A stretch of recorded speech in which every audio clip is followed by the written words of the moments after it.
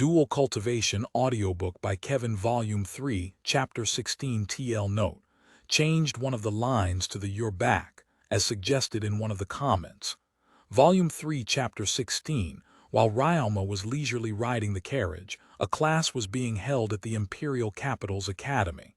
Let's begin the class. First, the teacher uninterestedly read the textbook out loud and began a dull class with no appeal. The students listened to that quietly. Amongst that group of students was a girl. It was Elia. She straightened her posture and listened carefully to the instructor. But that was only a front, as deep inside she was actually doing her best to endure the tediousness of the class. When the morning class ended, she left her seat, and she went to a corner of the school building where magic training is to take place. The magic training area was open to allow students to use it to train their magic in their own time. And because it's rarely used for anything else aside from magic training, it's not a popular spot. Elia sat herself on a bench at a corner of the area and she began to eat her lunch. Afterwards, she trained her magic until the end of lunch break. Then she went to her afternoon class, and when that ended, she went back to her room in her dormitory. It's already been a month since she's enrolled in this school, and ever since this has been her daily pattern. Phoo. Elia let out a sigh as she stopped releasing her magic. It's only been a month, and yet I'm already at the end of my patience. Who would have thought that the classes here would be this boring? Elia, from the first year until the third year, students of this school must study the foundation and culture of various things. From the fourth year until the sixth, one must study specialized knowledge and skills. After graduating, depending on what path one took in school, he or she will enter into further studies or apprenticeship. Elia, who has just enrolled, is currently studying the basics of the basics. The basic history of the country, geometry, arithmetic, magic, and with stamina building in mind, swordsmanship. But those are all things that all nobles, not just Elia, have already studied. Such classes were simply too easy for Elia. Even if her grades are good as a result, there's no sense of achievement. Moreover, there wasn't even a single person from her class of 40 that attempted to talk to her. Of course, this wasn't because they were bullying her or ignoring her. Rather, it's because of her title as the daughter of the Duke, coupled with her frightening magic power, that they were unable to talk to her. As much as possible, they didn't want to get involved with her. Because Elia knew that she was being avoided, she didn't bother waiting for anyone to come and talk to her. Even excluding the people she naturally can't get along with, forcefully trying to mingle with others will only cause them to put up a fake act, completely unable to refuse because of fear. And of course, Elia hated that sort of relationship. As a result, despite having been enrolled for over a month already, Elia's friend number was 0. Like this, Elia spent her days in the school enduring the boredom and the loneliness. Even though I already knew about it before enrolling, Elia, what's wrong, miss? Somebody, Elia, without knowing when someone had neared her, Elia turned around to that voice. Oh, you're Earl Wildens. Elia, when Elia turned around, shock visibly showed on the face of the person who had called her, and she quickly introduced herself as she bowed her head. Please pardon my rudeness. My name is Michelle, the first daughter of Earl Wilden.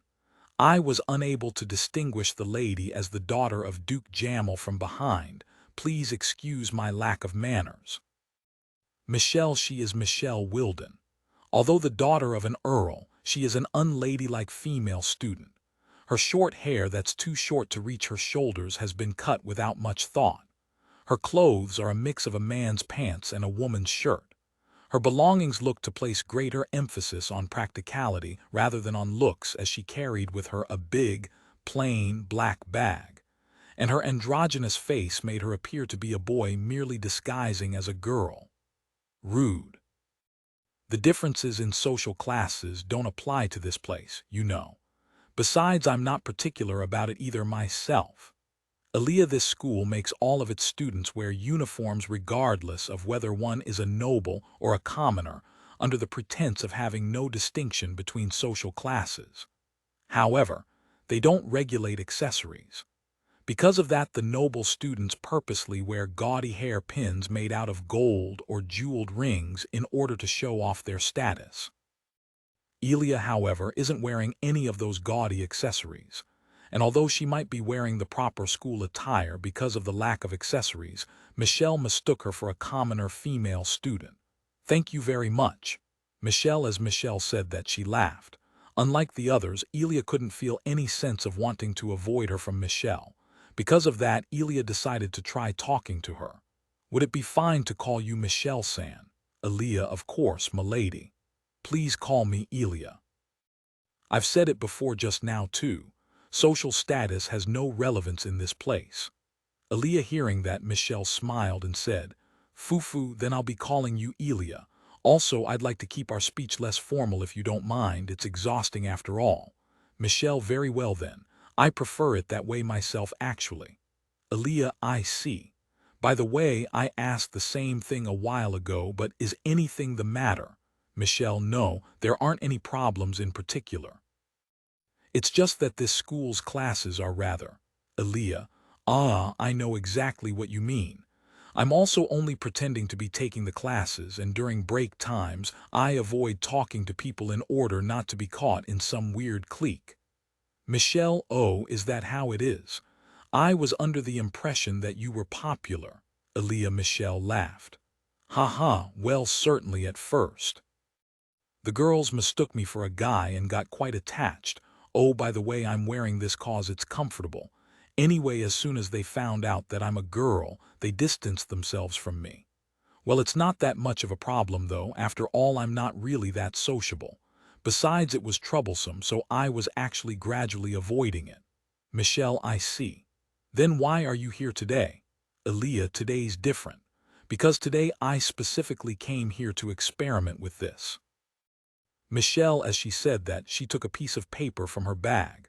On that paper was a magic formation drawn by pencil. Seeing that, Elia said, "Magic formation, Michelle-san, are you an alchemist?" Elia, at those words, Michelle's eyes opened wide for a moment, but immediately after her face turned into a smile bigger than any of the smiles she showed so far. "Unfortunately, I'm not an alchemist. I'm only studying magic formations." Michelle, "Magic formations, was it?" Elia, "Magic formation is an extremely minor branch of study in this world. It stems from the phenomenon where magic power is able to pass through to alchemy's magic formation, causing it to shine bright. The study of magic formation is all about answering the question why the formation is able to do that." As she said that, Elia looked deeply at the piece of paper with a magic formation drawn on it with pencil. "So there was that kind of study." Elia, "It's a study that branches from alchemy, but because of the lack of results, it's gradually declined. I came here to this school because I heard that there was a teacher who teaches it here, but unfortunately, the teacher has apparently retired last year, so now I have no choice but to study it by myself. Well, at least I have plenty of time." Michelle, "So that's how it is." Elia, "That's right. By the way, Elia." Michelle, "What is it?"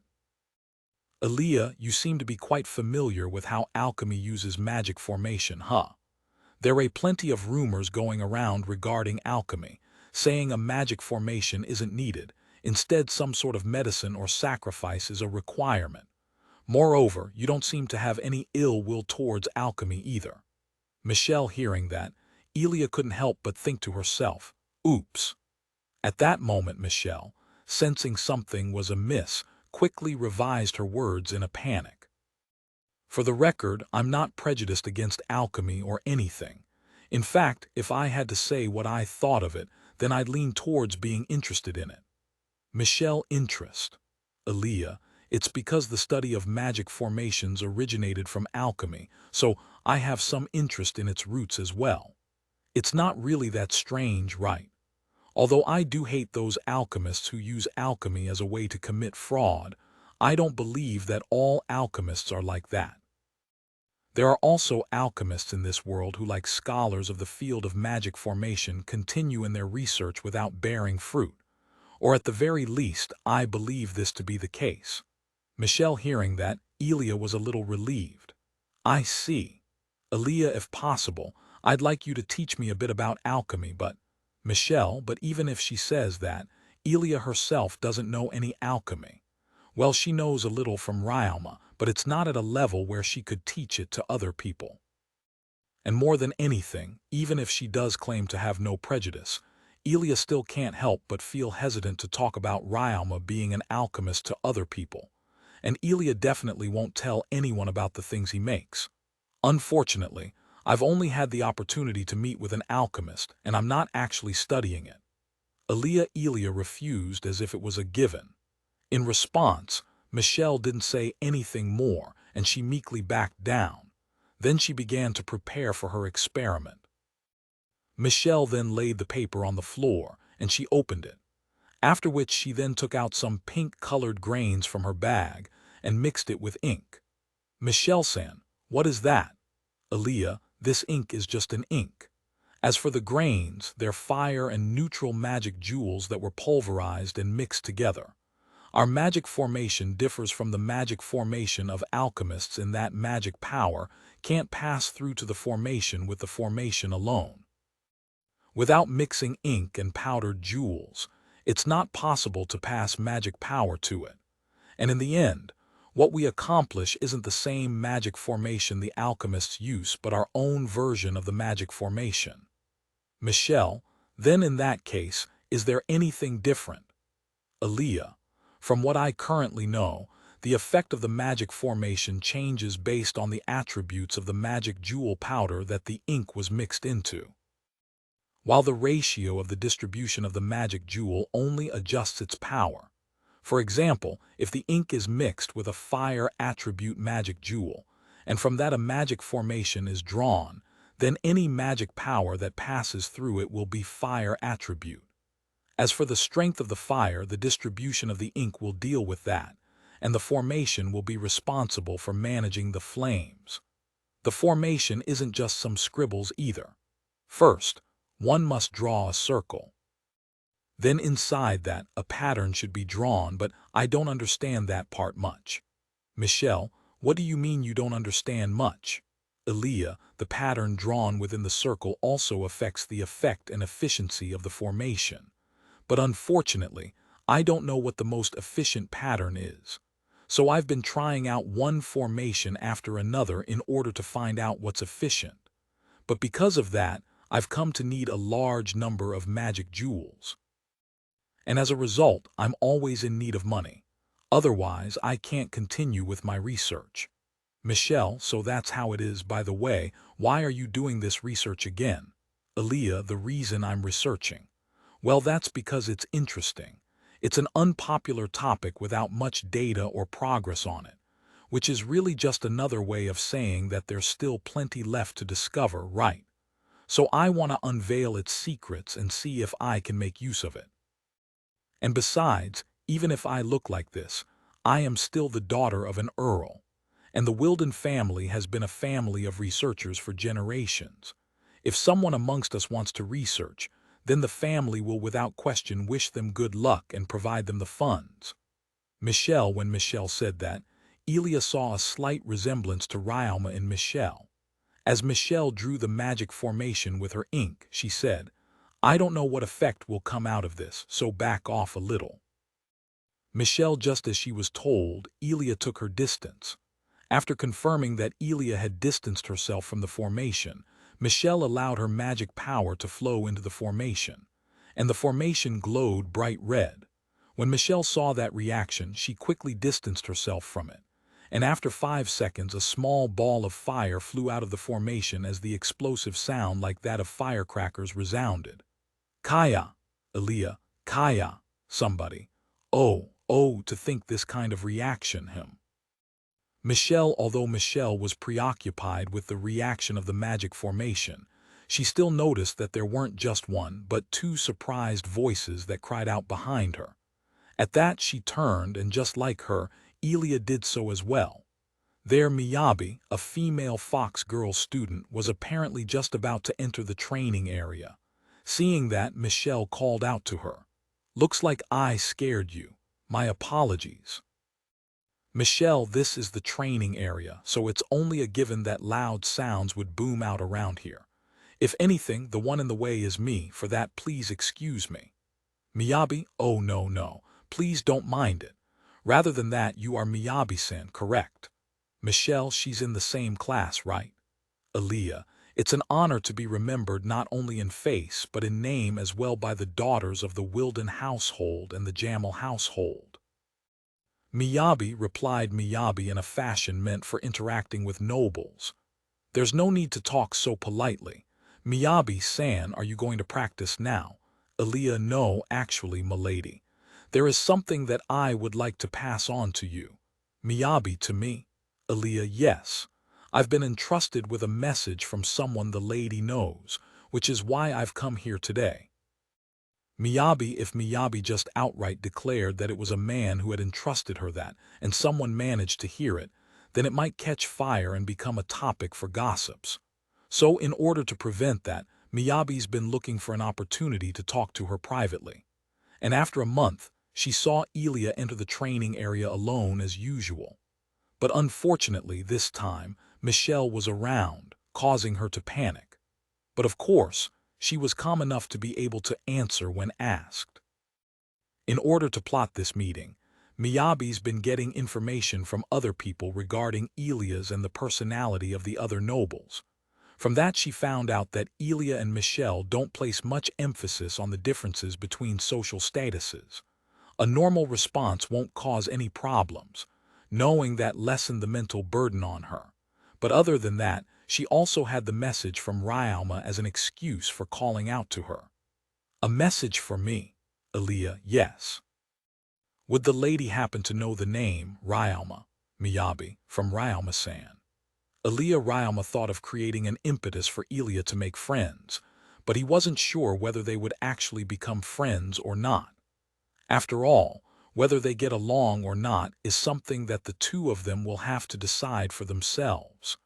That's why he made his move in order to get Elia and Miyabi to meet, but he didn't say anything about Miyabi to Elia. What Ryalma didn't tell Elia was that they both shared a common acquaintance.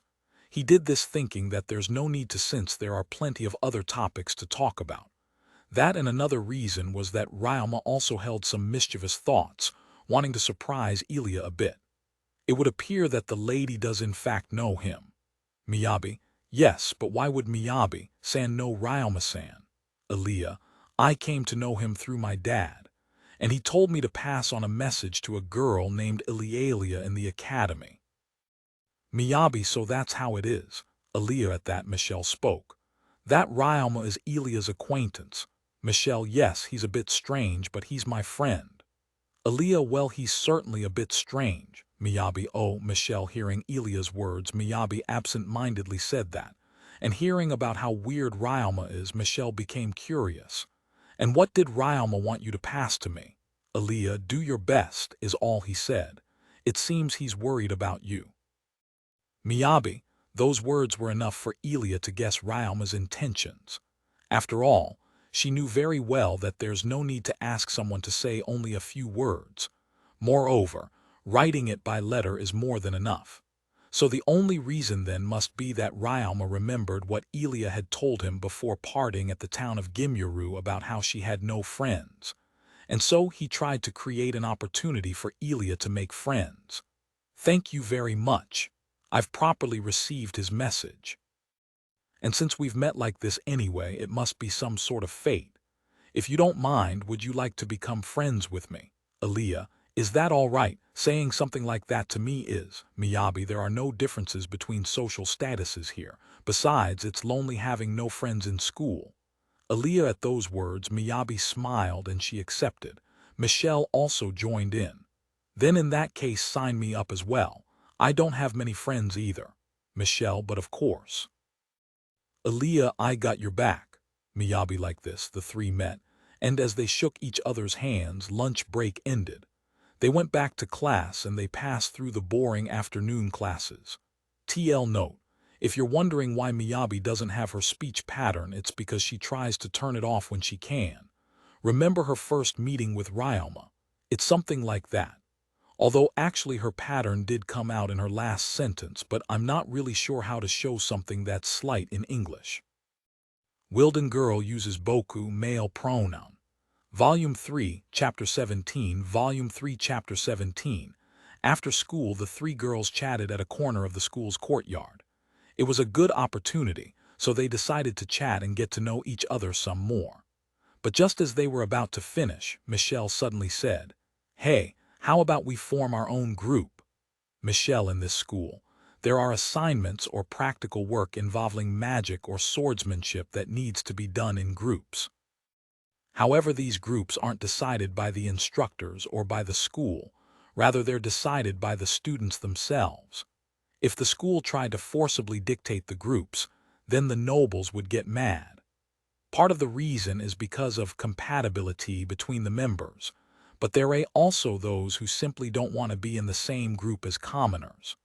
However, in cases where there are students left over without any groups, then they need to be taken in by other groups that don't have enough members.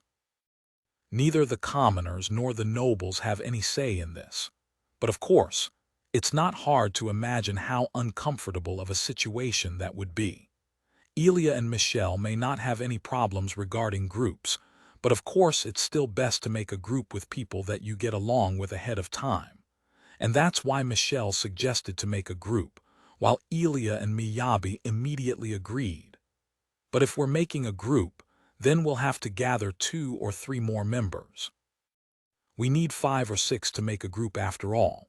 Elia, yeah, otherwise we'll end up with students we don't know. Michelle, without considering social standing or anything, can you two think of anyone? Miyabi, I can think of one. Michelle, who? Elia, Liara Clifford, the eldest daughter of the Baron Clifford. Michelle, Baron Clifford, from what I know, he used to be a knight, but after pilling up achievement after achievement, he became a baron.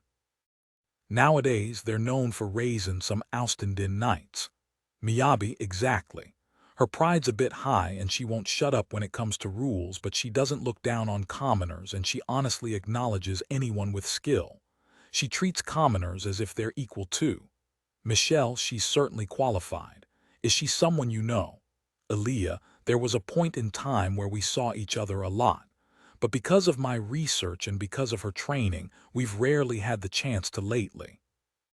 Michelle, like this, the three of them agreed to invite Liara Clifford, and immediately they went to find her. The place they went to was the training area for swordsmen. As soon as they got there, Michelle pointed at a corner and said, "She's over there, let's go." Michelle, with Michelle leading, the three went over to a corner of the training area where a female student zealously practiced her sword as she gave off a frigid aura. With the girl's height tall for her age and a face that could easily pass as that of a beauty's, she stood out. Then from the group of male students that was watching her from a distance came Michelle's voice. "Liara, could you come with me for a bit?" Michelle, what's the matter? And that person is, Liara, calm down first, then we'll talk." Michelle took Liara with her and left the training area. Following after her were Elia and Miyabi. They then sat at a resting area with few people. On the way, Michelle had already explained to Liara about their plan. "I see, so you came to invite me. All right, then in that case I'd be grateful if you added me into your group." Liara, really? Elia, that's great. Elia and Michelle were both delighted, but Miyabi didn't look to be fazed at all as she asked Liara, "You sure you're okay with this? From what I've heard, you have the highest grades in swordsmanship, and many people have already tried to get you to join them." Miyabi, it's true that I've received plenty of invitations, but they're all from people I can't get along with. People who only see me as a tool to raise their grades, or people who don't even have the slightest decorum to hide their perverted gazes. And more than that, I can't agree with people who despise commoners. I don't want to be grouped up with people who mistake their haughtiness for pride. Liara, although still a student, Liara's soul was already that of a fine knight. It was in this way that Liara became their friend, and the four began to discuss who to ask next. "I can't think of anyone. To begin with, I don't have a lot of connections, so..." Liara's been obsessing over her sword ever since after all. Michelle, well, aren't you one to talk, even though you're exactly the same when it comes to your research? Liara, true, then in that case, I guess we'll have to rely on Miyabi. I mean, you're a merchant, right, Miyabi? I reckon you must have a lot of connections. Michelle, even if you tell me that, I don't have that many either. It's only been a month since enrolling, you see. So, and besides, the number of students that haven't been included in a group has also decreased a lot, you know. And more than anything, don't you all think it'd be best if we got another girl as our member? After all, we're all girls here. Miyabi, if it's possible, then a girl would be best. Although as long as he won't look at us with a discomforting gaze, then even a guy would be fine. Liara, it's because your style is so good. Aaliyah, I know, right. We were just around the same level in the past too. I wonder why the gap is so big now. Even the parts that should be tightened are tightened. Michelle, where are you looking? Liara, everywhere. Michelle, don't look. Liara, now, please calm down. Anyway, we can't seem to think of anyone, Miyabi. It's not like there ain't none, though. Aaliyah, well, yeah, but the group's balance will be affected. Right now, I can think of 4 people, but amongst those, 3 want to be magicians. And even now, the only one who can fight in close combat amongst us is Liara. If we took 2 of the people I have in mind, then we'll end up with 6 magicians and 1 swordsman. Miyabi, true. The balance would definitely be quite bad in that case.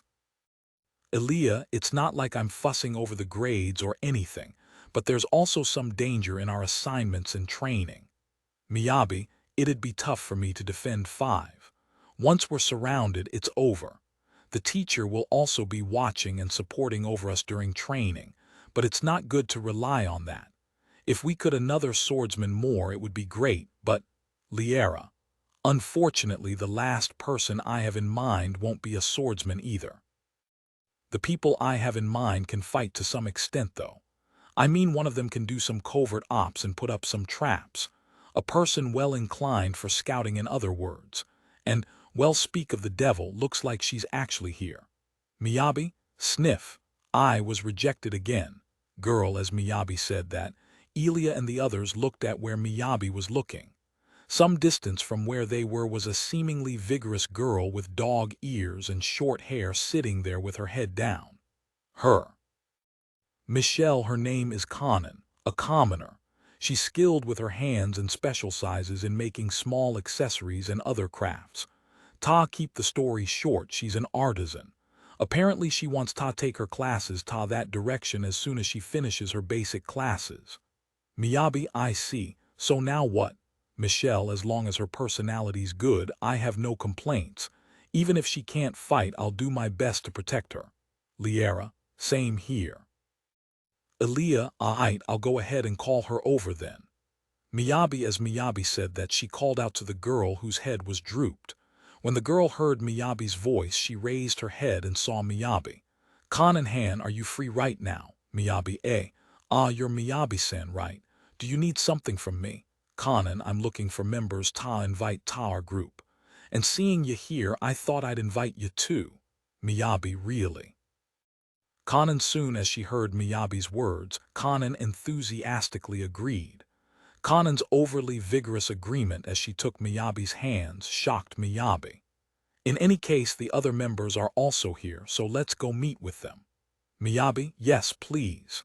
Miyabi brought Kanan to where Elia and the others were, and with her sparkling eyes and her loud voice, Kanan greeted the others full of zeal. My name is Kanan Shuza. It's a pleasure to meet you all. Kanan, having noticed her last name, Michelle, was the first to reply. Nice to meet you too. By the way, by Shuza do you mean? Michelle, as soon as Michelle began to talk about her last name, Kanan's face grew cloudy, so Michelle bit her tongue and kept herself from asking any further. But because Kanan already knew what Michelle wanted to ask, she answered. Yes. I come from a reputable family of magic artisans. I am a daughter of the Shuza family. However, I am a dunce when it comes to magic craftsmanship, so please don't expect anything from me in that regard. Kanan, a dunce? Michelle, actually, I am a specialist enchanter of the enchantment branch of magic. Conan, I see. Michelle, sorry, but can you explain? Liera, Conan, Michelle, and Miyabi seemed to understand the situation, but Liera and Elia didn't, so Conan began to explain about enchantment magic. When one refers to enchantment magic, what they're actually referring to is the magic responsible for creating magic tools, weapons, and/or armors. However, the only ones who can use that magic are the descendants of enchanters. Story says that a long itme ago, the first ones to use enchantment magic were a number of people who were born with a special constitution. And today, the only ones who can use that magic are those who carry the original's blood in their veins. As their descendants have increased, there are people being born today who are able to use enchantment magic. Within those people, however, is sometimes born a special enchanter who possesses the same kind of constitution as those of the first ones. These people are unable to use any magic other than enchantment. In enchantment magic, it's essential to be able to use both enchant magic and the magic you want to enchant into the object. But because I'm only able to use one type of magic, I haven't been able to create a single magic tool for anyone. Conan. So that's why I asked you something sensitive. I'm sorry. Liera, not at all. You're recruiting me after all, so it's only a given for me to answer whatever questions you have. Conan. As soon as Conan said that out loud, the group made up their mind. Of course, it's a given that entering a group that will be undergoing perilous trials will require an interview of some sort regarding what one can and can't do. However, whether one can say his or her weaknesses out loud is another question. It might be important information, but that fact alone doesn't make it easy to say. There are those would try to say it, but make it vague, while there are those with worse personalities who wouldn't hesitate to lie through their teeth. The fact that Conan was able to say something like that out loud goes to show that she's a trustworthy person, and the four girls understood that very well. I have no complaints with her. Liera, I'm also in agreement. Michelle, I'd also like to have her as a part of our group. Elia, then it's decided. Miyabi, when those words entered Conan's ears, her jaws dropped to the floor, and what came out of her mouth were these words, you would take me, even though I can't use magic. Even though I'm mostly a beginner at swordsmanship, Conan, you don't have to worry over something like that. Elia, ability comes second. Michelle, if you can't fight, then I'll protect you. Liera, so with that we'll be welcoming you, Conan Han, but of course if you don't want to, then we won't force you. Miyabi, of course not. Thank you very much. I've been refused so many times I didn't know what to do. Enimro. I'll be in your care. Conan, today, Conan succeeded at avoiding a disastrous school life. Although after this she later found out that all of the three girls aside from Miyabi were all nobles. Moreover, two of them were daughters of a duke and an earl. This fact greatly shocked her, but that's not really important.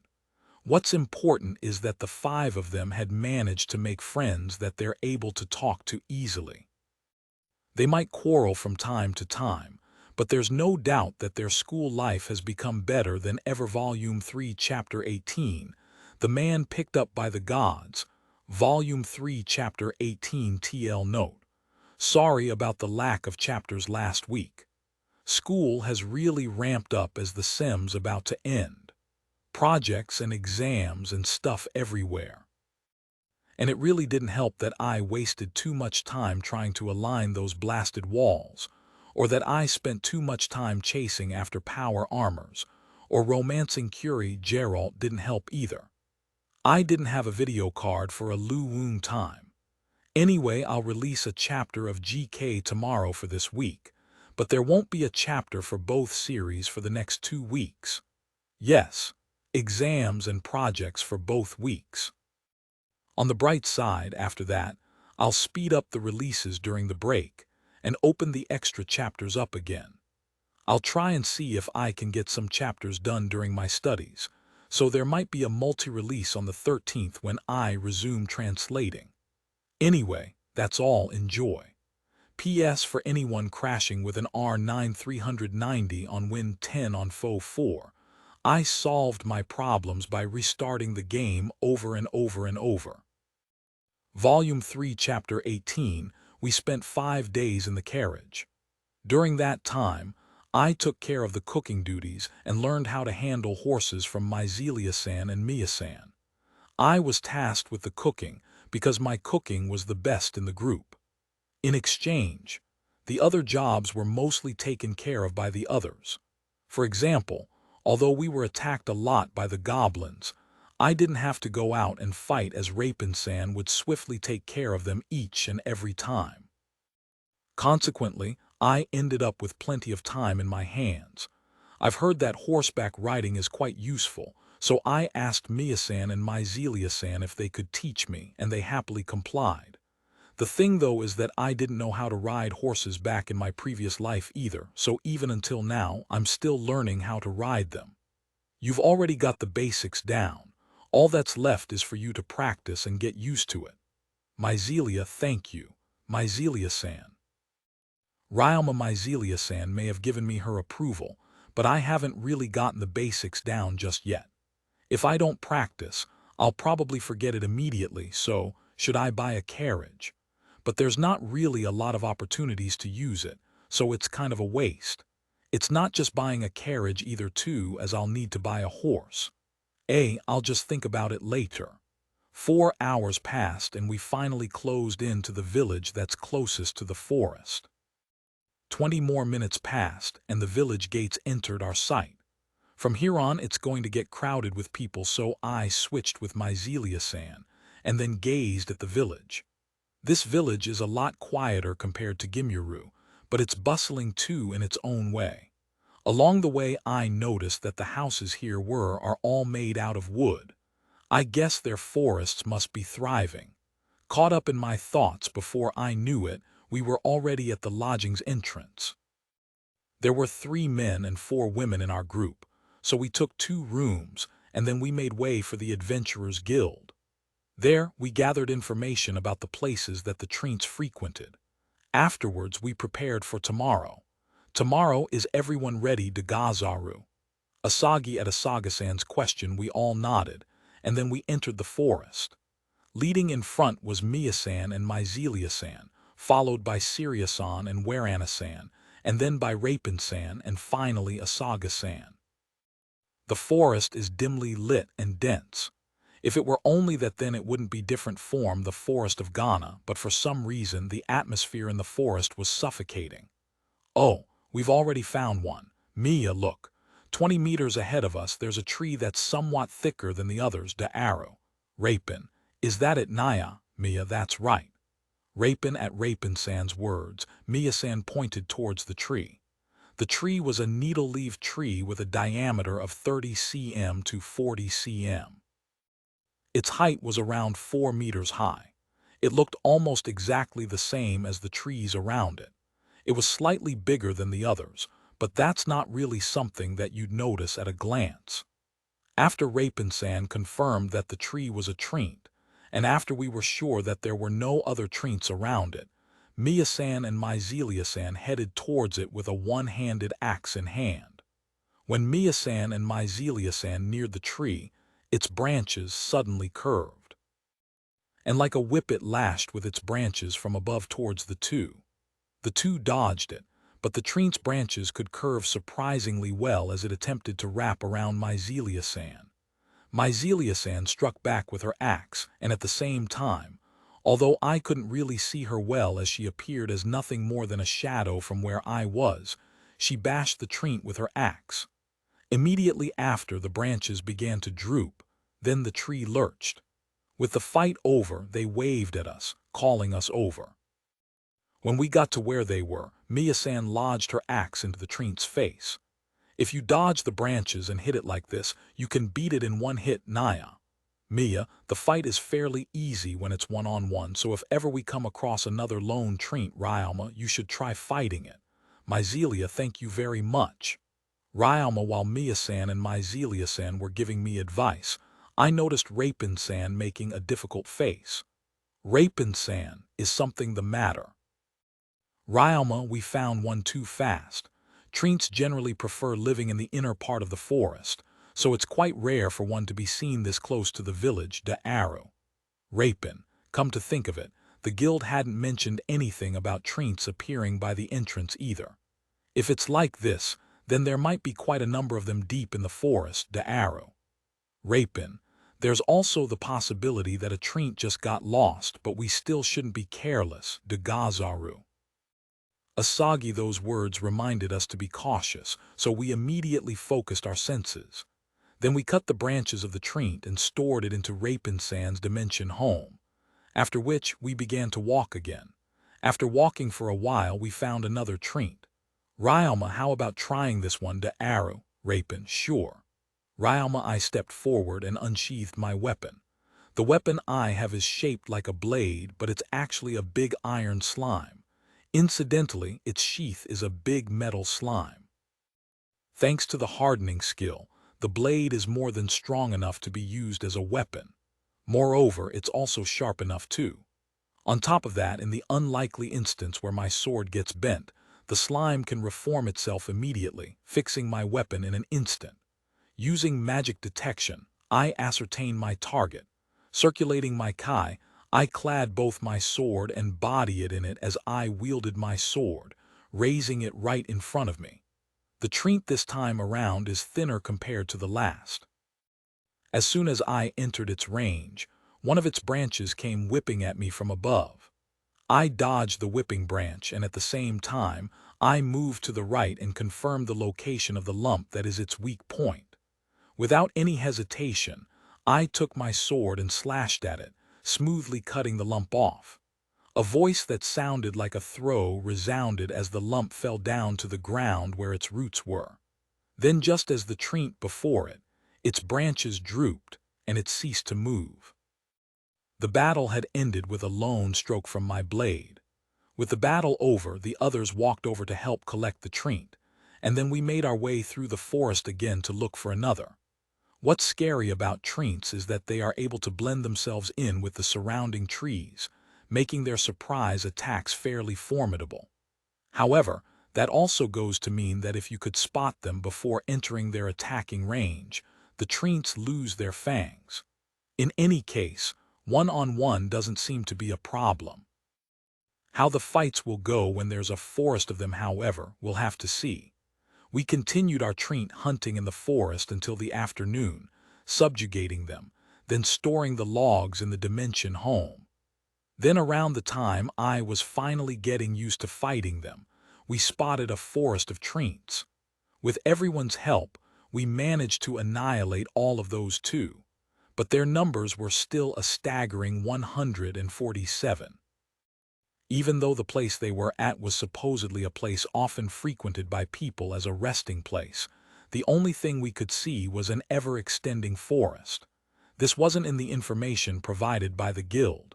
We still have time, so there's no need to rush the acquisition of treant lumber. More than that, I believe it'd be best to inform the guild about the treant's number, de Gazaru. Asagi, true. There are far too many treants here in the forest compared to what the guild's information said. We have already gathered a total of 200 treant lumbers, while the minimum we had planned to gather was only 300. With more than half of that quota already met, I suppose it really might be for the best that we go back to the village first. And so we left the forest and quickly went to the guild where we reported our findings. There, we spoke to the female receptionist at the reception desk. After we explained the situation, the receptionist said this with a docile face. "Thank you very much. Actually, just a moment ago, a group of people who had seen the strange state of the forest just as your group has dropped by, and so we were actually in the process of sending someone out to investigate." Female receptionist: I see. Would you happen to have any ideas what could possibly be causing this outbreak of treants? Rapin: there's a possibility that there's an elder treant. To begin with, there are plenty of treants deep in the forest near this town, and sightings of it has also been reported once some years ago. I don't know why, but it's said that when an elder treant is born, a great number of treants will spring forth around it. Female receptionist. So it's as expected. Da'aru, will you mind if we enter the forest? What are the rules regarding that? Rapin, please do as you like. As long as you're a rank or B rank, then there won't be any problem. Female receptionist. Actually, I'm an E rank, but I think I'll just keep quiet. Besides, she doesn't look like she's planning on stopping just me from going into the forest too anyway. And since we're going into the forest either way, the female receptionist made us take a request to subjugate the treants. Adventurers can actually take on multiple requests at the same time, especially when those requests happen to be close to each other, and when the adventurers have some leeway to work with. Since it's an easy way to make more income, it's not really uncommon to do it.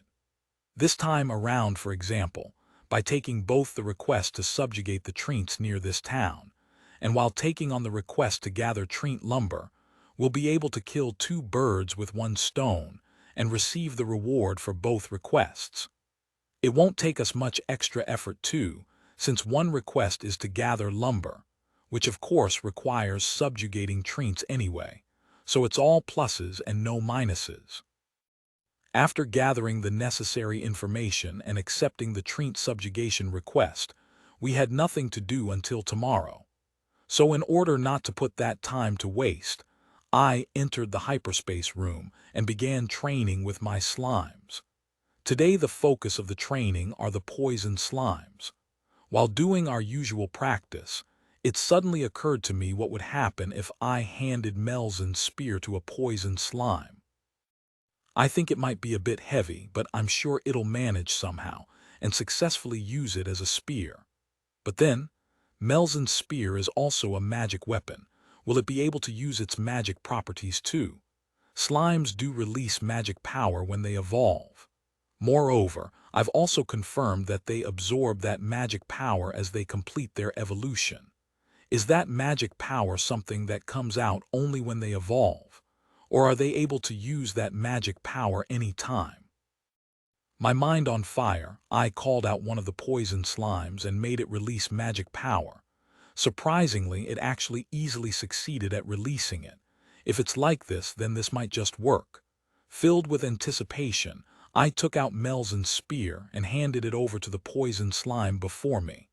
As I ordered it to load the spear with magic power, a vigorous fire erupted from the tip of the spear. It worked. Can you swing the spear while releasing magic power? Ryalma the poison slime began to swing the fire-breathing spear. The spear's a bit heavy, so its movements are a bit duller than normal, but it seems it can at least use it. But then its movements began to grow duller and duller. Slimes are supposedly tireless. They shouldn't know the meaning of the word fatigue, and yet, could it be magic exhaustion? Ryalma, as I was about to order the slime to stop, the poison slime suddenly dropped the spear and it became smaller. Why? Ryalma panicked. I quickly rushed over to it, but fortunately nothing else seems to be wrong. Only it's a bit weak. Its body is around half that of a normal poison slime, and its movements have become slow. For the meantime, let's observe it while feeding it some poison attribute magic power. It doesn't seem like it's because of compression that its body has shrunk. Besides, a mere poison slime shouldn't have the compression skill. Ryalma I identified it with Monster Identify, and just as expected, it didn't have the compression skill. Then why? Why is it smaller? Is it because I made it use magic? I can't think of any other explanation other than that, but if that's the case, then why would magic power cause its body to shrink? Body magic power, could it be it's consuming it? Ryalma, I don't have any positive proof, but if a slime's body were to be made out of magic power, then it would make sense why it'd grow weaker and smaller from using magic power. I can't think of any other reason. This has to be it. But then, magic power is not something that you could normally see with the human eye, and neither is it something that you could touch. But at the same time, it's true that slimes' bodies disappear when they die. So if the body of slimes were to be made out of magic power, it would make perfect sense why their bodies just vanish on death. But if that's the case, then I should probably leave this at this for now. In any case, I've managed to come up with the hypothesis that slimes' bodies are made out of magic power. I should talk to Rapinsan about this later and ask for his opinion. Yeah, let's do that. Ryalma after that I left the dimension home, and while having supper, I asked Rapinsan about the slimes, but apparently he didn't know either. To begin with, giving a high-class magic weapon to a slime is unheard of, and when he heard that slimes could release magic power, he was shocked. In the end, the conclusion we both came to is that there's a possibility to my hypothesis. Magical beasts do have more magical power in them compared to normal animals, and even those who can't use magic are not an exception. So it's not really that strange that slimes possess magic power, but for it to shrink after using magic power, even though the earth slimes and the heel slimes don't, is something I just don't understand. It seems I need to research more the next day. We entered the forest today too, and hunted trees to gather lumber. We already knew that there'd be a lot of trees, but I still can't wrap my head around just how many there are. We've been hunting since morning until noon, and so far with the previous day's spoils together, we've already gathered 600 tree lumbers in total. Space is about to run out in the dimension home, so I believe we should end today's work here, de arrow. Rapin, since we've already completed our goal, and since we still have time left, everyone agreed, and we ended today's work here. But while walking back out of the forest, Rapinsan suddenly pointed and exclaimed, "Ryalma, look at that de arrow." Rapin in the direction Rapinsan was pointing was a small green sphere floating amidst the trees with a large fluff of dandelion attached above it. "What is that?" "What is that?" "Ryalma, it's a slime." Rapin, "Slime." "Ryalma, it's a fluff slime, a slime with the power to fly." "I don't believe Ryalma's ever raised one though, de arrow." Rapin, "True, I've definitely never raised one. In fact, I didn't even know about it. Would it be possible to catch it now?" Ryalma, "A simple task, de arrow. Pick up." Rapinsan stretched his hand out towards the flying slime and chanted a spell. Then suddenly the slime appeared right in front of Rapinsan's hand, floating in the airspace directly in front of it. "What was that magic?" Ryalma, "Pick up. A space magic that teleports the target near the caster's hand. It can only be used when the target can be seen. It's not an easy magic to aim, so there are few who use it. Depending on the target, it's possible to catch something without harming it, so it's quite useful. I've been using this magic in order to gather magical beasts for my research, de arrow. I used this to catch grell frogs too." Rapin, "I see." Ryalma, come to think of it, he did mention catching grell frogs with magic. I guess he must have been referring to this magic then. Rather than that, hurry up and contract with it. We can't exactly be certain that we're safe here either, de arrow. Rapin, "Right." Ryalma, I hurriedly contracted with the fluff slime. Looking at it closely, it's about the size of a fist, a slime that could be carried in one's hands. After contracting with it, I stored it in the dimension home. I thanked everyone along with Rapinsan for keeping watch while I contracted with it. Then we began walking again. After some time of walking, we got to the village before the sun had fully set. I quickly went back to our lodging and used Monster Identify on the Fluff Slime.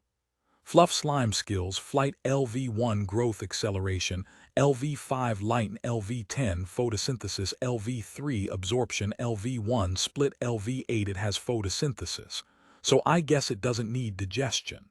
As for absorption, that's for water. And this flight and growth acceleration, it's my first time seeing these kind of skills. And then this split level, it's high. Then again, something that looks like a dandelion fluff is attached to it, so I suppose it multiplies just like one too. For the meantime, in order to understand its skills better, I lifted the fluff slime up and made it use light.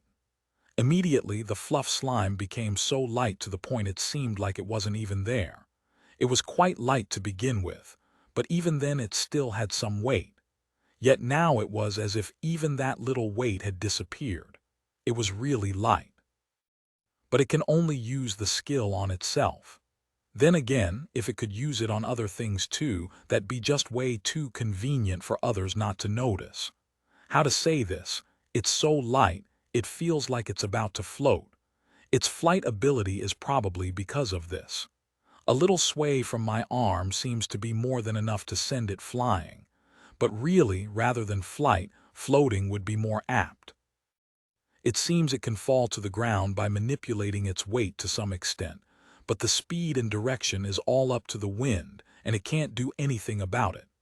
After observing the fluff slime, I asked Rapinsan a couple of things, and apparently the fluff slime can go quite far by being dragged by the wind, so it could be seen almost anywhere.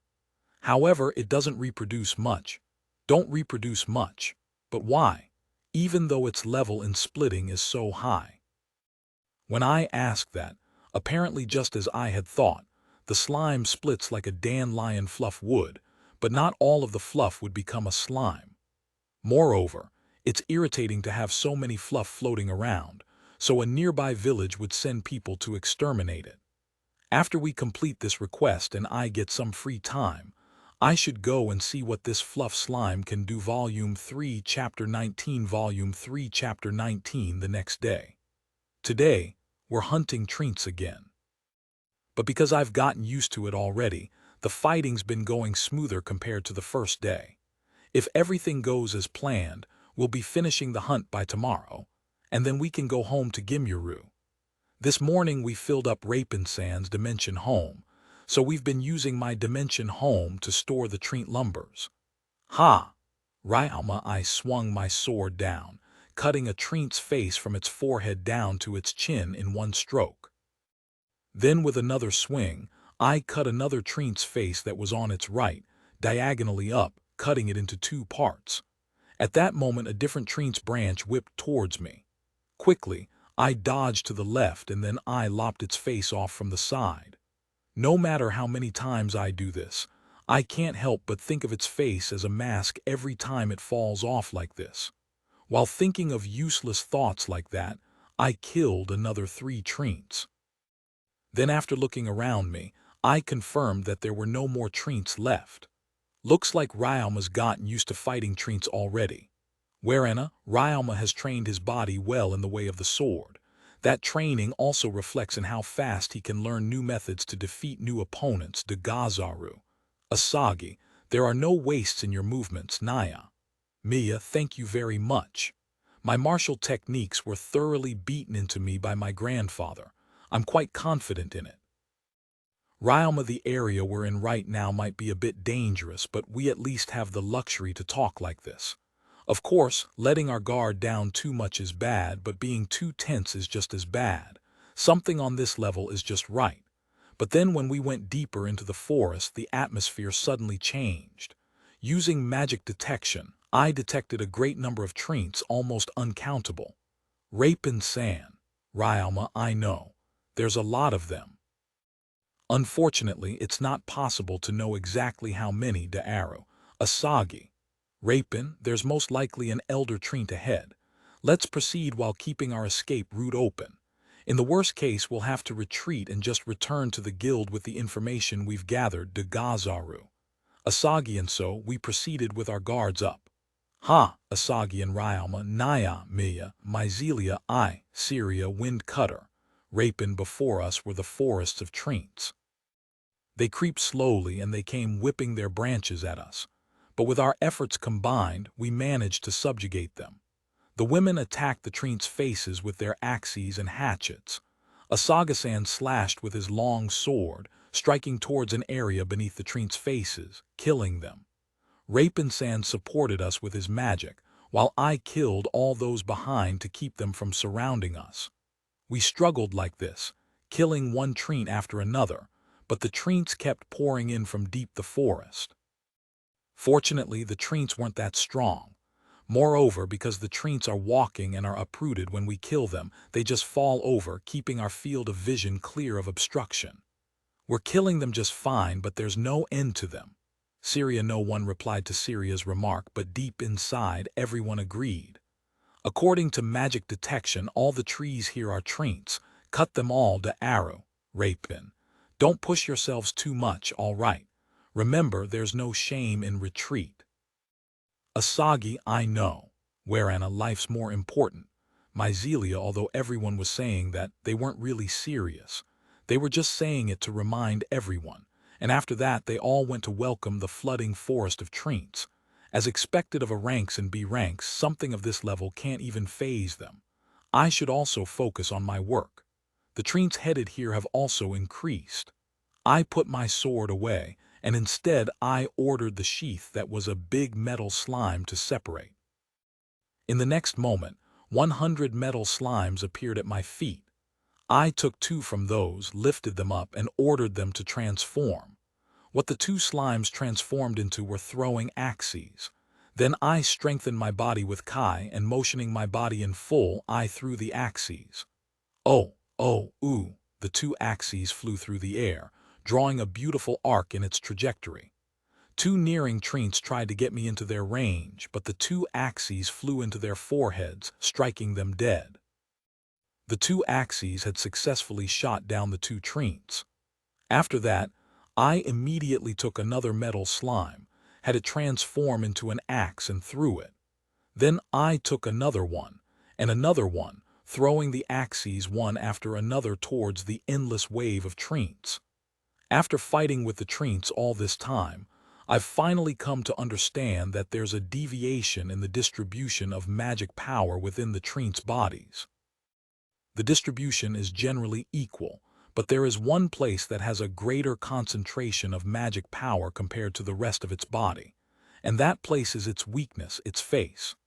Apparently, within the physiology of treants, the face serves as an important cornerstone for the circulation of magic power.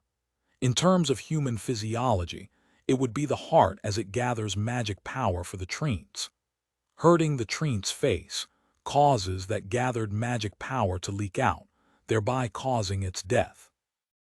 If one takes the face of a treant as the heart and its magic power as blood, then it's really not that much different from humans. However, blood is still different from magic power, because magic power can be located with magic detection. That's why as long as one knows how to use magic detection, it's easy to spot its weak point. And just like now, one would be able to easily kill the treants. And at times when the face isn't visible, using magic detention to locate it would easily take care of it. That's why with all things considered, treants are easy to defeat. While I still think it's not good to let my guard down, the truth is that I'm really not being pressured much in this battle. I'm also not using magic power, so I won't suffer the symptoms of magic exhaustion. Moreover, I've strengthened my body with Kai, making it hard for me to get tired. Now if I was using normal throwing axes, then I wouldn't be able to attack once I run out of axes. But since I'm using metal slimes for throwing axes, the slimes can just come back on their own after being thrown. Which goes to say that I will never run out of ammo. In fact, I don't even have to pick them up. On top of that, I know the position of their faces, so I can easily kill them in one throw. Moreover, when the slimes come back, the treants try to attack them. But at that moment, because their slow legs come to a halt, they become easy pickings, and I can then defeat them before they can get me into their attacking range. Honestly speaking, this is more work rather than actual fighting. By the way, all the metal slimes that were attacked are all fine. They are basically lumps of metals, so the treant's branches, attacks, which are of course wood, have no effect on them. Like this, I one-sidedly subjugated all the treants that tried to surround us from behind, while the others, on the other hand, completely trampled on the treants in front. In the blink of an eye, the treants' numbers had been greatly decreased, and the surrounding forest has been turned into nothing but a vast field of scattered fallen treants. The only thing left growing were the few normal trees. For the meantime, it looks like we've mostly cut them all done. Still, though, it's quite weird to arrow. Rapin. What is? Ryalma at Rapin-san's mutterings. I asked him why. First of all, there are way too many treants. In fact, I've never seen this many treants yet. Second, although treants are trees that become magical beasts from the influence of magic power, it's my first time seeing such a wide scope of mutation into treants. Lastly is that one. Rapin to the direction Rapin-san had pointed in was nothing but a big tree from a distance. But as I could feel a large amount of magic power from that tree, it's most likely, is that an elder treant? Ryalma, I think so, but it's my first time seeing such a big elder treant with that much magic power. But on top that, I'm concerned why it's not attacking us, Aru. Rapin right after Rapin-san spoke, Mia-san came back at just the right time and she asked Rapin-san a question. Isn't it possible that it just hasn't noticed us yet, Naya? Mia, we've killed so much of its fellow treants, so no. It could also simply be afraid of us, thinking it can't win. But then in that case, it's strange that it's not running away and is instead just remaining there. Rapin then in that case, I suppose there must be something there to explain why it's not moving. Ryalma, that way of thinking is correct, Aru, but there's no precedent. At the very least, I've never heard of a situation where an elder treant neither runs nor attacks. Rapin, it's a bit dangerous to leave it alone like this. So we should subjugate it, or if not, at least bring back information to the guild. Rapin, Ryalma, how's your magic power? Asagi, no problem, Aru. Rapin, same here. I mean, to begin with, I didn't even really use all that much magic power. Ryalma, now that you mention it, that certainly seems to be the case, Gazaru. Who would have thought that slimes could actually be turned into axes and thrown? Well, since that's how it is, let's keep our guards up and rest for a bit before we go and hunt the elder treant, Gazaru. Asagi, with us hunting the elder treant having been decided, we confirmed the special characteristics of the magical beast again and kept it in our minds to take care of its wood attribute magic. And then we took a short break. During break, everyone seemed to show interest with my slime axe throwing, especially Sirius-san, who generally uses the bow. But then just as our break was about to end and we were to head over to the elder treant, while still some place away from it, the metal slime acted weird. Please wait a moment. Ryalma, what's wrong? Asagi, the metal slime seems to be afraid. It started to panic. Ryalma, I can tell its status because of the contract's effect, but it's actually scared enough to want to run away at this very instant. This is the first time something like this has happened. Is it all right, Naya? Mia, my apologies, but my metal slime won't be able to fight in this state. Ryalma, I think it'd be best not to force it, Aru. Rapin, so since the metal slimes weren't in any state to fight, I stored them inside my dimension home. But it's curious. The metal slimes have never been scared in this way before. For a moment, I thought their natural enemy might be around, but after looking around, there wasn't anything around here but a single elder treant. And I've never heard of elder treants being the natural enemy of slimes. Moreover, the only ones afraid are the metal slimes. The iron slimes seem to be completely fine. So what exactly is wrong with the metal slimes? Well, in any case, I'm happy that the iron slimes can fight. I do have some weapons I've prepared in my item box, but the iron slime's blade is still better. After that, we walked nearer towards the elder treant while paying attention to our surroundings. The left tree, Rapin, Naya. Mia, we were heading towards the elder treant and we walked over one of the trees from the sparsely scattered trees. According to my magic detection, that tree was nothing but a normal tree, and Rapin-san most likely thought the same thing, but as soon as we stepped over that tree, the treant suddenly gained magic power and attacked us. But then, Rapin-san quickly reacted and Mia-san was able to kill it. What's the meaning of this? Rapin. Asagi, this tree wasn't a treant just a moment ago, Aru. But just now it suddenly became a treant. Something like this should be impossible, Aru. Rapin, while treants are magical beasts that become so after being influenced by magic power, this is not something that happens instantaneously. It's something that normally happens only after some period of time. But while that may be so, I felt some of the trees around gain magic power again. Rapin San. Ryalma, the treants are being born one after another. Rapin, well, this was unexpected, wherein a being caught unprepared with a situation like this is really out of our hands. Asagi, well, it's less than a while ago, so it won't be a problem, but still, this strange phenomenon is quite concerning. While thinking that, I focused on my magic detection in order to subjugate the treants. But while doing so, I suddenly felt the presence of magic power in the ground. At the end of that magic power's flow was the tree that had just turned into a treant. Seeing that, I focused once more, and this time, just as it did for the previous tree, I felt the flow creep in near my feet. Is this the source? There's something inside the soil. Break rock breeze. Ryalma, I used break rock to tear down the area I felt magic power, and using the wind magic, breeze, I used a strong wind to blow away the fallen earth, revealing roots from which I could feel magic power flowing within. Rapin-san, having noticed the same thing, yelled, "It's the root of an elder treant." Could it be that the elder treant is using its roots to inject magic power into the trees, transforming them into treants de arrow? Come to think of it, it's said that treants greatly increase in numbers when an elder treant is spotted. This is a discovery worthy of surprise de arrow. Rapin. Subjugate first. Research later. Syria, in any case, does this mean there's no other way to resolve this situation other than to subjugate the elder treant? Myzelia. The possibility for that is quite high, de arrow.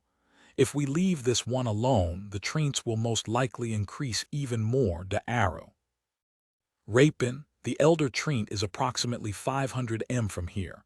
I will close into it in an instant and finish it, de Gazaru. Ryalma, please watch the back. We'll take care of the elder treant, so please stop all the treants from behind, de Gazaru. Asagi understood. Ryalma, at my response, we immediately moved.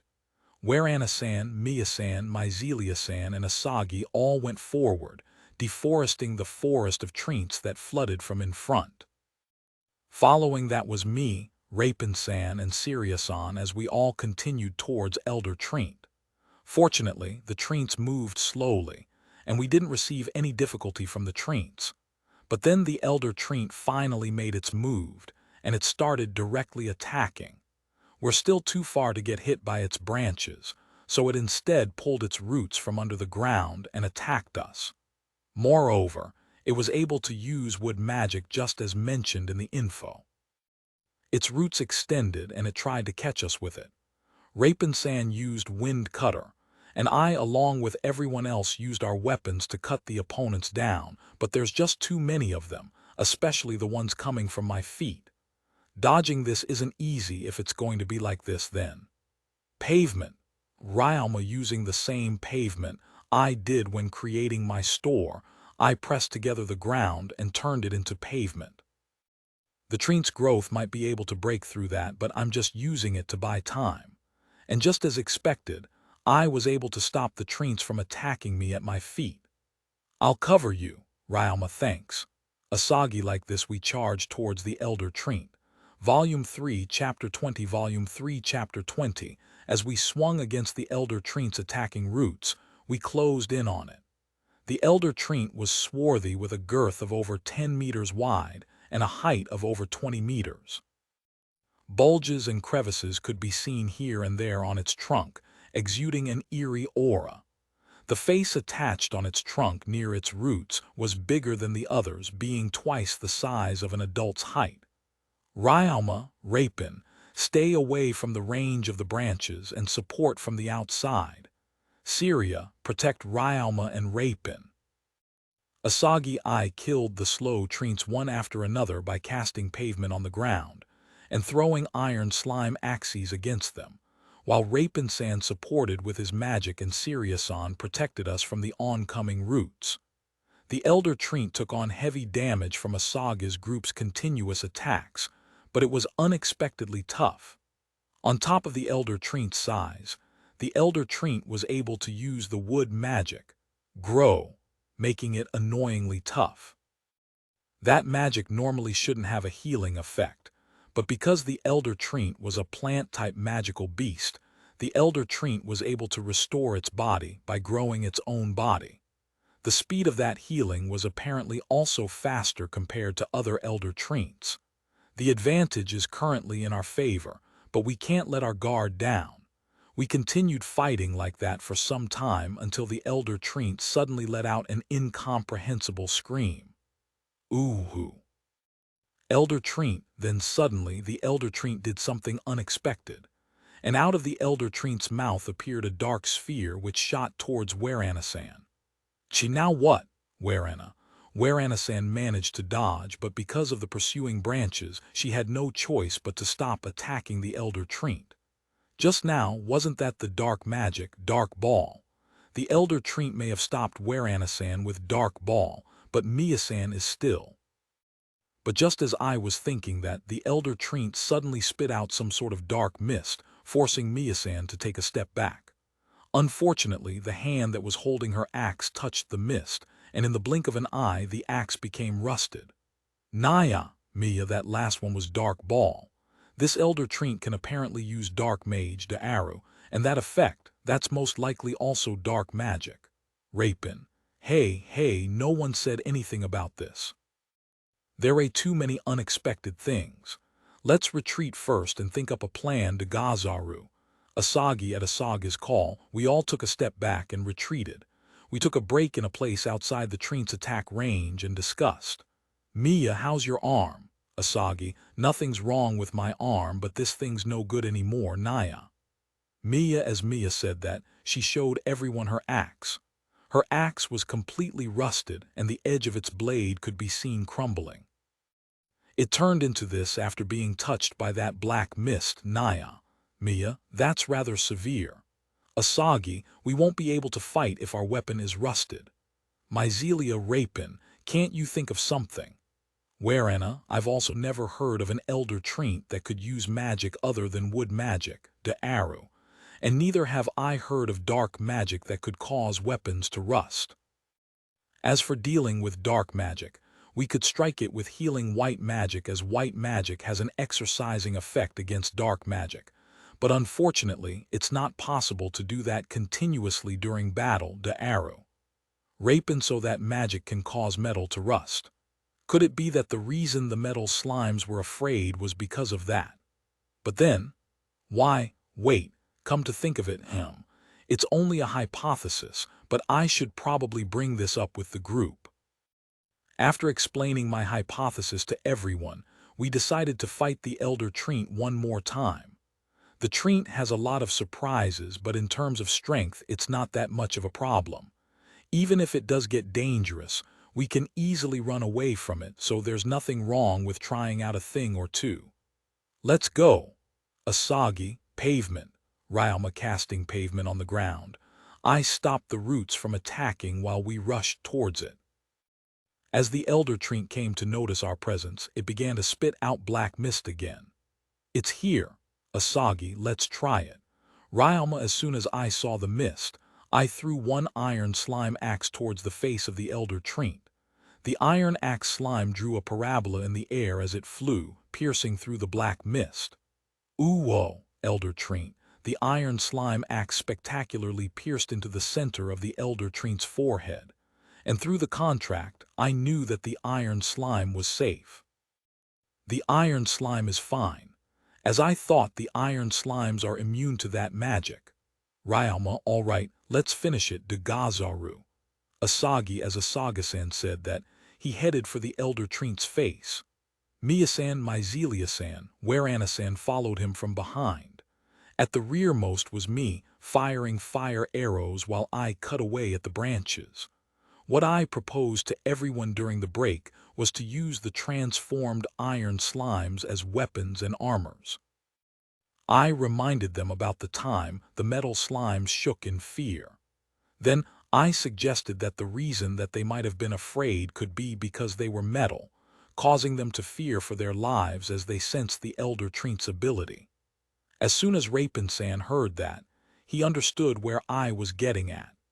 Continuing, I argued that since the iron slimes didn't feel fear, despite being also metal like the metal slimes were, then they must have some way to defend against that mist. There, I taught them something I learned from my previous life. Of course, I presented it as if I had learned it from my grandfather in this world. The purer the iron is, the harder it is to rust.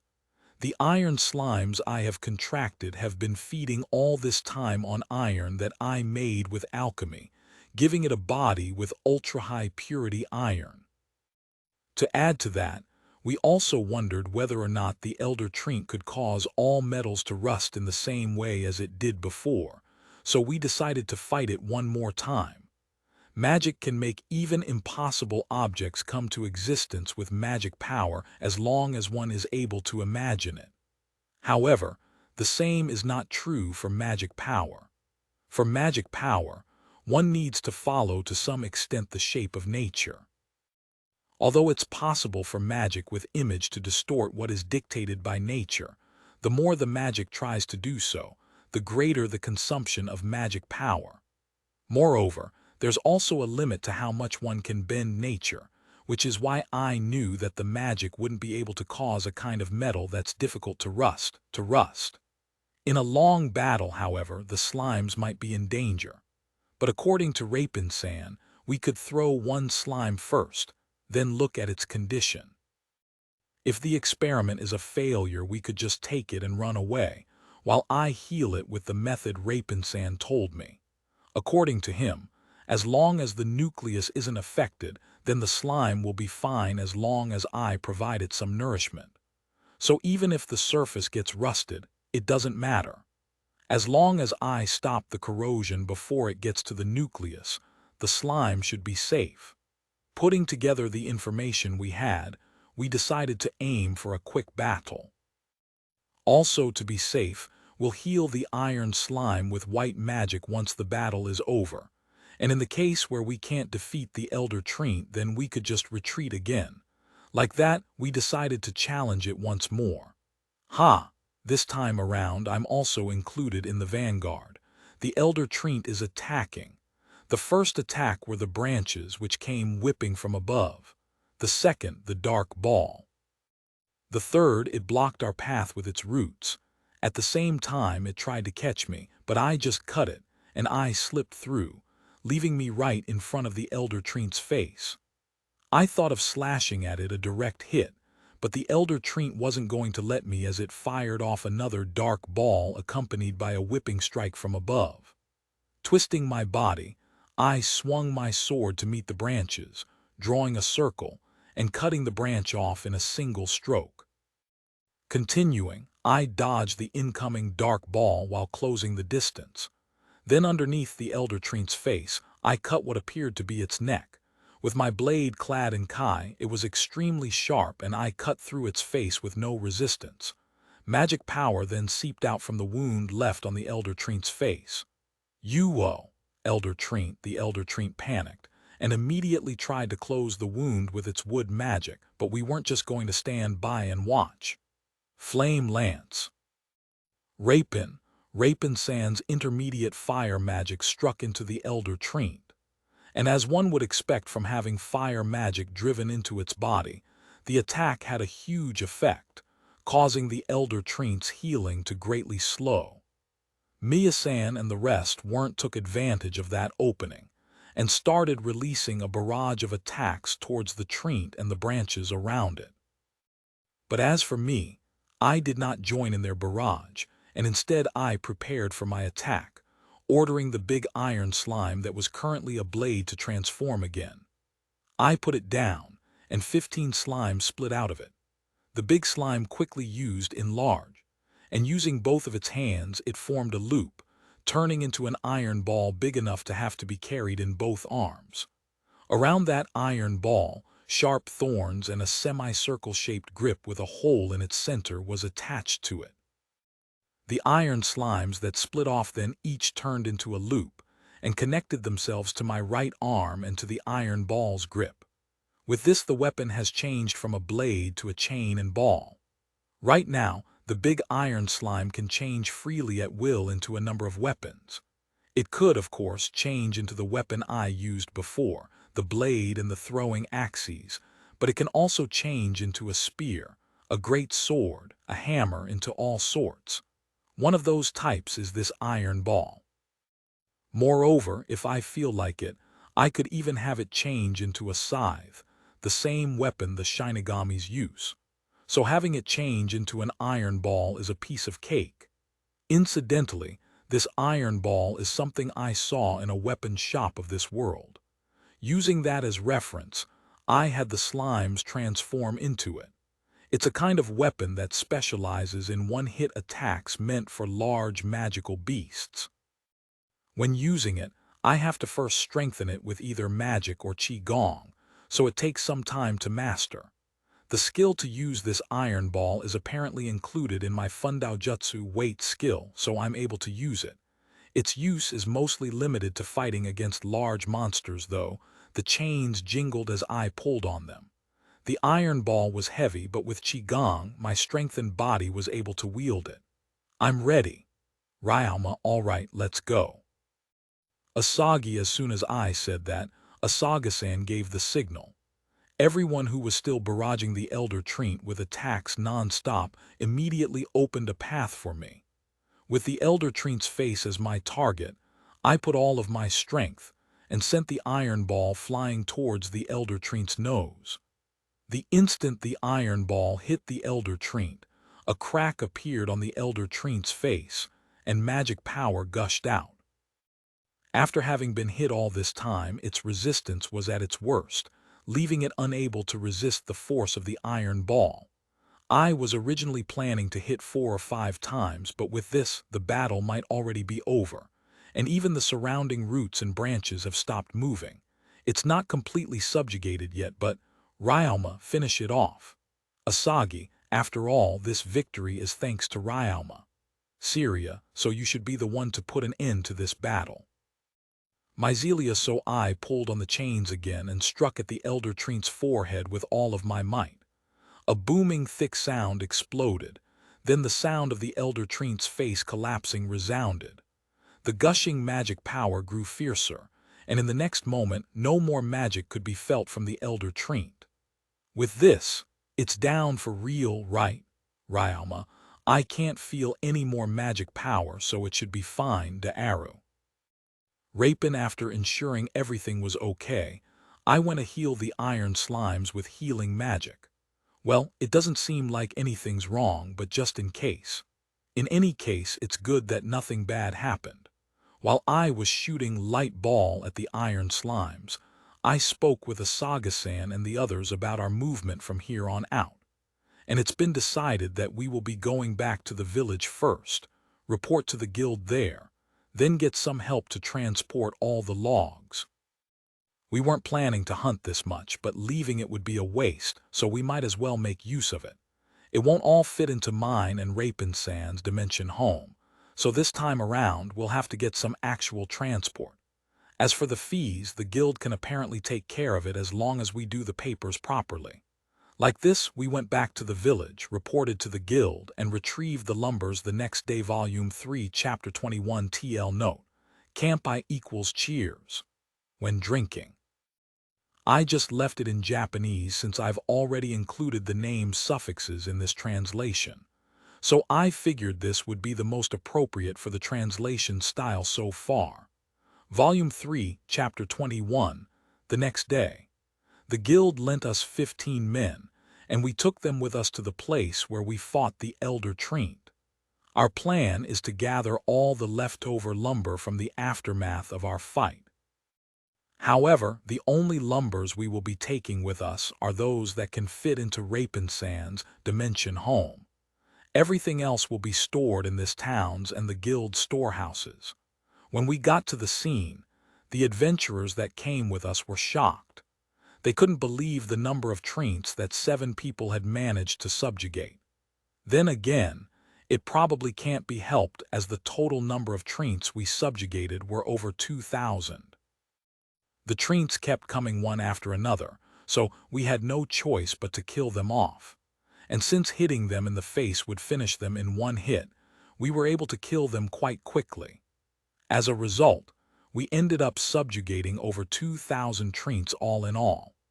Incidentally, I started to worry when I realized we had just killed so many treants that were originally trees of this forest. So I asked about it, and I found out that the trees of this forest were apparently of a variety known as toragiri. The places they grow in is limited, but in exchange, they are vigorous and grow fast, and within half a year of being cut, they'll grow back. Even growing them from a seedling would only take a year before they could be cut as lumber. So there's really no problem since the trees that have been cut will be back by next year. Moreover, the town here will be benefiting too, as they will be getting the trees. And besides, there aren't a lot of people who go this deep to get lumber anyway. Hearing that explanation reminded me that this world is a different world. If this were Earth, how many years would it take for a seed to grow into a tree? And yet here it won't even take a year. Right, I've almost forgotten, but this is definitely a different world. There are times when Earth's common sense won't apply to it. After that, we gathered lumber while taking care of any treants that we came across.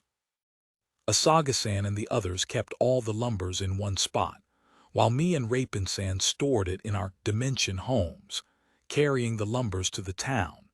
Thanks to all the extra manpower and the magic, we were mostly finished by 3 p.m. So we decided to inform the Adventurers Guild in Gimyuru that a large number of treant lumber will be transported via cart. So I brought out my nightmare Rimmel bird in order to contact them. With this, the treant lumber mission came to a close, and the rest of the helpers went back to the village. But as for the 7 us, we still have a job to do. That job is to disassemble and recover the elder treant. The request we got from Gimyuru does not include the elder treant.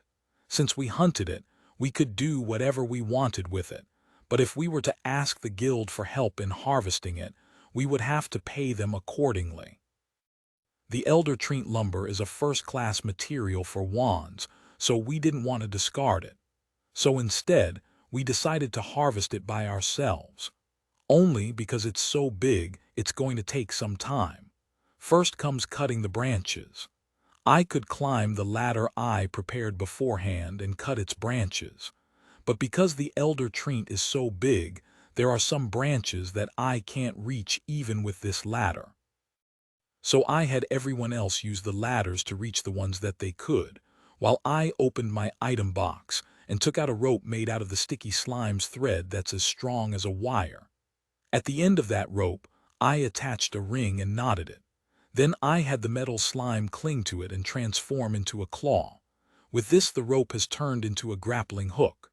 I swung the grappling hook and carefully aiming at my target, I threw it. The grappling hook flew and it wrapped around a thick branch. After confirming that it was safe, I climbed the rope. When I got near enough, I started using wind cutter to cut the surrounding branches. When there was nothing left to cut, I moved to a different part and did the same thing. At first, I thought it was convenient that the branches would just fall to the ground, but then I remembered that they were also important ingredients. In fact, the branches were even more suited for wands than the trunk. And because we have to cut the branches first, there's a chance that they might break when they hit the ground. It's too bad, but it can't be helped. We silently continued to hack away like this, and somehow, someway we were able to finish cutting off the branches within the day. But now I'm completely exhausted. If it was only once or twice of going up and down the tree, it wouldn't matter. But having to do it that much just really takes everything out of you. Come to think of it, I don't really use wands all that much, do I? So since there's material, maybe I should get one for myself. The next day, we're going to continue harvesting the elder treant today. We finished cutting off the branches yesterday, so today we're going to dig out its roots. And so we did, but just as we were working, something unexpected happened. As I dug out the area around the elder treant with the earth slimes using earth magic, I found old, crumbling wooden boxes and stone boxes beneath it. "You guys, look at this." Ryoma, Asagi-san, and the others came over. "Is something the matter? Asagi, did something happen?" "Myzelia, there's something buried here. Look." "Ryoma, this is a wooden box." "Myzelia, why is something like this?" "Syria, for the meantime, we should unbury it and then take a look inside." Rapin, following Rapin-san's suggestion, we retrieved the box and took a look inside. Inside was a great number of muddy white stones. Apparently, these stones are magic jewels that have already been used. Magic jewels are transparent before use, but afterwards they turn into a muddy, whitish hue. We took a look at all the different boxes, and it turns out they were all full of used-up magic jewels. But there were also some magic jewels that weren't fully used up yet. Amongst those were neutral magic jewels and dark magic jewels. After that, we continued searching for a while, and we came to realize just how many jewels there were. For the meantime, we thought we should inform the guild about this matter, so Rapin-san went back to the town and brought back an investigator from the guild. When he came back, we continued our investigation until eventually we came across a number of dead human corpses. The corpses had already rotten away, but some of their belongings remained. Amongst their belongings was a ledger that belonged to a magic jewel merchant. From that, we quickly found out that the merchant was a smuggler, and we concluded that all these magic jewels most likely belonged to him. We don't know if this place was supposed to be his hidden stash or the place where a deal was supposed to take place, but regardless, we now know the reason why that elder tree turned out that way. The elder tree absorbed the energy from the magic jewels, causing it to grow faster and bigger. And because of the power of the magic jewels, it was able to summon a great forest of trees, even becoming able to use dark magic itself. As for why it didn't move, we figured that was most likely because it couldn't after being weighed down by all of those boxes of magic jewels. After the investigation concluded, we toppled the elder tree sideways. Then, using large saws made out of the iron slimes and metal slimes, we cut the elder tree for easy storage, and then we stored it in my dimension home. With this, we've finished our business in this town and will be going back to Gimyuru tomorrow. But before that, we held a party inside the dimension home to thank each other for all our efforts. There's still some way back home, but we've finally successfully gathered all the needed tree lumbers. So since we've basically completed our task, let's drink our fill today. Kanpai, Asagi, kanpai. Everyone else, at Asagi-san's lead, we all began to eat and drink. Today we're having tempura along with our drinks. Actually, I'm partly the reason why. The thing is, there are a lot of edible wild plants in the forest, so all sorts were being sold by the town grocer. Then when I saw all the different plants, I ended up mumbling to myself, I wonder if those'll taste good when turned into tempura. But then right at that moment, it just so happened that Asagi-san managed to hear me, and as soon as he caught wind of the word tempura, he started talking zealously about it. The others heard about it too as a result, and after they said that they wanted to try it too, we ended up having tempura to go along with our liquor. The others didn't actually know anything about tempura. It just so happens that I talked about it from time to time during our travel, so they were quite interested in it. But you know what's surprising? I found out that this country actually doesn't have a lot of deep-fried food. Well, Asagi-san's hometown has them, but apparently deep-fried food isn't really a thing here. And the reason behind that is because it takes up a lot of oil, making it luxurious. You can't keep the oil either, so you have no choice but to throw them away. On top of that, because of a lack of culinary knowledge, deep-fried cooking is said to cause fires, making it a food that's generally difficult to access for most families. As for me, I think it's a pity that people don't know the taste of deep-fried food. But at the same time, I do know that it's true that it costs a lot of oil. And you also can't keep the oil since it's bad for the body. Well, in my case, I could just use alchemy to remove the oxygen from the oxidized oil, making it possible for me to use it again as long as it's not dirty, but that's an exception. I've actually been using alchemy in cooking like with juice or oil, but it does make me wonder from time to time, am I using alchemy properly? But well, it's convenient so I don't really feel like stopping either way. Ryalma, your slimes really are strange, huh? Whereana, well, it's not really strange for slimes to be omnivorous and drink liquor, but rapin. They're not just eating, they're actually carefully tasting the food and the wine. Myzelia right, actually, on top of the 3 guys and 3 girls, we also have a slime eating with us. I caught this slime with the intention of using it as a part of my magic experiment, but it still hasn't evolved yet. It likes dark magic, but as part of my experiment, I fed it wood magic instead. But then at some point in time, it started to drink with me whenever I would drink by myself. When I first poured it wine, it finished it in 1 gulp, so it didn't really feel like we would become drinking buddies. But then when I varnished the sticky slime sticky liquid on a slime-purposed wine cup, it gradually began to properly drink with me. And lately, it would pour alcohol for me whenever my cup would run dry, and it would even eat as it drank. As I was explaining that to everyone, the slime suddenly began to shake. Could it be, Rapin? What's the matter, Naya? Mia, the slime's evolving.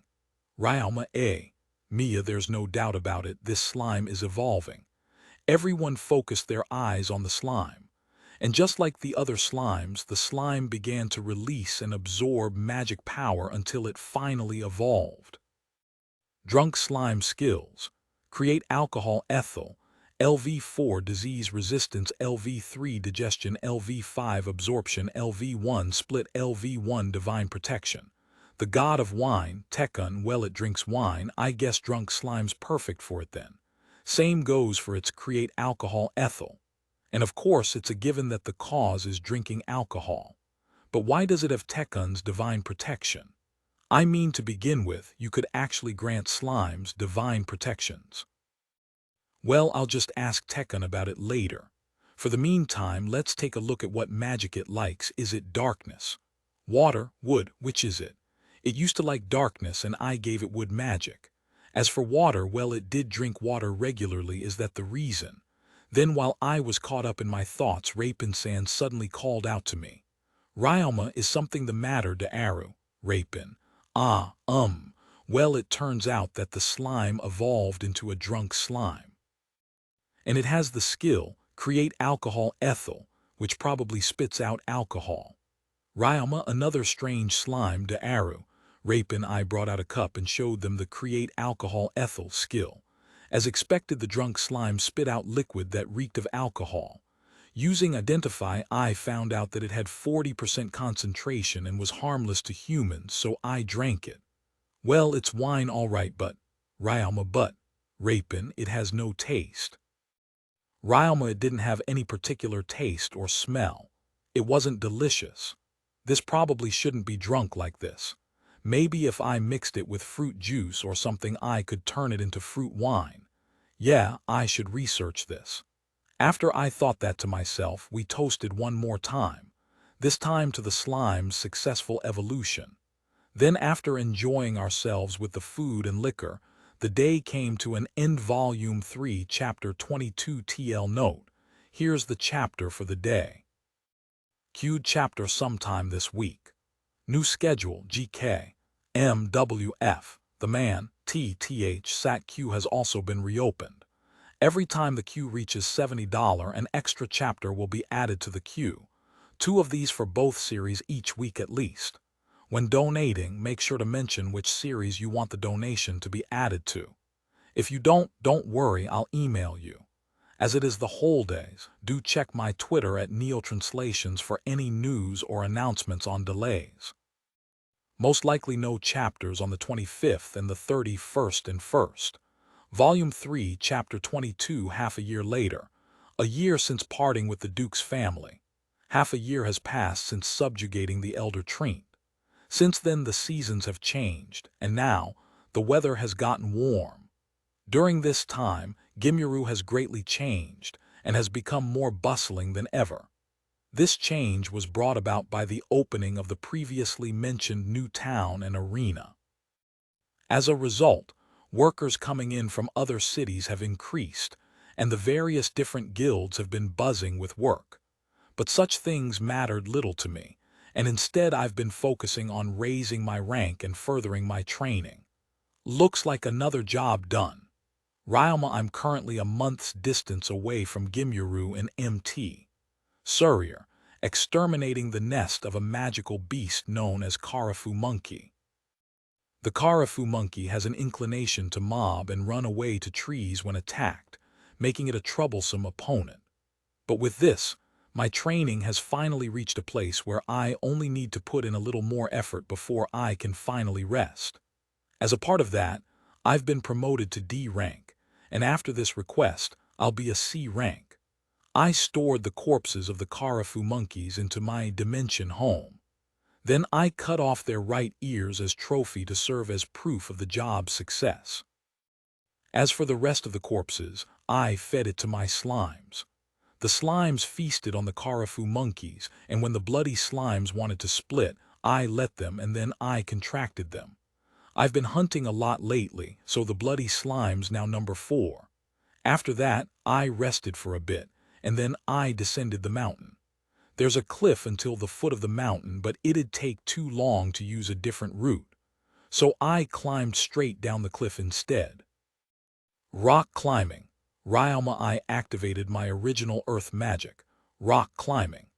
Thanks to this past year of training my magic manipulation, I'm now able to wrap my limbs in magic power to use create block to create footholds for my limbs, allowing me to climb up and down cliffs such as these. This technique of wrapping one's limbs in magic power to use techniques is known as magic battle technique. This battle technique was originally used with offensive magic, but it's now an obsolete ability.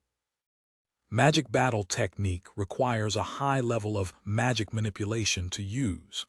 Moreover, with the invention of the magic weapons that allows its wielders to demonstrate a similar effect to that of battle techniques without any training, the people practicing the technique greatly fell, and eventually, people forgot about it.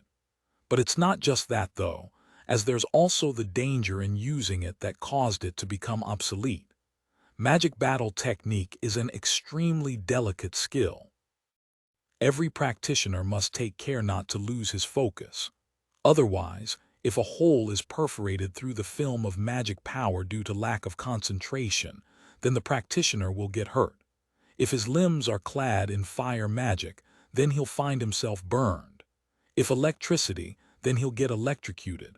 I thought up this skill when I remembered a light novel from my previous life. I tried that out during practice, and I was able to somehow form a shape. After practicing for a while, I managed to resurrect a forgotten technique. Eventually, I'd love to be able to pull this off alongside Qigong, but for now it's impossible. It's certainly difficult to fire off magic while controlling Kai, but it's definitely not impossible. So for now, I'll make it my goal to be able to cast magic while using Qigong.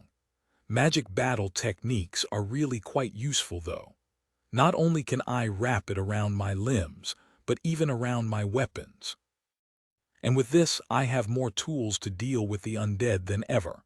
I thought those things to myself as I descended MT Surrey. When I reached the foot of the mountain, I went to the nearest town and reported my success to the guild there. I've finished this request. Please confirm. Ryoma, I handed a sack full of Karafu monkey ears to the guild counter. Understood. I've confirmed it. With this, the request's conditions have been fulfilled. Amazing to actually be able to kill off over 80 Karafu monkeys by yourself. There's been a lot of them lately, so even D-rank parties couldn't subjugate them all. Thank you for taking care of it. Moreover, due to having fulfilled the promotion conditions for C rank with the completion of this request, take Bayashi-sama from now on, you are a C rank adventurer. Guild receptionist. After receiving my reward and C-rank guild card, I thanked the receptionist and left the guild. Then I headed for the country's westernmost city, Terasa. I'm feeling good after completing the Karafu monkey request and getting promoted, so I'm just dropping by there to have a little bit of fun. But my main objective this time is to go the maze known as the Town of Departed Spirits. It's what you would call a dungeon. In this world, there are three kinds of dungeon: the man-made, the god-made, and the magic-made. Each of these dungeons have their own respective features. The man-made dungeons are, as the name implies, made by men, a relic of history. There are also those that were constructed by adventurers and soldiers for the sake of training. There are, however, few cases where people came out rich from these type of dungeons. The god-made dungeons are also similar in that, as the name implies, they are made by gods. There's nothing in this world that could threaten the destruction of the world, but when there is a threat that the humans can't contest or something that threatens humanity's extinction, Gain would create a dungeon such as this to serve as man's relief. The people who step into this dungeon can find in it divine armaments or great power. Then with the help of that power, humanity can fight off the threat. But on top of that, the God-made dungeons only appear in dangerous situations. It also disappears after being explored once, so finding one is a rare privilege. The last one, the magic-made dungeons. Unlike the other dungeons, these ones aren't made by any person in particular, but rather are a natural occurrence after magic power naturally accumulates in one area. There are plenty of magical beasts within these dungeons, and although it is the most dangerous type, it is also the most profitable. Large magic jewels and magic ores can be collected from here. The dungeon I will be going to this time around, the Town of Departed Spirits, is a naturally formed dungeon by magic. A magic-made dungeon, so to speak. As the name implies, it's inhabited by zombies, skeletons, races with no actual body, and lots of undead-type magical beasts. It's supposedly the execution site of criminals in the past. Once I arrive, I'm gonna go ahead and defeat a bunch of undead-type magical beasts. Then along the way, I'm going to pick up an herb known as Everlasting Darkness. This herb is needed in order to concoct an insect repellent that could keep the leech and other pests living in the great forest of Shurus. After I concoct that insect repellent, I'll have completed my preparations to go into the forest. It sure feels great knowing that I'm almost done with my preparations, in all sorts of ways, in all sorts. My training has progressed quite favorably, but there were also a lot of things that happened before my coming fight. It might be because of those things that I started acquiring new skills. For example, from the time I started learning that magic battle technique I used a while ago, I've learned elixir concoction, construction magic, chantless casting, torture, assassination, cursed song, the power of life or death. As for why I learned skills like this, well, elixir concoction is probably because I was mixing my potion making with my alchemy when I was making medicine for my medicine slimes. I investigated a bit after that, and I found out that there are times when either a new skill, a synthesized skill, or a transformed skill magic could be made after fulfilling some conditions. When a synthesized skill has been made, it will show up in the status board. The construction magic is the magic that I use to build my store. The create block, pavement, circle saw, etc. and according to the magic god Fernovir, the 4 magic types, architecture, molding, woodworking, and painting are included there. Chantless casting is, as the name implies, the ability to cast spell without chanting anything. I learned this thanks to the Rimmel birds and the wind slimes. The Rimmel birds can't talk and the slimes don't even have vocal cords. So why are they able to use magic? When I thought that to myself, I started researching in order to find an answer. And from my research, I discovered that as long as one has the right image, attribute, and enough magic power, then it's possible to cast magic without any chance. When I tried it out at first, the magic casted was weaker than the ones casted with chance. But after continued practice with the Rimmel bird and wind slimes as a model, I eventually managed to cast low-level elementary magic without any decrease in its power. Now, about the torture skill. Once upon a time, while I was walking by myself in the mountains, some bandits came out and tried to kidnap me. They probably thought I'd be easy pickings since I look 11 on the outside, although I'm actually already 12. Anyway, I managed to beat them up, and one of the bandits let slip that they were planning to kidnap me. From that, I deduced that they had already kidnapped some other children. So I went ahead and asked them where their hideout was, but they wouldn't talk.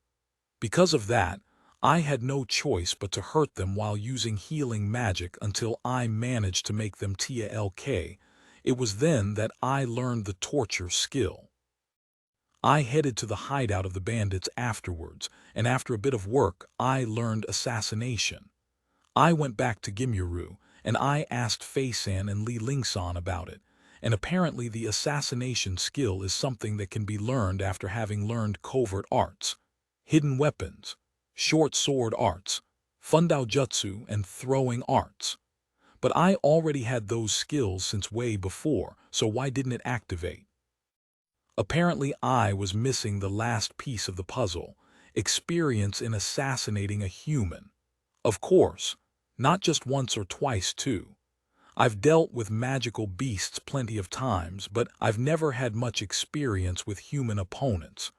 But all that changed when I started traveling and started beating up lots of bandits. And then during that time when I had to save the children, well, it was important, so I let the slimes go wild outside the bandits' hideout, while I had the earth slimes dig a tunnel under the ground with earth magic. Then I sneaked through that tunnel and rescued the kids.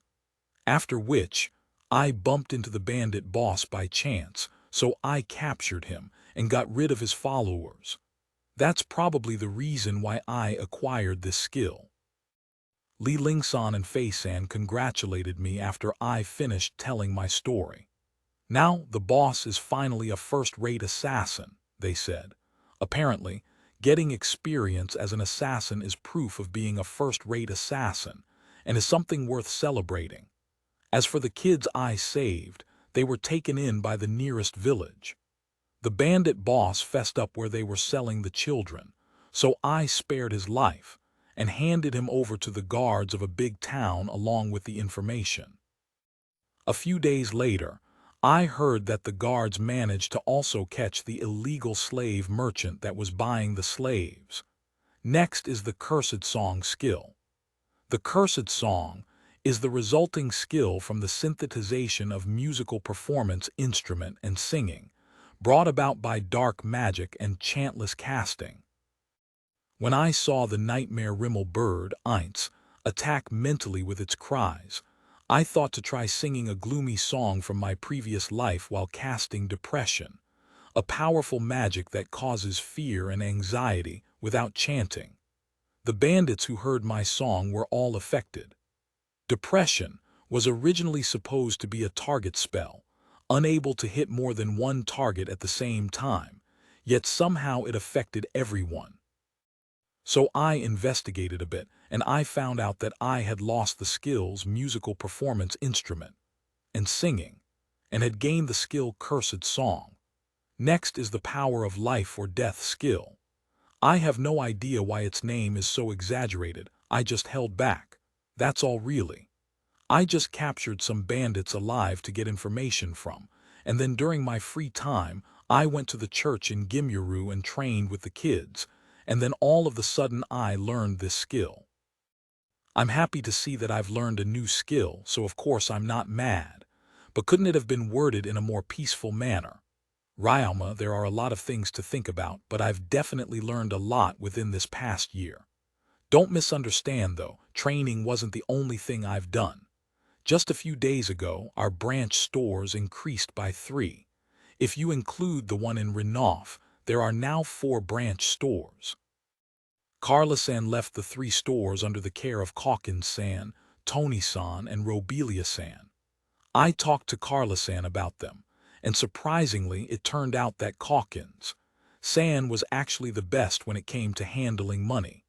We were worried about him because we heard that he once lost all of his money, but from the looks of things, that failure has actually turned him for the better. And now, he's not only good at management, but also really devoted when it comes to handling money.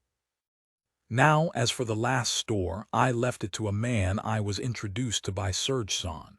His name is Faltson.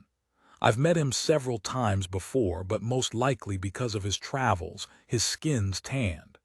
And despite being Serge-san's age, he looks much older. He used to be a peddler, but because of his wounds he couldn't continue, and so he dropped by Serge's for help. As a slave magic practitioner, he had his slave demons pull his cart as he would travel to dangerous regions, crawling with magical beasts with his group to sell his goods. But as bad luck would have it, his group was attacked by a herd of magical beasts. Then immediately after, they were attacked by a group of bandits. Faltson-san and his slave demons were greatly fatigued from the ceaseless fighting, yet somehow someway they managed to repel the bandits. At the last moment, however, one of the bandits knocked an arrow as revenge, and poor Faltson took an arrow to the knee. Reminds me of a certain guard, I thought. But I guess stuff like that is common occurrence in this world. And even the man himself said that he's lucky just to keep his life. With a long history of trade and slave magic under his belt, Faltson-san is no doubt one of the best employees I could ask for. Also, since he went out of business, a part of his guards that escorted his group also went out of business. And just like him, they dropped by the town in search of a new job. When I heard that, I quickly went out to look for them, and after much discussion, I was able to hire them too. During their series of unfortunate mishaps, the merchant group that Faltson-san traveled with suffered a considerable amount of casualty, leading to a reduction in the carts within the group.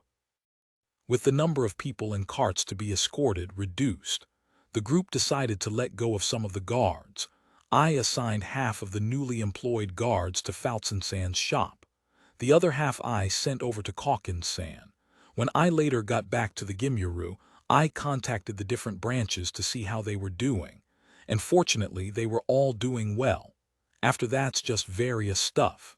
In general, when I'm in Gimyuru, I'm resting. When I'm out, I'm either working or training.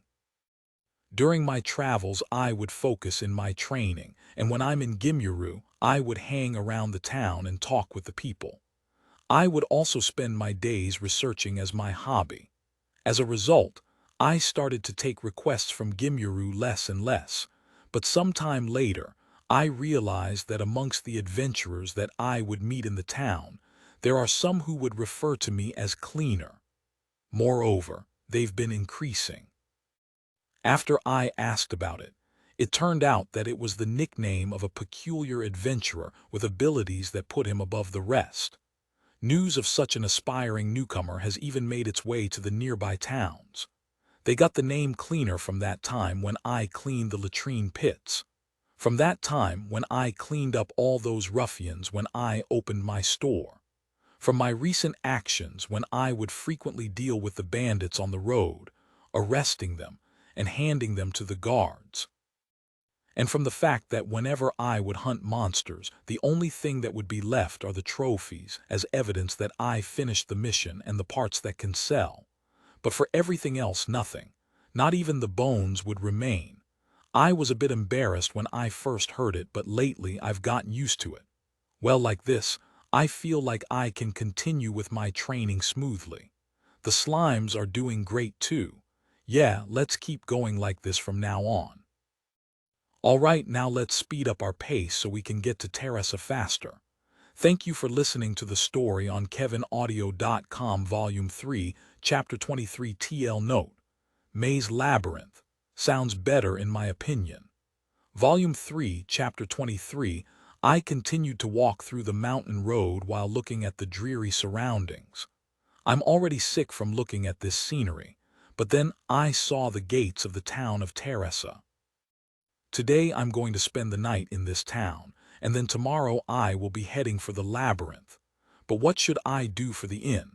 I have to make the meals by myself, but since I have my dimension home, it might be better to just stay there rather than to spend the night at a cheap inn. Well, let's take a look at the town first, shall we? Well, the town doesn't seem bad at all, so depending on the state of the inn, it might be better to spend the night there instead. But it's almost afternoon, so I should probably go ahead and have lunch first. After walking around the town for a while, I saw an inn with a stable in which a carriage was parked. Amen. This is. Ryalma, the inn looked to be a bit too luxurious, so I was going to just walk past it, but where did I see this carriage before? Did I make a mistake? At the side of the carriage was a familiar coat of arms. When I thought about it, I remembered.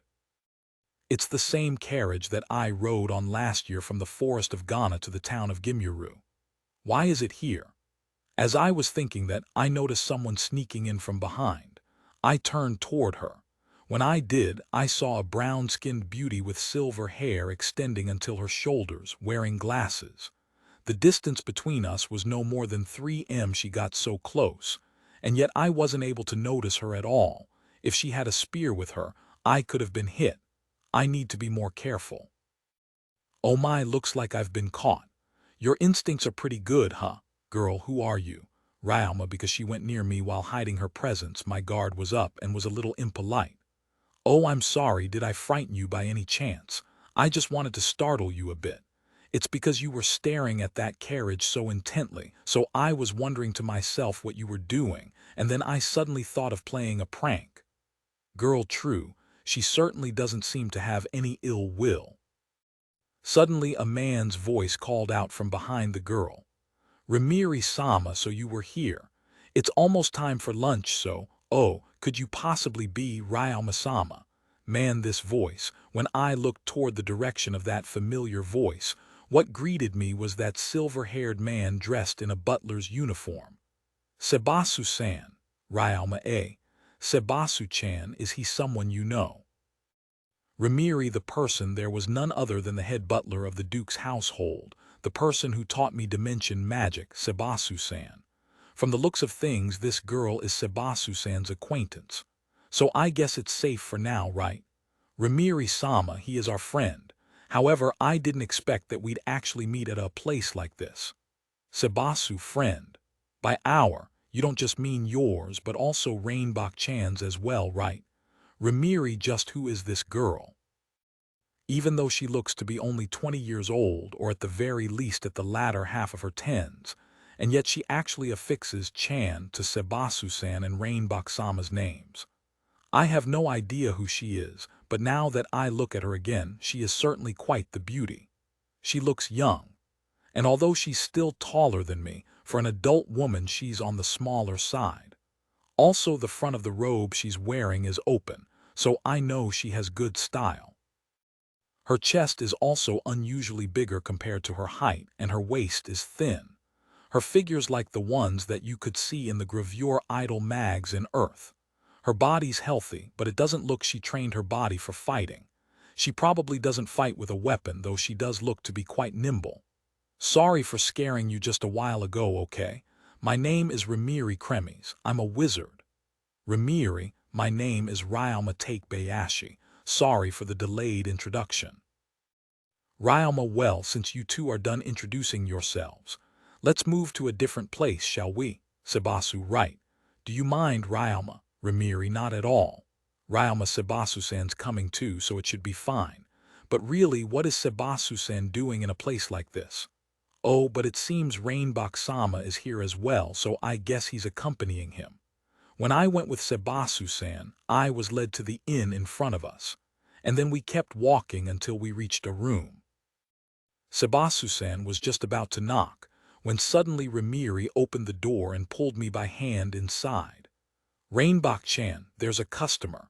Rimiri, why, oh, long time no see. Ryoma, when I entered the room, the unchanged figure of Rainbox-sama entered my vision, and I said hello. Inside the room, there was another man around Rainbox-sama's age, seating on the couch. Looks like they were talking about something. Ryoma-kun, you've grown quite a bit since the day we parted at Gimyuru. But why are you here? Rainbok, I just dropped here by coincidence during my training. And then as I was walking around the town, I saw the Duke's carriage, and then, Ryoma, as I was saying that, I looked towards Ramiri-san. Following my eyes, Rainbox-sama and that other guy also looked at Ramiri-san. With everyone staring at her, Ramiri-san gave an extremely short and simple explanation. I brought him here because it looked like he knew Rainbock-chan. Ramiri, after that we each introduced ourselves, and then I was told what relationship Rainbock-sama had with her and the reason why Rainbock-sama and the others were here. Apparently, Rainbock-sama is currently in the midst of his travels with his friends, and Sebasu-san is as expected accompanying him. Speaking of friends, the ones he's referring to are Ramiri-san and the other man, whose name is Shiva Gardak. Well, who would have thought? It's the former knight commander that Rainbock-sama wanted me to hire when I opened the store. Rainbock-sama mentioned that he retired because of his age and has gotten weaker, but with that muscular body of his, it doesn't feel like that at all. But at the same time, I don't feel intimidated by him. Then again, it'd be problematic as well if I actually felt intimidated in our first meeting. I thought a knight commander would have a more solemn atmosphere, but I'm happy that's not that case. And about Ramiri-san, apparently she's a former royal court magician. But what's surprising is that she's actually the oldest in this room. She's a dark elf, and because she doesn't look like she's aged at all, I couldn't tell at all. I don't know what her age is, though. I couldn't ask. When I was wondering to myself whether to ask her or not, Shiva-san asked her with no hesitation, and Ramiri-san just stared daggers at him with a frightening killing intent. So after that, I just decided not to speak a word about her age. Incidentally, Ramiri-san hates being addressed with the sama suffix, and Shiva-san said that since he's no longer a knight commander, he doesn't need the sama either. So with that, it's been decided to just refer to them with a san. I know that they met in this town to meet each other, but why did you decide to meet in this town? Ryoma, since you're in training, I think you should know, but there's a nearby town here known as the Town of Departed Spirits, Rainbock. Do you know of the herb Everlasting Darkness? Ramiri, it's an herbal ingredient that's mainly used for tranquilizers and sleeping potions. And depending on the amount and what it's mixed with, it can be turned into a poison that causes pain and confusion. As a result, it's an herb that's difficult to handle. Ryoma, oh, how knowledgeable. It's exactly as you said, but Eternal Darkness herb isn't only used in medicines. Ramiri, as Ramiri-san said, that she took out a black wand. This wand is something I was gifted when I became an adult. I've been taking good care of it all this time, but it's almost about to reach its limit. Ramiri, I see. So you want an Eternal Darkness herb in order to make a new wand. Ryoma, precisely. Ramiri, in my case, I had a lot of free time after retiring and after leaving the management of our territory to my son. So I thought it wouldn't be so bad to go along with Ramiri from time to time. I didn't expect to meet you here, though. Rainbock, for you to be training at such a young age, do you have any goals? Shiva-san asked. I explained the matter about recovering my grandparents' inheritance. Within the forest of the great forest of Shuras, Shiva, true. If you're going there, you'll definitely need some protection against the undead. Ramiri, I can use light magic, but since I haven't had any experience with undead yet, I thought of getting some experience at the Town of Departed Spirits. Ryoma, oh, you can use light magic. Shiva, yes. I can use the elementary offense magic, light ball, and the anti-undead defensive magic, holy curtain, but only those two. Ryoma, considering your age, that's more than enough. Since you know those, I guess you're only worried about getting mobbed by undeads then. If you could at least use elementary light magic, you'd be set. Shiva, want me to teach you? Elementary light magic, that is. Ramiri, is it okay? Ryalma, of course. You're a kid Rainbok-chan's taken a liking to after all, and you even noticed me after I used hide, so I think you're a really brilliant kid. Ramiri, hide.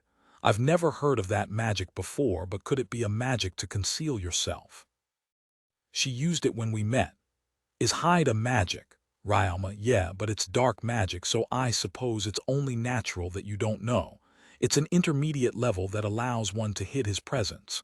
Ramiri Sama is an expert of dark magic and light magic, an accomplished royal court magician. There are very few with abilities above her. Sebasu, save for her personality, there are no questions when it comes to her skill. Rainbok, how rude, my personality's perfectly fine. Ramiri, said Ramiri-san as she threw a puzzled gaze toward Rainbok-sama, and Shiva-san. Sebasu-san, on the other hand, just stood at Rainbok's side quietly as if saying, nothing to do with me.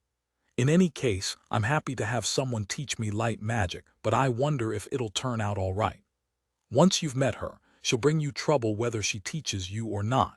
So Ryalma-kun, I think it'd be a fine idea for you to just accept her offer. Shiva, what does that mean? Now I'm a little worried, but at the same time I don't want to waste this opportunity. Thank you, I'm truly grateful to be able to learn light magic. Ramiri-san, if you're all right with it, then please teach me light magic. Ryalma, then it's decided. It's only temporary, but I'll have you call me Master during this time. Ramiri, Master. Aller, Ryalma, Wanachin would do just fine too. Ramiri, just when I was about to agree, she suddenly suggested something unexpected. But that was embarrassing, so I refused. Let's go with Master. Ryalma, but that will affect my motivation. Ramiri-san was clearly not satisfied with my answer. When the other three heard that, they couldn't help but remark, even though you're the one who wanted to be called Master. Shiva, it must be tiring to have Ramiri as your teacher, but there's nothing else to it than to endure or let it pass. Do your best, Ryalma-kun. Rainbok, Ryalma-sama, there are no doubts about Ramiri-sama's ability, so please don't worry. Sebasu, how to put it, Ramiri-san feels like a very free type of person. As I was thinking that, Rainbok-sama suggested one more thing. Oh, right. Ryalma-kun, it's been a while, so how about you show us how you fight? Rainbok, I don't mind, but why all of the sudden? Then would it be fine if I accompanied you guys to the town of departed spirits? Ryalma, that's fine too, but I'd like you to spar once with Shiva over here. Rainbok, spar with a former knight commander. Wait, even Shiva-san's shocked. Before I could ask why, Shiva-san asked. And apparently Rainbok-sama wants to see my abilities, but if he were to spar with me himself, his evaluation of me might be a bit too biased. So he decided it'd be best if I sparred with Shiva-san, who I just met for the first time. On top of that, since he's a former knight commander, he'd be able to give an accurate evaluation of my abilities. This most likely isn't the first time Rainbok-sama's thought of this, though, as he seemed to have already been planning to test my abilities before my trip to the great forest of Shurus. When I spoke with the members of the Duke's household before via letter regarding the great forest of Shurus, they suggested in our conversation to just let them send some people to pick it up for me, but I wouldn't agree. So they told me to contact them first before going. I'm guessing they were planning to test my abilities then. After hearing this reason, Shiva-san agreed to test my abilities. Then again, he was only a little surprised after being told to spar all of the sudden.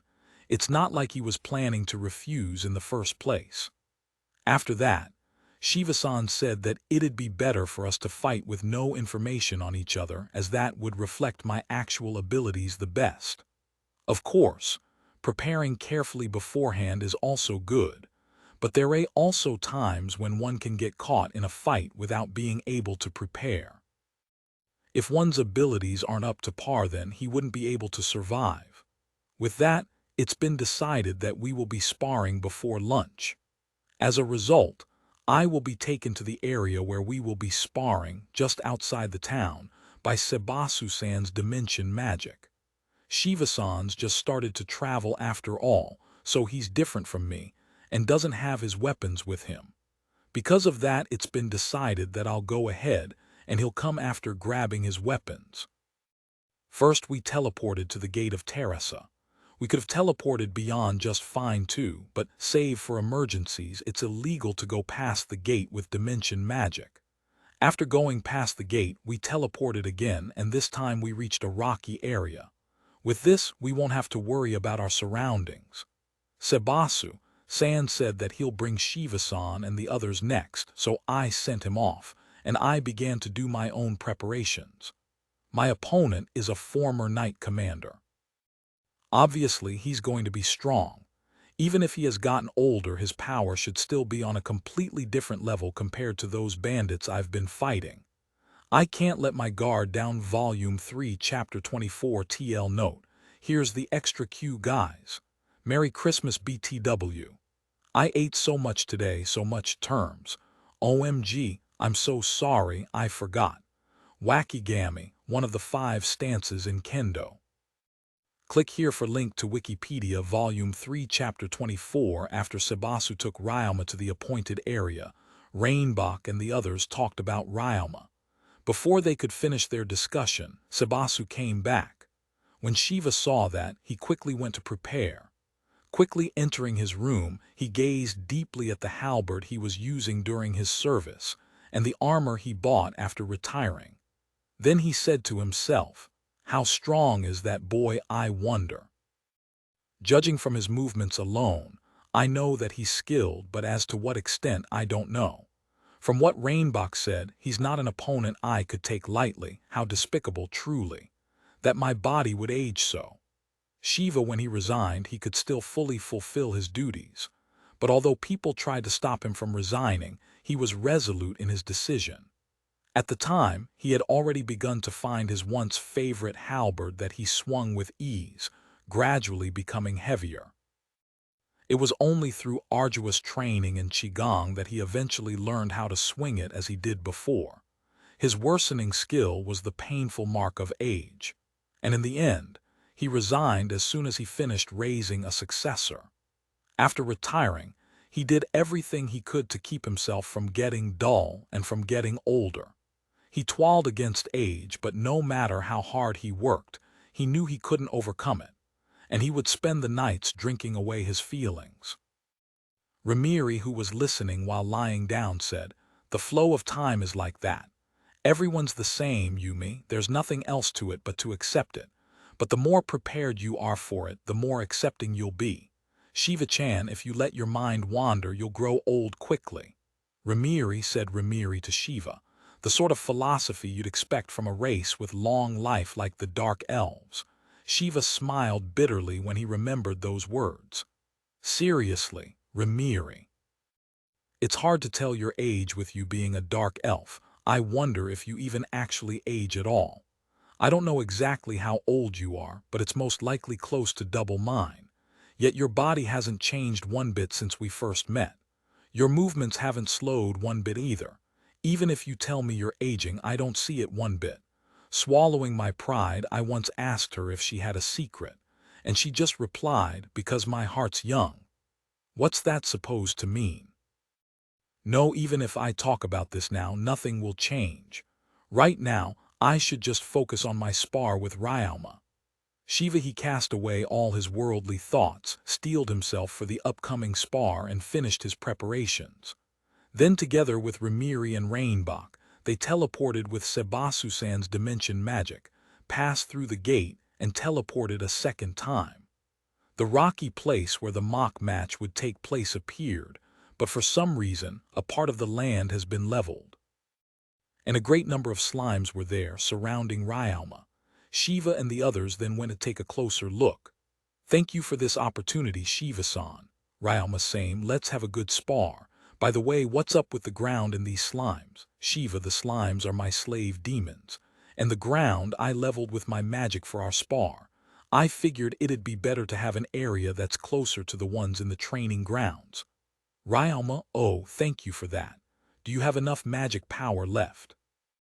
Shiva, don't worry, the slimes were the one who used earth magic to level the ground. Ryalma, I see. Then as for the rules of this spar, the rules of the night ceremony should be fine, right? Shiva, how does that work? Ryalma, will each be fighting with real weapons in a one-on-one, and either side can use magic up to the intermediate level. In other words, it's a real fight. You can use even magic weapons if you want. I don't mind. It'd normally be dangerous without a healer, but fortunately, Ramiri is here, so there's nothing to worry on that front. Shiva, I can use healing magic all the way to the advanced level. Even if your limbs are cut off, as long as it's immediately, I can put it back. So don't worry, all right. Ramiri Ryalma was surprised when he heard that, but he quickly understood, and then asked a question regarding the rules. Regarding the weapons. Ryalma said that he had the weapon he was using split into slimes, and then back into a single blade again. Then he continued, the weapon I'm using is like this, so is this still within the rules of one-on-one? Ryalma Shiva thought a bit, then he said, it's my first time seeing someone use slimes as a weapon, but this is a match to see the extent of your abilities. If you're using that as a weapon, then there's no problem. But using the slimes themselves to attack is a breach of rules. Shiva, thank you very much. Ryalma with the rules decided, the two fighters gripped their weapons and walked towards each other over the ring-leveled ground. In between the two of them was Sebasu-san, the referee. Then with Sebasu-san's fight, the match began. Fight! Sebasu fu! Shiva's as the signal resounded, Shiva quickly thrusted his halberd to test Ryalma. But Ryalma dodged that and he closed the distance between them. Shiva wasn't going to let him do that, so he lifted his halberd up and attacked with its handle. But Ryalma dodged again, and this time he fired a fire arrow towards Shiva. Dodging that, the former knight commander shot back with his own.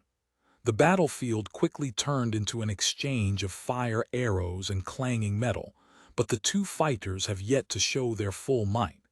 They were still measuring each other up. If the people fighting were anyone else, Sebasu and the others would have a hard time believing the fight before them to be a mere warm-up. Marks of the fighting could be seen in the ground around the two as fierce fighting continued at its center. The continuing sound of clanging metal and crashing magic showed just how fierce the battle was. Not one bit of the fight resembled a mere warm-up. In truth, the two were already fighting at a pace such that normal soldiers or adventurers would have a hard time seeing their crossing swords. The only ones who would think those shooting arrows of magic and thrusting halberd to be nothing but a warm-up were Shiva and Ryalma. If it was a normal soldier, he would have been pierced without even having the time to react. A normal soldier wouldn't be able to dodge and fight back. And likewise, a normal soldier wouldn't be able to stop Ryalma's counterattacks either. Such a thing is impossible for them. Shiva and Ryalma fought at a level so high, normal soldiers wouldn't be able to do anything but watch and wait. As that sort of battle continued, Shiva made his move. Raising his halberd, he swung down towards Ryalma's shoulder and released magic power at the same time. Ryalma quickly reacted and took a step back, but having sensed the flow of magic, he immediately jumped to the right. In the next instant, whirlwind blew from the halberd, showering the area Ryalma was standing at a while ago with countless attacks. Shiva's halberd is a magic weapon imbued with the powers of the elementary wind magic Wind Cutter and the intermediate wind magic Tornado Cutter. Activating Tornado Cutter summons a small vortex of wind blades, cutting the foe into bits. Of course, Shiva held back in that attack just now, so Ryalma wouldn't have died. But if he hadn't dodged there, he would have incurred enough damage to be rendered incapable of fighting. You noticed, Shiva, if I hadn't sensed the magic power flowing into your weapon, this spar would have ended right then and there. Ryalma, the ability to detect magic power. The decision that the magic power being released was to activate a magic weapon, and the decision to dodge. If Ryalma could not do even a single one of those, or if Ryalma was even a moment slower in making a decision, it would have been too late and he would not have been able to dodge. But Ryalma spectacularly dodged unwounded, and Shiva could not help but praise Ryalma in his heart. At the same time, however, he focused even harder, and the battle began once more. But this time the both of them were going at it for real. And this time, Ryalma made his move. Fire arrow. Ryalma casted his magic and slashed with his blade. It's the usual pattern, but right before Ryalma attacked with his blade, he casted another magic, a chantless earth needle. Shiva managed to dodge the chantless earth needle that fired off from Ryalma's feet, but that sudden attack opened a hole in Shiva's defense. In an instant, the distance between them was shortened, and Shiva was forced to receive Ryalma's blade with the handle of his halberd clad in kai. Immediately, Shiva began to fire off consecutive fireball at Ryalma, stopping him and letting Shiva take some distance. Then he fired off a wind cutter from his own halberd. As he did so, a question popped up. That's weird, this boy is blocking my attacks, but he refuses to attack immediately after. No, that's wrong. He is attacking, but there's some strain in his movements. His swordsmanship is certainly exceptional, and he can even use chantless casting. But compared to his skills, there is a strange hole in his fighting. I guess you could say there's some clumsiness in his movements. At first, I thought that he was feigning weakness on purpose, baiting me to attack, but it's too blunt. Could this boy possibly? As the two fighters continued to exchange blows, Shiva thought of testing his theory, and with a thrust, Shiva's hypothesis was proven true. This boy most likely trained in swordsmanship and magic, and then combined those two by himself. He's skilled with his sword, so I thought he wouldn't have much openings, but looks like he's still lacking in experience. That might be enough for your age, but it doesn't change the fact that there's an opening. From here on out, Ryalma started to lose out. If it was only with their martial arts, then it would have been a struggle for supremacy. But there's another factor in this battle, and that's magic. Ryalma came up with his own methods, but his opponent, Shiva, is someone originally from this world. Even if both of them can use magic from the start, because of Shiva's training as a knight, his skill was more polished, and he is able to cast magic right after attacking with his halberd. He can even cover for his openings with magic after making a bold move. Shiva's movements were just much smoother than Ryalma's. Until now, it didn't matter whether Ryalma's movements were clumsy or not because of the absurd difference between his own abilities and his opponent's. But Shiva is someone with abilities that could rival Ryalma's. An opponent like that wouldn't fail to make use of an opening, and that small opening is the reason why the battle has turned to Shiva's favor. The battle continued like that with Ryalma losing out for a while. Then Ryalma suddenly clad his own body with kai, and he moved at a level faster than before. Dodging Shiva's magic, Ryalma went for Shiva's chest. Shiva dodged that attack and counterattacked. But now the small advantage he had was gone. When Ryalma began to lose, he realized that he was losing out in magic, and at the same time he realized that he had forgotten his own specialty. It's common sense in this world to use magic to fight against magic, but there's no magic in Earth. So Ryalma decided to stop thinking of forcibly combining magic with the kenjutsu he learned from Earth. To begin with, that forced combination could be said to be nothing but a crude attempt, so it can't be helped if there are a few holes in it. But then following that thought, as long as he doesn't use that forced combination, he should be able to solve the problem. And so he instead devoted everything into the kenjutsu that he has been practicing for a long time. As Ryalma came to understand that, the battle became even fiercer. Shiva swung his halberd from the upper left to the lower right, aiming for Ryalma's head. Even if Ryalma blocked the oncoming halberd with his sword, he would still get hit with his own blade from the impact, so he aimed for the blade instead. Ryalma took a wacky-gammy stance with his blade on the right. Then he moved his right foot diagonally forward, taking a half step. Then, sinking his body, he swung his blade in a circle, parrying the attack of the halberd. And then immediately after, he instantly took a large step with his left leg, closing the distance as he went to cut Shiva's left leg. Shiva twisted his body back to dodge the blade and aimed his halberd towards Ryalma's leg to stop him. As Ryalma dodged that, Shiva casted Wind Cutter, and then, having calculated where Ryalma would run to, he activated his magic weapons, Tornado Cutter. The flurry of spells bore through the earth, and a cloud of dust blew as the force of the wind carried dusts and stones with it. But Ryalma's heightened speed from his kai allowed him to dodge. Then he swept the clouds of dust away, and he rushed towards Shiva again. The two exchanged blows like that, pushing their own techniques to the limits. In the midst of that fierce battle with little room for wandering thoughts, Shiva finally remembered that sense of fulfillment that he once had. The power he believed he had lost had returned. The abilities he thought to have dulled were sharpened to the point of comfort. Shiva swung his halberd freely and fired magic continuously. But such a battle wouldn't last forever. In the midst of that fierce fighting, the two fighters suddenly took a step away from each other. As they each calmed their heavy breathing, they glared at each other with great pressure. They did not arrange this. They did not plan for this, but they thought of the same thing. The next move would be the last. Ha! Ryalma and Shiva, at the height of tension, the shriek of fighting spirit echoed, and the curtain was drawn on the last exchange. Ryalma pointed the tip of his sword to Shiva and wielded it tightly.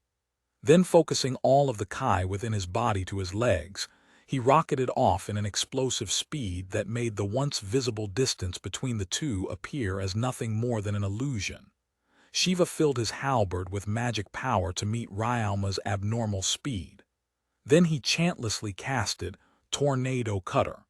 With Shiva using the same magic as his magic weapon, the resulting force doubled. As his halberd struck out, the combined force of the two whirlwinds exploded. Ryalma dodged the halberd, but the whirlwind of wind blades cut his cheek, his shoulders, and even the left half of his body, leaving cuts and bleeding wounds. But Ryalma ignored the damage and stepped in even further. He took back the kai he had allocated to his lower body, transferring it to the entirety of his body. And then, with all of his strength, he thrusted his sword. Shiva tried to twist his body as hard as he could to dodge that thrust that could kill him instantly, but the blade still reached his left flank, and a shallow, bleeding wound was cut. Because of the force from the thrust, Ryalma's body kept going. But strengthening his legs with his kai, he stepped hard into the ground, forcefully stopped his body, and turned. Then he raised his sword high, reaching to his back. And using the load in his legs and knees like a spring, he jumped as if he were bouncing towards Shiva and slashed. At the same moment, Shiva brought back his halberd and met Ryalma's attack. In the next instant, blood sprayed into the air. Volume 3, Chapter 25. Volume 3, Chapter 25. That's enough. Sabasu, as blood spurted into the air, the butler whose uniform had been dirtied from the clouds of dust, called the fight. Looks like I lost, Shiva. Wasn't it my? Ow. Ryalma. The two fighters whispered that as they grimaced in pain. Wounded and bleeding, the two were only enduring. The armor covering Shiva's left shoulder was cut, bleeding. His neck scruff, pierced by the tip of Ryalma's blade. On the other side, Ryalma's shoulder was pierced from above by the blade of the halberd with a shortened handle that Shiva was using. And his abdomen was suffering from a large wound incurred from the Wind Cutter spell that Shiva fired off. The Wind Cutter spell is an elementary wind magic, and is often considered to be the first step in one's study of the element. Because of this, its consumption of magic power is low, and its power is also proportionally weak. But in Shiva's case, he trained this elementary spell, and although he can't fire it consecutively, he became able to cast it chantlessly while possessing great power. On top of that, he could shoot it from a number of angles, turning it into a quick and powerful shot. Although simple, the wind cutter spell is effective in any situation. Combine that with Shiva's ability and experience, it's a frightening weapon. All the more so for humans that don't have a natural armor like carapace, scale, or flesh like some magical beasts. It was by that magic that Ryalma was hit in his armor's seam. The attack didn't cause an instant death, but if left alone, Ryalma could bleed to death. In fact, if it weren't for Ryalma's physical pain resistance skill LV8, he'd be writhing in pain at this very moment. I thought I had stopped him with my spear, but to think he would actually retaliate like that. Shiva, their attacks came mostly at the same time, but Ryalma's was slightly faster. And the moment Ryalma's attack sliced Shiva's armor apart, wounding him.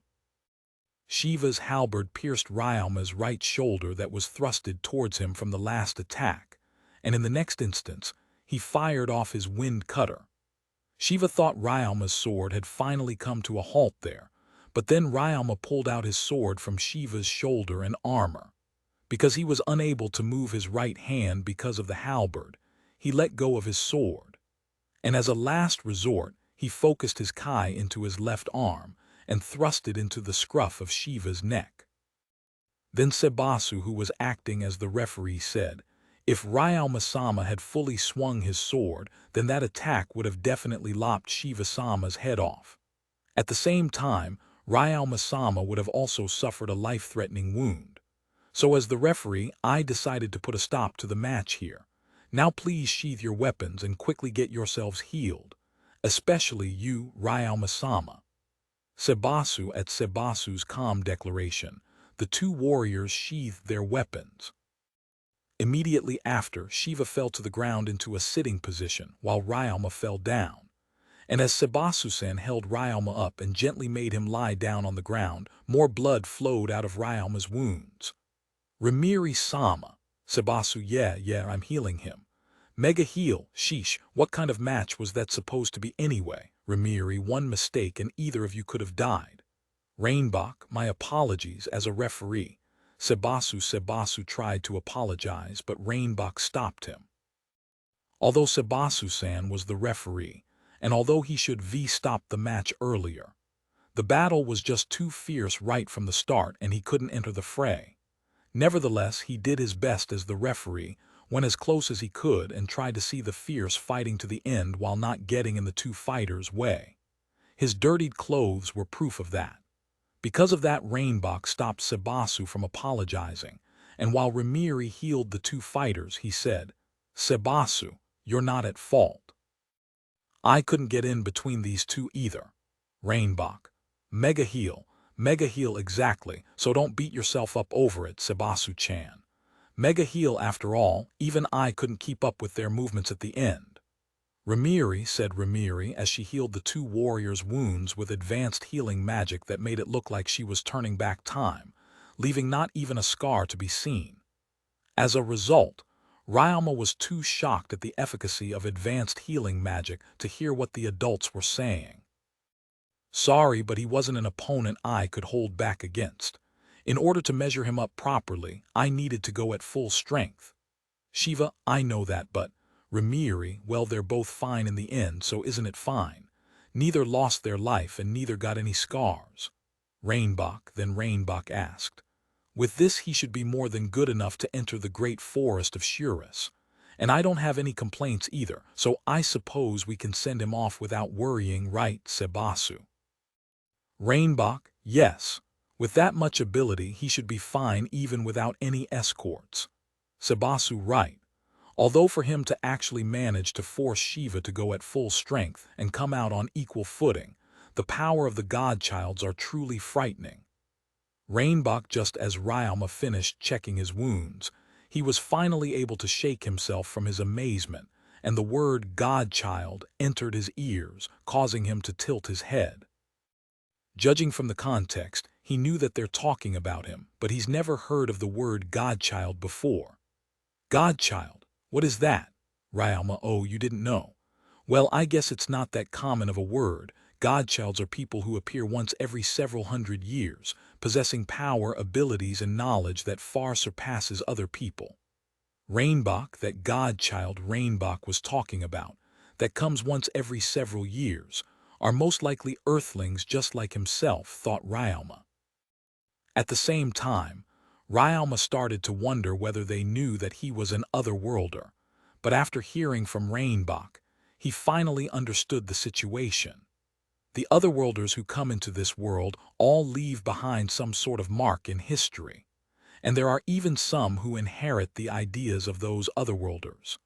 Amongst the otherworlders are people who inherit important positions, people who discover a number of things, saving lives until today. And even those who claim to others that they were called here to this world by the gods. The people of this world couldn't ascertain the authenticity of having been called here by the gods, but there was no denying that these people did exist, and they possessed knowledge and abilities that transcended others. So the people of this world honored them and were grateful, and with fear, they came to call these people that possessed transcendent knowledge and abilities as Godchild, or the apostles of God. So I'm the same as those so-called godchilds, Ryalma. Well, yes, there shouldn't be any mistake. Actually, on top of Shiva's level 7 halberd arts and his position as a former knight commander, he is also the nation's strongest knight. For a 12-year-old child such as yourself to fight him on equal footing, that is something that far surpasses the territory of genius. On top of that, you even have talent in various magic and knowledge in various areas. So just thinking about it a little, it's not really a hard conclusion to arrive to. Rainbok, said Rainbok with a bright smile, to which Ryalma then asked with conviction, not hard then. Could it be that you knew from the start? Ryalma, ever since you stayed with us at the town of Gimyuru, actually. I told you before, right? You are too skilled, so you should be careful of bad people or something, right? And besides, godchilds all possess high skill levels and special skills since a young age. And they all also appear as orphans or people with no relatives. Rainbok, he noticed that quickly, thought Ryalma to himself, shocked. But that was almost right after we had just met when we went to the church to get my status board made. As Ryalma was thinking to himself, Sebasu said in a calming voice, please don't be concerned. Regardless of whether Ryalma-sama is a godchild or not, we will neither put you in harm's way nor try to bind you. Sebasu, our relationship won't change. All the more so if you truly are a child of God. Rainbok, Ryalma trusted the Jamal household, so he wasn't worried about being treated badly by them in particular. But he was curious when he heard Sebasu mention something about being bound, so he asked about it. The one who answered, however, was neither Rainbok nor Sebasu, but Rimiri. The godchilds all possess great talent and great power, so getting them as one's subordinates would reap great profits. But you know, it's also because they possess great power that should they be offended, they could cause great damage. Such calamities have occurred many times in the past. That's why all the nobles in the country have wordlessly agreed to honor the will of the godchilds. How each one honors or dishonors this tacit agreement is up to each individual, but should they anger a godchild, the nobles will ostracize them, seize their properties, and or even execute them.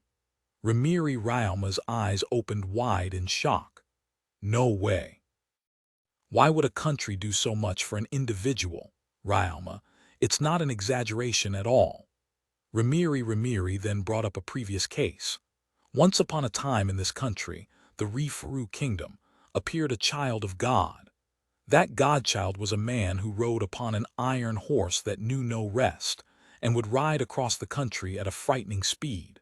Moreover, being skilled in dimension magic, he would carry with him a great number of commodities as he traveled around the country. That man's abilities caught the eye of the king, and so the king ordered him to enter the army. But the man wished for freedom, and he obstinately refused the king's orders time and time again.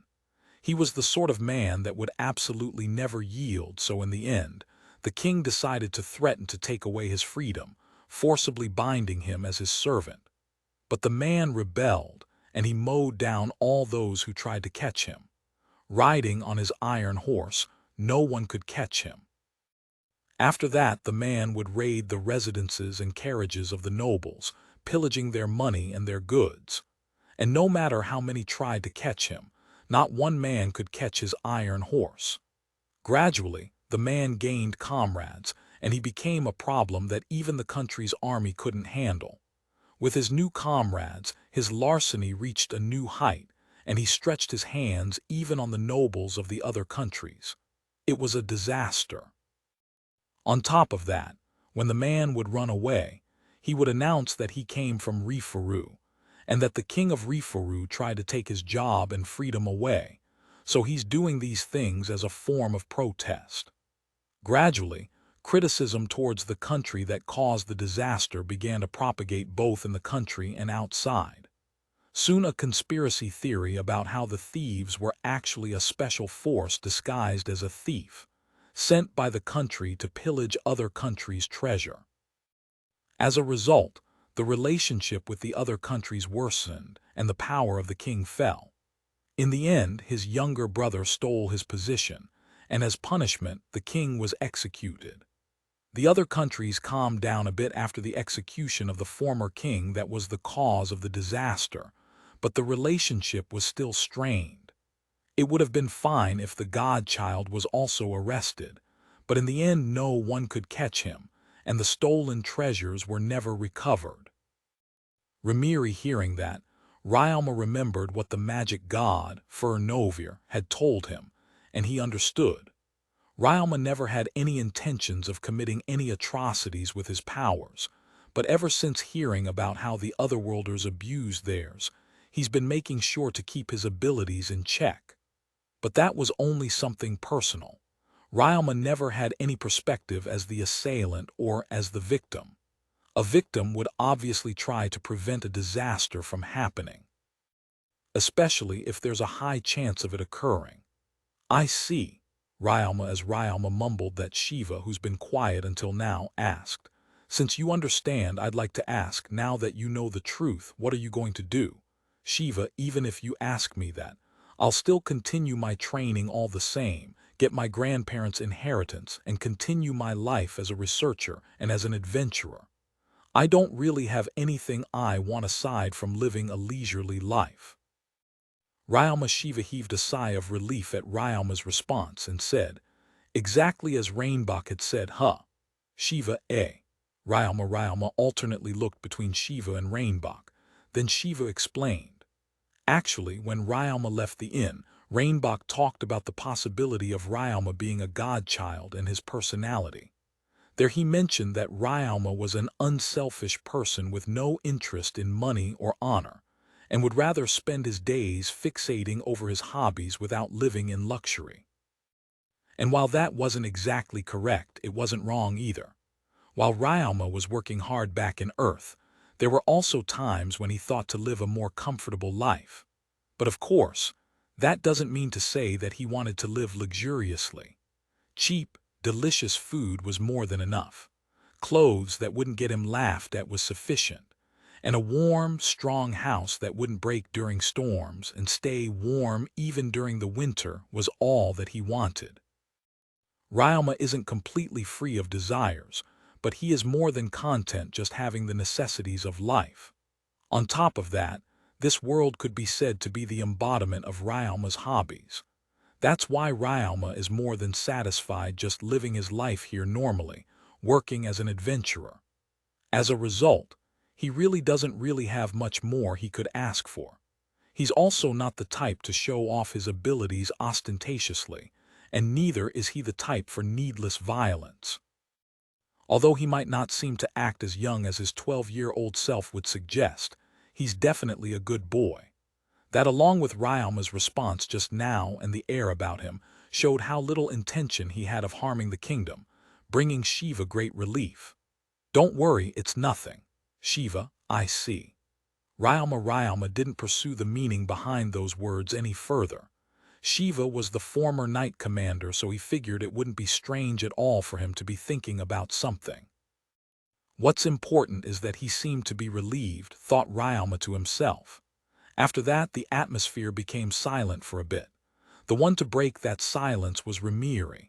Hey Ryalma-chan. Ramir, what is it? Ryalma, if you don't mind, could you show us your status board? Ramiri, my status board. Ryalma, yep, your status board. We think you're a godchild, but if you could show us your status board, we could find out if you really are one or not. Ramiri Ryalma was surprised again when he heard those words. Ryalma's only heard about the term godchild today, so of course he didn't know that you could find something like that out just from looking at the status board. Ryalma wondered whether he should show his status board or not, but thinking to himself, what's the point in hiding it after everything? He showed his status board. There's a column for titles in the status board, right? Is there a favorite child of the gods title there? Ramiri, there is. Ryalma looking at his status board, Ryalma saw that there was in fact such a title. So he made the column of titles visible for others to see, and he handed the status board to Ramiri. He really is a child of God, huh? Even though I'm a dark elf, I never really thought I'd get a chance to meet one. Ramiri, same. Magic aside, I don't think I could get him to go all out in martial arts. Rainbach, so you left it to Shiva-chan. Ramiri, yes. Although I think today's meeting was actually by the gods' wills. I've always been planning of having Ryalma meet Shiva to measure his abilities, but I didn't think we'd end up meeting today. Ramiri, if you hadn't seen Ryalma staring at the carriage we were riding on, no, if we had gone here either by my slave demons or by Sebasu's dimension magic, then we probably wouldn't have met Ryalma, right? Rainbach. Yeah, that's true. If Ramiri hadn't suggested to travel via carriage since we hadn't met in such a long time, then we would have already gotten an eternal darkness herb and be on the way home now. Shiva, as Shiva agreed with Rainbach, he looked at Ryalma's status board. Then suddenly his eyes opened wide. Ryalma-kun, this title is. Shiva, as Shiva said that, he pointed towards the two titles beneath the title, Favorite Child of the Gods, toward the Disciple of the Sage, and the Disciple of the Martial God. Ryalma replied, those are my grandparents who raised me. They are the ones who trained me in the foundations of magic and martial arts. Ryalma, it was Ryalma's prepared reply. Silence flowed for a few minutes, then they asked for the names and race of Ryalma's grandparents. Immediately, the four adults were shocked, and they finally understood why Ryalma was so strong. Unbelievable to think that Ryalma would actually be the disciple of the martial god and the sage. Rainbach, in all these years I've lived as a dark elf, this must be the most surprising thing I've ever heard. Ramiri, so a godchild could show that much power after receiving guidance from those two. Shiva, when Ryalma heard Shiva's words, he couldn't help but ask, Shiva-san, do you know my grandparents? You said those two just now, right? Ryalma. Shiva vaguely nodded and then said, I only really got to exchange some words with them a few times. When we were still mere soldiers, they were invited by the country, but they refused that invitation, and in exchange they taught martial arts and magic to select individuals for some time. Shiva, of course one of those soldiers that were selected was me. Moreover, being just mere soldiers at the time, they weren't someone we could freely call out to. Rainbach, after that, they decided to continue their conversation while eating, so they went back to town. While eating, Shiva and Rainbach spoke heartily. After that, Ryalma asked for advice in combining his magic with his sword, and he was told that he should at least find a way to cast his magic faster. The group then discussed their plans the next day.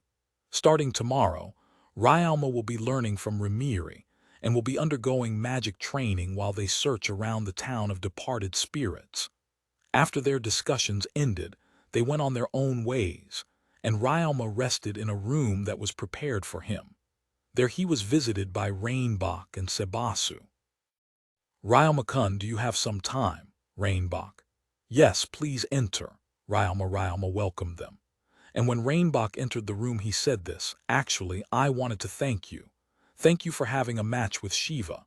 There hasn't been anyone whom he could fight with in these past few years equally, and on top of being made to do a lot of paperwork during his time as a knight commander, he became anxious over his age. But thanks to you today, he was able to go all out and has been feeling better since. And now it looks like that dominating spirit he once had his back. He's tired, so he's sleeping now, but it's really been a long time since I saw him make such a satisfied face." Rainbach: "I'm happy I could help. I've also come to understand the places I'm lacking, so I'm also grateful to Shiva-san." Ryalma: "I see. I'm glad to hear that it was mutual." Rainbach. Rainbach laughed as he said that, then taking Sebasu with him, he left the room after telling Ryalma to enjoy himself, but to make sure to get some good night's rest as they'll be leaving early tomorrow. After sending them off, Ryalma meditated until supper time, played with the slimes, and then he slept right after supper. Volume 3, Chapter 26 TL Note. Just wanted to clarify the portion about the physical strength and the status. I keep forgetting to mention this since the status hasn't come up in a while, so I'll just mention it now. That strength can also be translated as HP. The same goes for magic power in that it can be translated as MP. But I didn't translate them like that, because the author never referred to them like we would normally refer to HP and MP. Also, the magical strength in the prologue is just magical power. For example, this character does X damage, and this one only has X HP, so he'll probably die if he doesn't dodge the attack. Anyway, after checking the internet for a bit, I found out that the way to interpret HP in these settings is to treat the HP like this. A character with high HP would receive an otherwise fatal attack, and live by barely dodging it. But a character with low HP would just take it and die. In other words, it's just a rough indicator of how long a character might last in a fight, nothing specific. Magic power, on the other hand, is now clearly being treated as MP. But we've been going at it as magic power all this time, so let's just keep that. And as for strength, I'll just translate that as health, so it pairs up nicely with magic power. In any case, apologies for the confusion. I'm reading along with you guys, so there are times when I don't really know what the author is intending, and I term things wrong. Also, regarding maze and labyrinth. The town of departed spirits is a labyrinth, and the maze referred to in this chapter is definitely a maze. At least according to the words used in the raw anyway. TLDR. In status, strength health, magical strength equals magic power, town of departed spirits is a labyrinth. The maze referred to in this story is a maze. Volume 3, Chapter 26. The next day, I woke up early and left the town with the others, passing through a canyon known as Troll Canyon. The Troll Canyon is a large canyon located west of the country. It's a maze that has naturally formed after many years. The roads narrowed as we entered the canyon, and tall cliffs could be seen at every direction. As this canyon is at the border of the country, there is a fortress watching over the border west of Terasa at this canyon. The town of departed spirits that we will be going to, however, is located northwest. It's about a 2-day walk from Terasa. We can't ride on horse to go there because of all the cliffs, so we'll have to go on foot with a rope in hand. I have to say, though, this is quite a valley. I just can't help but look around at everything. Then, having noticed me, Ramiri-san asked, "Is it your first time seeing this kind of scenery?" Ramiri: "Yes, it's amazing. I wonder how much time it actually took for such a place to form naturally." Ryalma: "This one took around 1,500 years. Ramiri: 1,500 years only. Can something like this be made in such a short period?" Ryalma: "True, it's definitely a short time to create a valley. But that only holds true for natural valleys." Ramiri: "This isn't natural. Was this valley made by humans?" Ryalma: "Ramiri-san looked a bit worried for a moment, then she said, MN. Well, it's definitely influenced by man. But it's also wrong to say that it was intentionally made by man. Actually, this place used to be the training grounds of a godchild, and because of the influence of his magic, the ground changed. Rimiri interjecting, Sebasu-san continued, "Our country was at war when this canyon was created. Just as the country was about to be destroyed, a child of God carrying great magical power appeared. Records speak of his absurd and powerful magic. At the godchild's training, mountains would be born, the earth would be split, broken, and washed away in heavy rain and waves. Because of that, this canyon and the surrounding mountain district were born. Sebasu ha. An otherworlder created a canyon with his magic. No way. Ah, wait, this might be that peerless magician that Gain and the others were talking about. He was also supposedly around during wartime too. How crazy was his magic though, I wonder. Can you do it too? Rimiri, no way. Ryoma, no way I could. Don't put me together with that guy. Wait, actually, since there was a guy who could do something like that, I guess it's only a given that they would be cautious with other godchilds. If anything, I suppose I should consider myself lucky for not being persecuted. As I thought that to myself, I felt like I remembered something. But right before I could remember that something fully, a magical beast attacked us, so I focused on that instead. The beast that attacked was a Harris crow, a bird-type magical beast. There were 20 of them. It's an E-rank magical beast, so they're not that strong.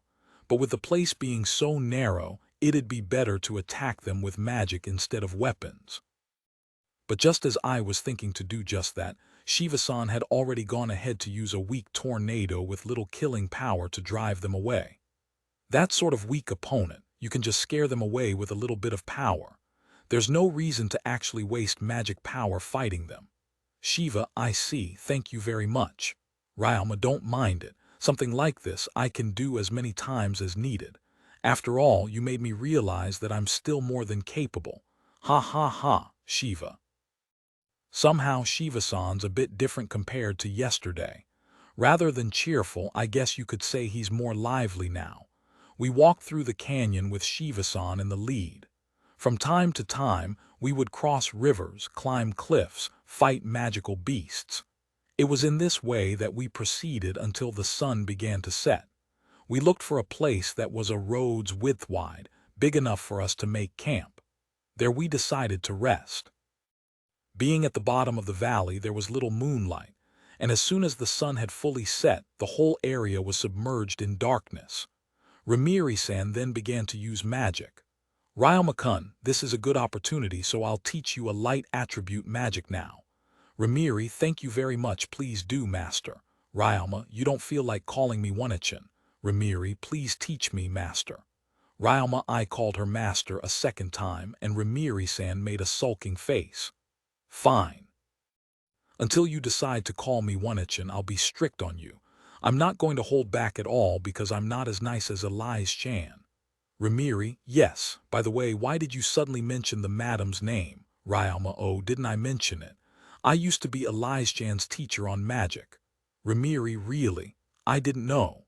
Ryoma, that's right. And not just magic, I taught her all sorts of things too. Because of that, I've actually also met with her daughter many times, but Elise-chan has a bad tendency of being overprotective. Rimiri, I can somewhat understand. Anyway, let's start. First, I'll show you how to do it, so pay attention. Holy space! Rimiri-san released light and magic power as she chanted that. Using not only my senses, but also using my magic detection, I saw a cube of magic power appear with Rimiri-san at its center. Its center was teeming with magic power. It was somewhat similar to barrier magic. This is an intermediate magic of the light attribute, holy space. With this magic, you can temporarily create an area where weak undead like the zombies or the skeletons won't be able to enter. The duration and the size of the barrier depends on your ability. Also, stronger undead will be able to enter the area affected by holy space by force, so be careful. Now, how about you try it yourself? Creating a small space that's at least big enough for one person to sleep in will be good enough for your first try. Ramiri, just as Ramiri-san said, I gave it a shot.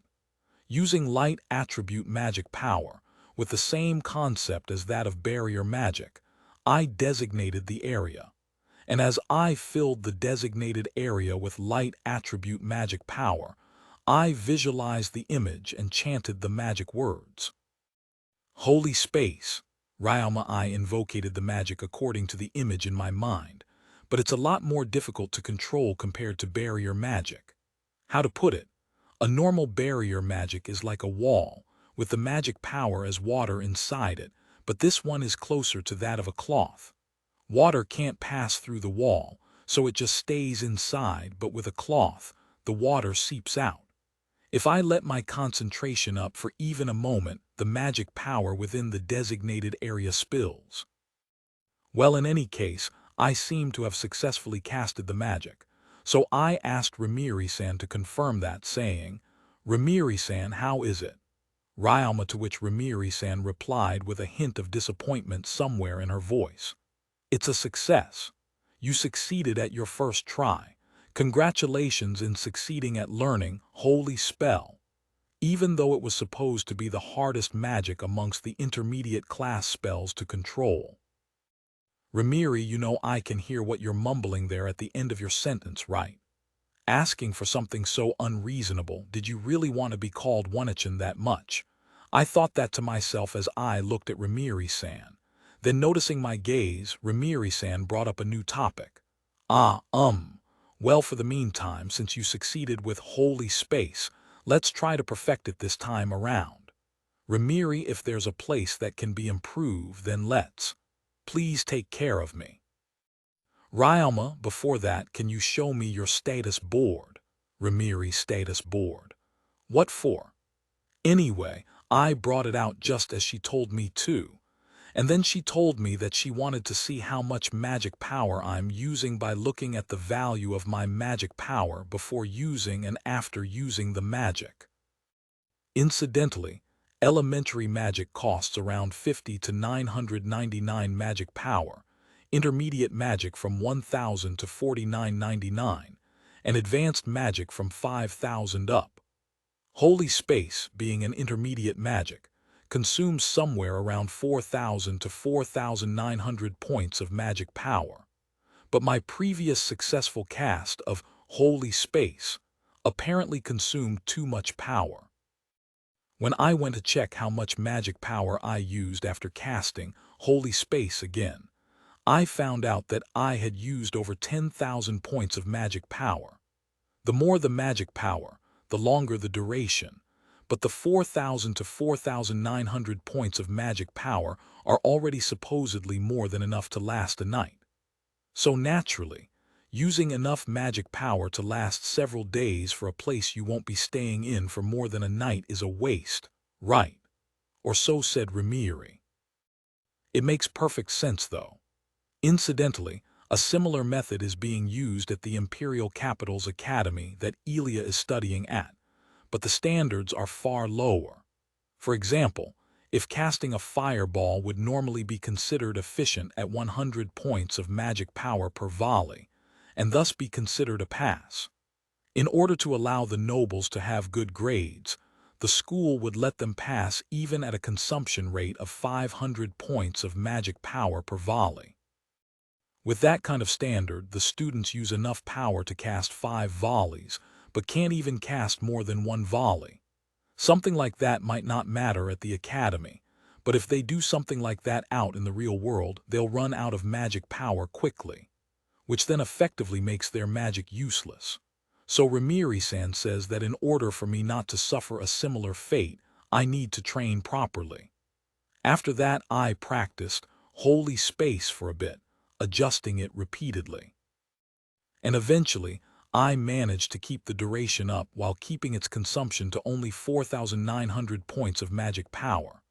Actually, I could lower the magic power even back when I first used it, but this magic takes a bit of skill. That so-called skill is the distribution of magic power. Without that, this magic won't work.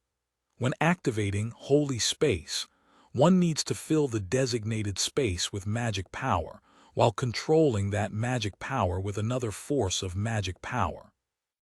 If the magic power that controls the magic filling the space is too weak, then the magic power will leak out, causing the effect of the spell to weaken, fail, or consume more magic power. After practicing the spell for a bit, I started to change the image in my mind from that of barrier magic to that of a balloon, after which it became much easier to cast. It's thanks to my huge reservoir of magic power that I was able to train up to this point. After all, I was already close to my limits by the time I managed to properly keep my magic consumption in check. If it was a normal magician, it would have taken him at least several days. According to Ramiri-san, it's possible to become so efficient at one's control of magic, such that one would be able to cast magic with the same effect but at a lower cost. Right, I should continue to practice even more. By the time I finished training, we were able to have our supper immediately because Sebasu-san made supper early. After we finished eating, they talked about the godchild who created this canyon. They noticed how interested I was this morning, so since there was time to spare, they decided to talk about it. Come to think of it, didn't I remember something around that time? What was it again? Well, whatever. Let's just hear their story first. Where should I start? The name of the godchild who created this canyon is Masaharu. That name has now become rather famous because of his tyranny, though. Rainbuck, tyranny. Ryoma, at that question, Shiva-san answered. Yes, tyranny. You know that he appeared when the country was in dire straits, right? Shiva, yes, I've heard of it. Ryoma, at that time, the king was desperate to break through that situation, so he wished to gain the power of that godchild at all costs, so much so that he ceased to care about appearances. So the king spread a lie that the godchild was his illegitimate child, gave him a cordial welcome, and then bound him to the country as part of his war chest. Shiva, so that otherworlder, Masaharu, became royalty, There were 3 children before the king, so it was believed that there would be little chance of Masaharu becoming the king. But then one of them was betrayed by his allies, while another went out to war to encourage the soldiers, only for himself to die. And the last one was killed by an assassin from an opposing country. Then the king himself, after winning the war through the use of his adopted child that he turned into knight commander, and after making use of another godchild, died of illness right after the war. Shiva, so then, no way, Ryoma. Shiva-san silently nodded, then he continued, Masaharu inherited the throne. Shiva, seriously, didn't anyone protest? Of course, there were those who were against Masaharu becoming the king. But after the war, he was hailed as a hero because of his achievements, and even the commoners were aware that he was the king's illegitimate child. So rather than find some reason to take the position from him, it was decided that it would be best for him to become king instead. Shiva, then Ramiri-san interjected, adding, the nobles then thought to turn Masaharu into a puppet. After all, despite his power, he was a coward and an obedient man. Ramiri, there's no doubt about it that Masaharu is the peerless otherworlder magician, a hero, and at the same time an otherworlder and a coward. It's exactly as what I'd heard from Gain's group. After that, I asked them how Masaharu acted, and apparently he did whatever he wanted. So I guess he really was a tyrant. But then again, although it wasn't implemented, he did try to enact a number of policies, such as compulsory education, free health care, and pension for those who can't work. That kind of thinking isn't strange at all for someone like me who lives in modern Japan. But as for whether this world can understand that way of thinking or not is another story. There were many who protested against him, and he met those with his 2 powers as a king and as a powerful magician, silencing any who stood against him. The nobles who plotted to turn Masaharu into a puppet were left unable to do anything but find ways to compromise with the king. Shiva, the man they were against, was not only the man who saved the country, but also the man who could overturn the battlefield with his magic alone. Moreover, each time he would leave for war, he would say, "I've casted a self-destruct magic on myself, so if ever I should die, I'll be taking the opposing nations with me."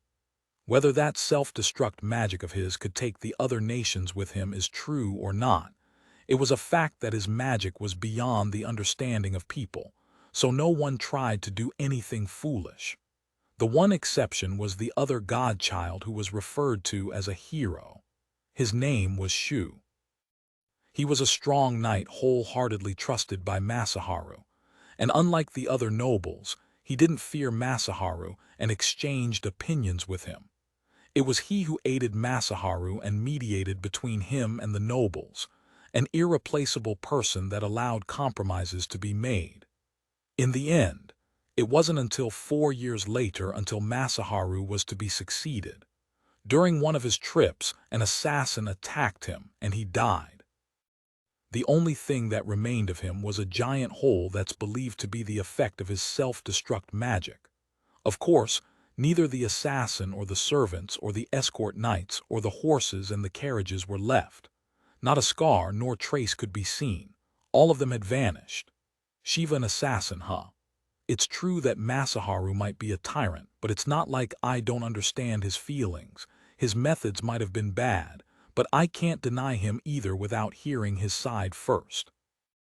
An academy was built in the capital instead of the compulsory education. And the fact that anyone can enter as long as they pay the fees seems to be very much like him. So it's not like he did anything for the people at all. There are many good people who's helped me out, but for Masaharu, he might have had no one else but Shu beside him. And even if he did become a part of the royal family by his own will, he was still only wanted for his power. After he became king by chance, the nobles tried to turn him into a puppet. If I was in his place, I too would have relied on my powers alone and tried to threaten others to protect myself. After I thought those things, I said, "Rainbow-sama, Sebasu-san, truly, from the bottom of my heart, thank you for everything." Ryoma, they were startled at my words, but continuing, I said, "I just realized it now, but I'm really glad that the first people I met were members of the Jamal household." Ryoma continuing, I told them that I imagined myself in a situation where I had no allies, surrounded only by people who wanted to take advantage of me. Hearing that, the two understood. There's really no reason for you to be grateful, you know. And besides, Elia's been much more cheerful since meeting you, Ryoma-kun. Rainbok, really? So Elia, Ryoma, oh right. What I remembered this afternoon was Elia. Elia's ancestor is that peerless magician, meaning Masaharu should be her ancestor according to Gain. But wait a moment, if that's the case, then Madam is royal family. But then again, they are the household of a duke, so I suppose it's not that weird. Something the matter? Sebasu suddenly stopping mid-sentence. Sebasu-san became concerned, but I just told him that it was nothing. After that, the conversation shifted to Elia, and this time I was thanked. They were grateful for me becoming Elia's friend and helping her make friends. Elia possesses an enormous amount of magic power, making it difficult for her to control her magic, resulting in her causing a number of accidents. Exaggerated rumors of her spreads, causing many of the noble children to fear her. And eventually, even the children who were her friends started to evade her, staring at her with eyes full of fear. Not long after, Elia herself grew to fear herself. So that's why. So what happened then? Ryoma, around the time Elia learned how to successfully use elementary magic, she learned how to control her powers and the rumors petered out. But it's still not something that could be forgotten completely. Making friends is another story, but if it's just acquaintances, then there's no problem. Rainbok. Ajao-sama had to endure being stared at with fear by her good friends, so she was hesitant to make friends herself. But after becoming friends with Ryoma-sama, that fear has mostly faded. Sebasu, I didn't really do anything noteworthy though, And besides, we were only together for such a short while. Ryama Sabasu-san and Rainbox-sama shook their heads at that response. Even though I just did whatever I wanted, it was only now that I came to understand the situation too, that you did not fear Ajao-sama, looked at her face to face and accepted her. That is more than enough. Sabasu, that's right. Ryoma, you are the impetus that allowed Elia to take her first step. For her to ask you to become her friend on her own volition. Honestly, I was shocked at that time, but at the same time I was relieved. Besides, I heard that you've been helping her make friends recently as well. Rainbok, it's about Miyabi-san. She mentioned in her letter that they've become friends, but it looks like she mentioned it to her family as well. Then in that case, you're welcome. But you know, Elia couldn't have made friends unless she moved by herself. Ryama, I'll take their thanks for the meantime, but Elia was definitely the one who worked hard. You were able to make friends because of me. Is not really something I feel like throwing my chest out for. If it was around 7 or something, then maybe. But it wasn't really anything like that. I was thinking of all sorts of things like that. But since storytelling was mostly done now, I went ahead and slept. TL note, King Ryama and Queen Elia, anyone. Grinning Face Volume 3, Chapter 27 TL note. Happy New Year guys, tilde Q Chapter Tom BTW, don't wait for more tonight. Volume 3, Chapter 27 the next day. We ate breakfast, and then we walked through the narrow path of the canyon again. Shiva-san is leading without looking at a map, but if it was just me, I would definitely end up lost because of all the turns. From what I heard, it's because Shiva-san has used this same path plenty of times before as part of the training of fresh recruits. It's definitely not the most accessible place, but with all the cliffs that could be climbed, it just might be perfect for training. And speaking of geography, I noticed that the geography here in this area is sometimes weird.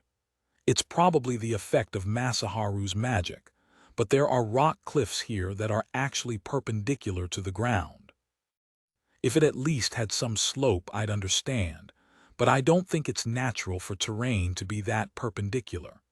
Geological formations are things that form after the accumulation of earth and sand after all. And then there are those places that form from hardened lava.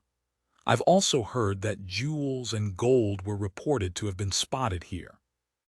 It wasn't a meager amount either, and people would mine out the veins immediately after finding one, so there were quite a number of people searching for them here.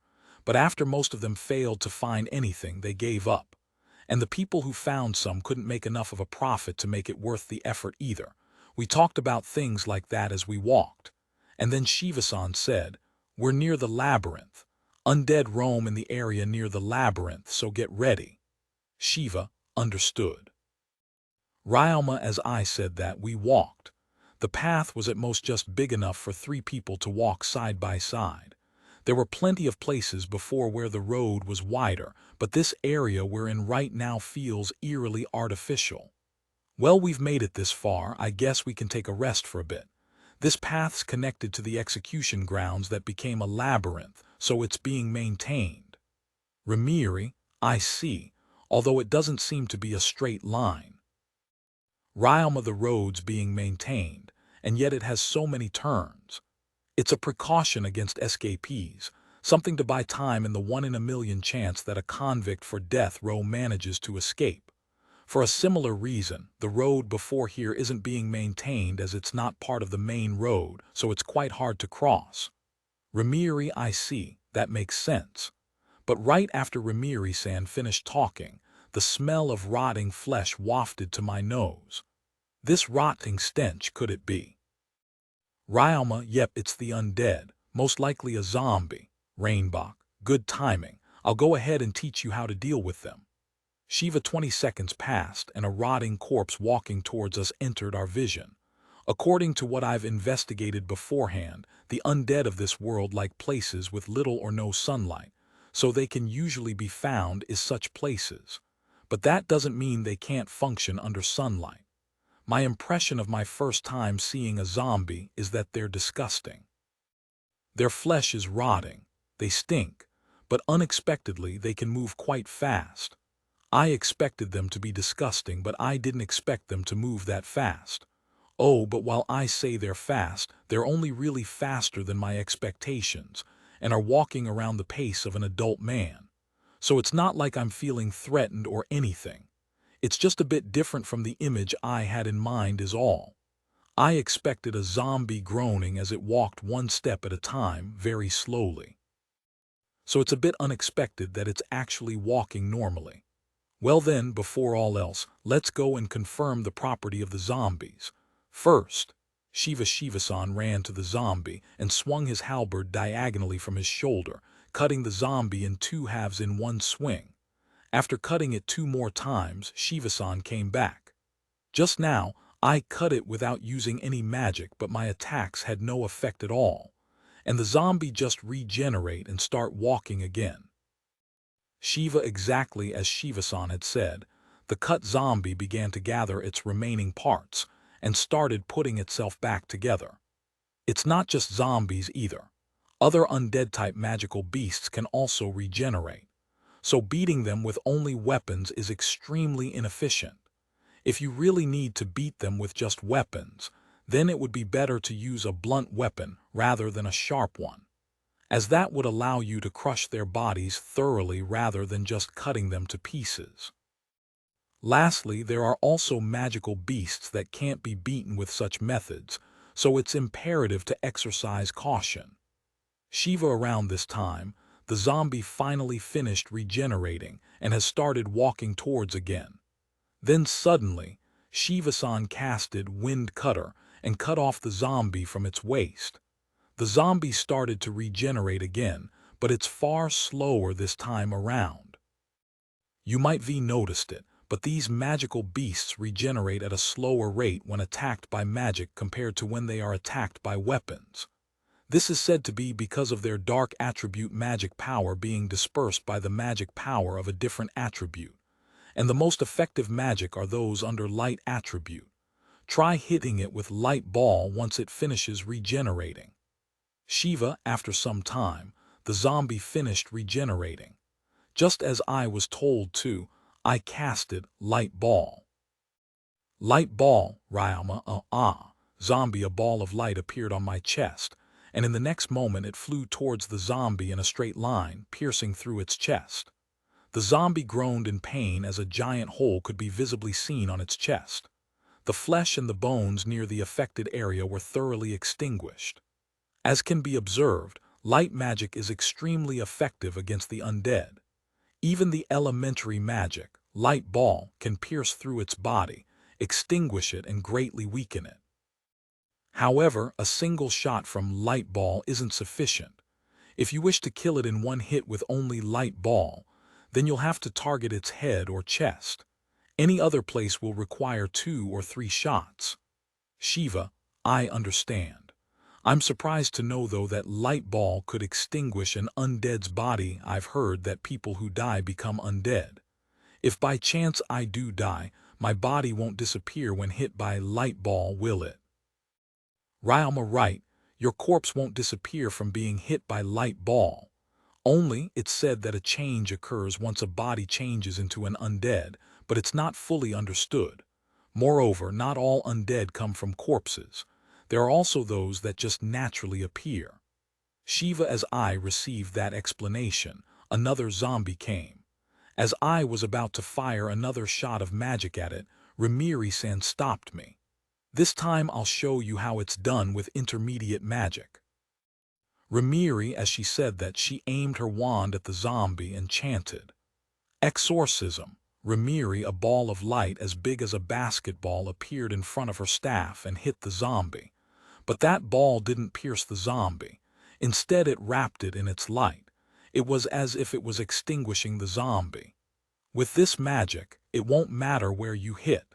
You'll be able to kill them in one hit no matter what. It costs around 1,500 points of magic power, though, so it's a waste to use this kind of magic against zombies. If it's just zombies, light ball will do. Just use this when you really have to, or alternatively, You could use fire magic instead of light magic, as that's also effective. Rimiri, like this I, was able to study how to fight undead types. And I was also able to practice by shooting at the zombies and skeletons that were roaming on the road. As a result, I've learned exorcism, and am now even able to clad my blade in exorcism, which was quite effective as the undead could be extinguished with a slash. It's a waste though, as although I'm able to kill 3 zombies with one cast, a single elementary magic, light ball, could kill a zombie in one hit. Come to think of it, I wonder what would happen if I just used light attribute magic power instead of an actual magic. As I thought that, I clad my sword in light attribute magic power and slashed at an undead. Oh hey, it worked. It's not the same as exorcism, but I think I can work with this. After I finished my experiment, Shiva-san and Rimiri-san were shocked and went, "What just happened?" as they hurried over. As we got closer to the labyrinth, more and more undead have been appearing, causing our pace to greatly slow down. Also, the labyrinth that was once the execution grounds is apparently located at the center of an artificial bowl-shaped geographical formation. Right now, we're on top of a hill where we can see the entrance to the execution grounds. We can see a huge, ancient gate from afar that's connected to a tall wall. The door on the right side of the gate is collapsed, so we can also see what's inside the gate. There, we could see some iron bar windows and some buildings made out of stone, as well as an uncountable number of undead. That many is a little annoying. Rimiri, couldn't you just make do somehow with consecutive casting of light magic? Rainbok, I could also ask my slimes to help. Ryalma, we risk getting surrounded by entering through the gate, so let's lure them here to the hill instead. It'll also help once they clump up. Shiva, after our short meeting, we decided to lure our opponents. Everyone else aside from me will be casting advanced magic, while me and my slimes will be cleaning up the remaining undead. So I opened my dimension home and called out my scavenger slimes, acid slimes, metal slimes, iron slimes, and light slime. The slimes were itching to go. The scavenger slimes and acid ones in particular were very excited. Apparently the dark magic power and the rotting meat of the zombies have turned them into quite the delicacy in front of the scavenger slimes. In a similar fashion, the acid slimes were also quite taken by the bones of the undead. I'm happy they're full of spirit, but I'll have to remind them to prioritize safety. All right, let's go. Flare bomb. Rainbok taking my slimes with me, I neared the gate. And when I was around 700 meters away from it, Rainbok-sama fired an intermediate fire spell. A ball of fire the size of a basketball was summoned at his spell, and it flew right between me and the gate, causing an explosion. The undead reacted to that booming sound, and the undead began to climb up the hill. They're coming, let's go. Beam. Rimiri, immediately after Rimiri-san's chant, a beam of light fired towards the undead, extinguishing almost all in its path. Most were killed, but I couldn't count how many in all.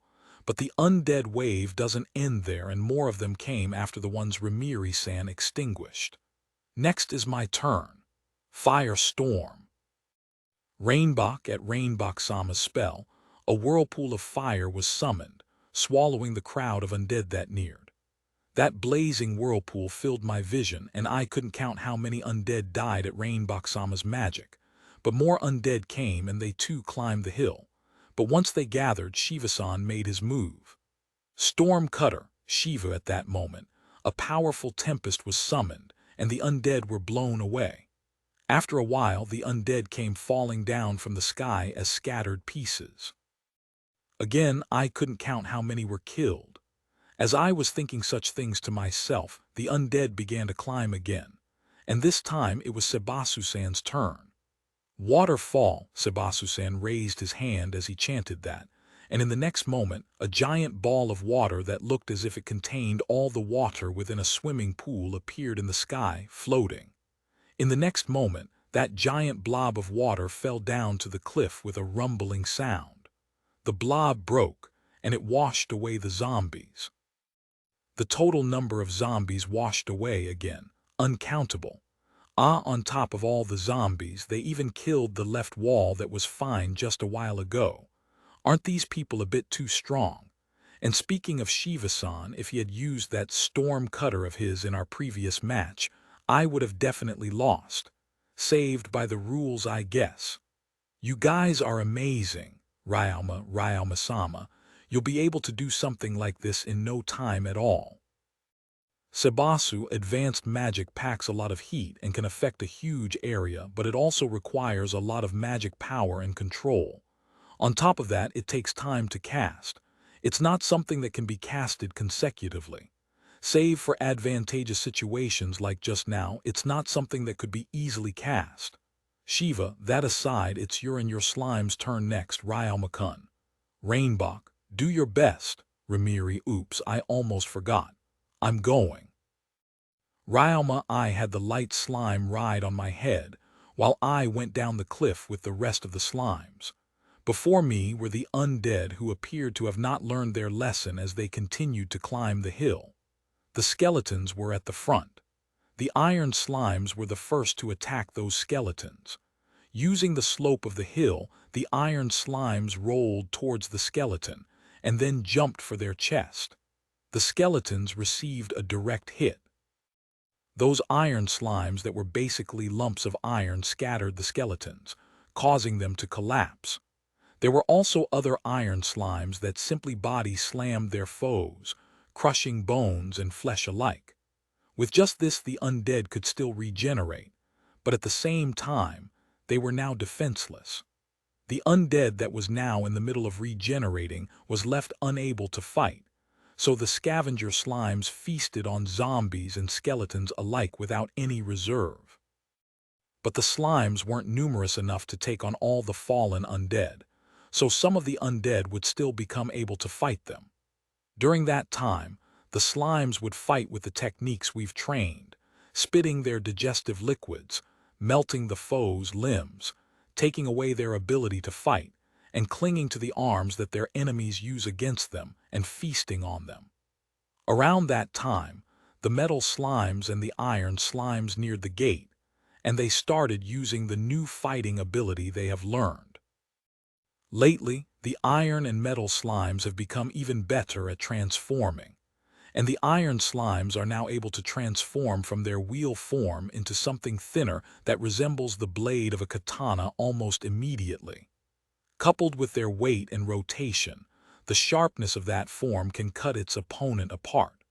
They probably learned it since I kept turning them into a blade. From the outside, they look like a chakram when transformed. I tried it using against goblins once, and they were able to easily cut their necks and limbs off. It's quite terrifying, honestly. As for the metal slimes, they rolled and then they jumped. And having learned how to change even in midair, they transformed into a rod-shaped object with a sharp end. Following the force from their previous jump, they thrust themselves into their foes like a throwing spear. They pierced into the chests of the zombies and the undead, stopping their movements and leaving them wide open for the scavenger and acid slimes to feast on. At first, I thought to watch them quietly from behind, only to interfere when they're in danger, but I don't think either me or my light slime need to make a move. I just realized this, but these guys are actually peerless when it comes to zombies and skeletons. Well, that's the way it is, so I guess I'll just go to the front lines now. I neared the gate as I ignored the slimes that were trampling all over the undead. There are still a lot of slimes even in this area, so there's no danger of getting surrounded. At the same time, though, there are also still a number of enemies. A zombie, you zombie, skeleton. Light ball, light ball, light ball, Ryama first. I fired off light balls toward the two zombies and one skeleton, headshotting them and killing them. With a light slime on top of my head like this, we can fire light balls together, killing any undead that comes before us. Speaking of which, with the light slime on my head like this, I'm able to feel its magic power. As such, I've realized that although the magic casted has the same effect, the slime seems to use less magic power. Thinking about it again, the wind slimes that I learned chantless casting from might V also been using less magic power. It's just a hunch, but the slimes might actually be able to use magic more efficiently than humans. Ramiri-san did also mention that it's possible to become more efficient with magic through training, so it just might be possible. I continued to kill one undead after another as I thought that to myself. When we finally finished killing everyone, no more undead came to attack us near the gate anymore. Volume 3, Chapter 28. Volume 3, Chapter 28. Good work, Tilda. Ramiri. Oops. Ryoma, why did you dodge? Ramiri, as we finished subjugating the undead, Ramiri-san called out. Realizing I was about to be hugged, I dodged and Ramiri-san started pouting. But you suddenly jumped at me, so, Ryoma, fine then, come on, Ramiri, said Ramiri-san as she spread her arms wide open. She wants me to hug her. What are you doing? Come on. Ramiri, no, it's not come on. Ryoma, they're soft, you know. Ramiri, soft. Ryoma, shocked and confused, I accidentally bit my tongue. Weren't you looking at my breasts when we first met, Tilda? I won't let you touch them, but it can't be helped if they touch you while I hug you, right, Tilda? Ramiri, ah, that's, Ryoma, lying's bad, you know, you can't trick one Essen. Ramiri, what should I say? What should I do? Flustered and caught in a dilemma, my head began to spin when Sebasu-san intervened. Ramiri-sama, please don't tease Ryoma-sama any more than this. We're currently near the labyrinth, so magical beasts could come at any time. Sebasu and Ryoma-kun, aside from magic, you shouldn't take what Ramiri-san says so seriously. Rainbok. Ramiri, since when did you start thanking people for a job well done? Shiva, sheesh, but I can't help it. Ryoma-kun's normally so serious, so I thought it'd be funny. Ramiri, saved, I thought. But at the same time, I couldn't help but feel some regret too. Ramiri-san is a beauty after all. And I am a guy, so, come to think of it, this is the first time I've been teased like this since coming to this world. Not that stuff like this happened a lot back in my previous world, but it did happen quite a bit when I would get an annoying job pushed to me. My head would also cool down quickly during those times. Sorry, Ryoma-kun, I ended up teasing you. It's normal for boys to want to see breasts, so don't mind it. I'll teach you magic, so forgive me, okay? Ramiri, ah, yes. Ryoma, unintentionally, I gave a half-hearted reply. Let's change the topic. Anyway, it looks like we've already defeated the undead in this area. Ryoma, looks like it. The undead tend to gather to where living beings are, and they have a number of ways to detect the living, but for the meantime, it should be safe. Rainbok. That was quite a lot of undead, though. I guess we just caught some bad luck and ran into a horde of them before they were whittled down by someone else. Shiva, this maze isn't really popular.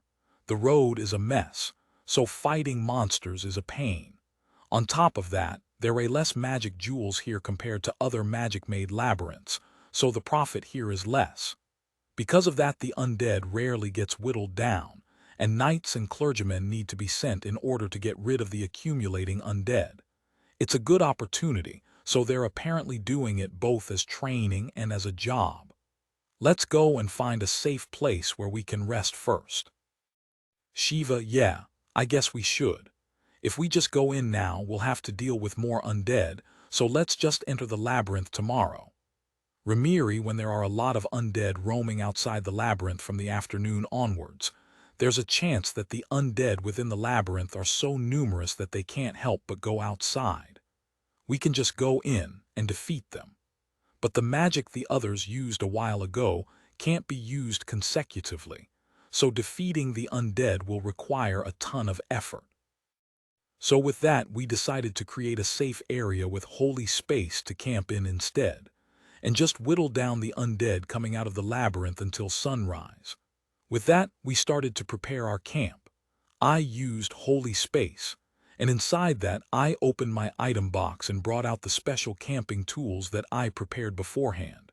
When Sebasu-san saw that, he asked, Ryoma-sama, what is that? Sebasu, camping tools. Ryalma, what was in my hands were 4 iron rods. On one end was a sharpened tip like that of a stake, and on the other end was a circle pedestal to which something could be affixed to. Cladding those rods in kai, I stabbed the sharp end of the iron rods into the north, west, south, and east borders of holy space on the ground, and then I took out a spherical-shaped object from my item box and placed it on top of a pedestal. The shape of that object was a bit weird, but any Japanese would recognize it at first glance. It was an alcohol lamp.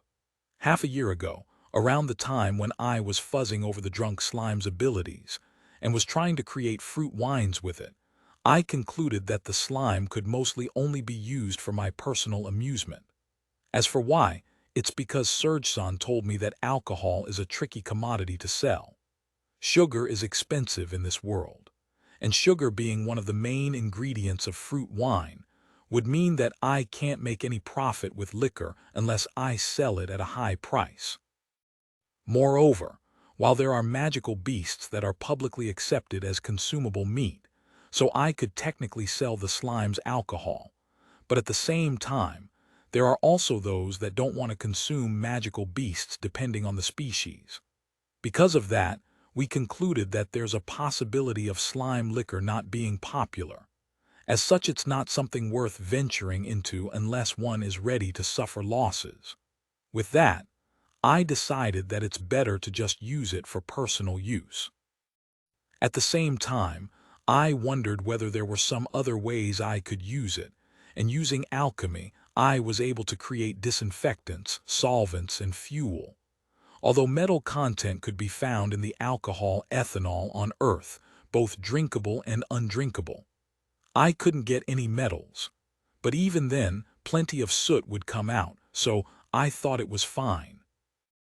But when I created an alcohol lamp out of the sticky slime's concentrated hardened liquid, an idea hit me, and I thought of melting the concentrated sticky liquid.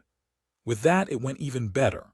Moreover, while the fire lit from just ethanol was pale blue and was hard to see in bright places, the fire from ethanol mixed with concentrated sticky liquid was bright enough to be usable as a torch. I created this alcohol lamp to make use of that. The alcohol goes into this tube here, and it lasts around an hour per cylinder without having to add more fuel, making it a pretty good tool in my opinion. There's nothing wrong with using light magic as light, but having options like this would mean being able to save up on magic power. It can also be used for kettles or cooking, so it's no waste either way. As I lit it, I taught Sebasu-san how to use the normal-sized alcohol lamp I created for kettle use. I see. It's brighter than candles and also quite hot. Like this, it'll definitely be useful even for cooking outside. Ryalma-sama, if you don't mind, could I use this for a while? Sebasu in response, I just gave Sebasu-san a few points to be wary of when using it, then I lent it to him. At that, Rimiri-san called out to me. Hey, Ryalma-kun. Rimiri, what is it? Ryalma, what did you make this bedding out of? It's really light and it feels really good. Rimiri looks like she's interested in my sleeping bag. Although I say sleeping bag, it's not the type where I completely insert my body into. Rather, I took a mattress, cut it into two, and sewed it up at the base. I made it that way so I could easily run away in case I need to. Well, I'm always in my dimension home, though, so I've never really had any situations where I needed to go outside immediately. Incidentally, the materials used in this sleeping bag are the fluffs of the fluff slime that I caught half a year ago. While I was researching the fluff slime and was watching the fluffs fluttering about in the air, I thought to use it to create pillows and mattresses. When I first tried it out, I just filled a nearby jute bag with the fluffs, so the resulting product had a horrible texture. But I was at least able to prove that it's possible. So after that, I dropped by Surge-san's store, bought some sheets and sewed them together. And like that, I was able to create a sack that had a nice texture, was soft, light, and warm, resulting in a product similar to that of a quilt. Then I went a step further and even treated the sheets with waterproofing. I also made it so that the fluffs inside would be uniform and not randomly arranged. After that, I revised it a few more times by trying it out, until finally I was able to complete my sleeping bag. I also took the fluff slimes with me to the abandoned mine in Gimyuru to observe it. As a result, I understood that the fluff slimes reproduce in the same way as the dandelions do. At the start, a majority of the nucleus wouldn't grow even without splitting, and died. Apparently, just like any other seed, the nucleus of the fluff slimes won't grow unless it receives the proper nutrients. So it needs to fall to the ground and absorb the nutrients around it. If the nutrients in the soil are insufficient, then it won't grow either. As proof of that, they barely grew with normal soil, but a great number of slimes were born with the soil that's been cultivated with the scavenger slime's fertilizer. Soil isn't needed for its growth later on, but for a fluff slime to become a fluff slime from its fluff, it needs to have the proper nutrients. And because I've been using the fertilizers of the scavenger slime so much, I had to take on the latrine pit's request. Then again, I don't only use it for the fluff slimes. I also use it for plantations and growing medicinal plants for my wood magic, so it's not really a waste. Because of the scavenger slime's deodorizing and cleaning abilities, it doesn't stink, so that's good. Also, I never realized this back in the forest because I would use up the fertilizers immediately, but apparently, I can use alchemy to dry the fertilizers and turn them into powder form, which in effect allows me to preserve them. Cleaning the latrine pits is also a request from the guild, so while it doesn't make a lot of money, it's still income. The other adventurers often ask me why I'm still doing jobs like that, but it's actually a relatively good job for me.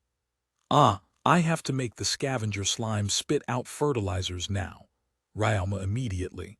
I opened the dimension home and brought out 2 large wine barrels and a staircase made out of stone. There I had all the scavenger slimes throw up fertilizer. They had a great banquet with the zombies just now, so if I don't let them throw up the extra nutrients, they'll end up reproducing again. Because I've been having them do the latrine pit requests for the fluff slime's sake, they've been gradually increasing. And now, they currently number 5,009. I don't mind them splitting a few at a time, but if they all split now, it'll take me more than a day to finish contracting with them. It's difficult managing slime reproduction with slimes that reproduce quickly. Moreover, according to Calkins, San and the others, there's a limit to how much the slimes can split. Once they go past this limit, the affected slimes will reproduce rapidly, causing a phenomenon known as slime stampede. The burden placed on the affected slimes are great, so after the phenomenon, the slimes will be weak. I'm digressing, but the ones who discovered this was a slime research lab in the past that's still being treated coldly today. Their hypothesis was that big slimes would appear after feeding a slime continuously. As a result, the slimes blew up and started splitting rapidly, causing their numbers to overflow even into the other rooms of the facility. After that, because of the extermination of the slimes, and the weakened slimes trying to get whatever nutrients they could get, a large number of research materials and theses were lost, which in turn cased the slime researchers then to be greatly hated. Now, going back to the story. I gathered over 5,000 slimes, but I couldn't get any more slimes other than a king slime. I don't know whether this means that there's no more transformations, or that the number's only insufficient. I want to solve this question soon, but I can't have them reproduce now all at the same time. I continued to let the scavenger slimes throw up fertilizer. Whenever the scavenger slimes would fill up a barrel, I would use my alchemy, removing all the water content and filling bags with the powder fertilizer. There's not much meaning in hiding anything from the others, so I'm not even trying anymore. For a while, Rimiri-san and Sebasu-san stared at me, wondering what I was doing. When they asked me, I explained to them and they helped me out. Thanks to them, I was able to finish everything in no more than 20 minutes. Speaking of which, not even a single undead came out during that time. Taking the opportunity, Rimiri-san also taught me the light magic, beam. But the only thing I could cast was something that looked like light with no power at all behind it. The magic power consumption was also high, so I still can't use it in battle. If Rimiri-san's beam was like the ones from the robots in manga and anime, my beam was nothing more than the light from the magnifying lens, amplifying the sun's light. Joking aside, I'll have to gradually work on it. TL note. Rimiri-san said come on in English. Written in katakana, but English nevertheless Volume 3, Chapter 29 TL note. Sorry that it's a few minutes late.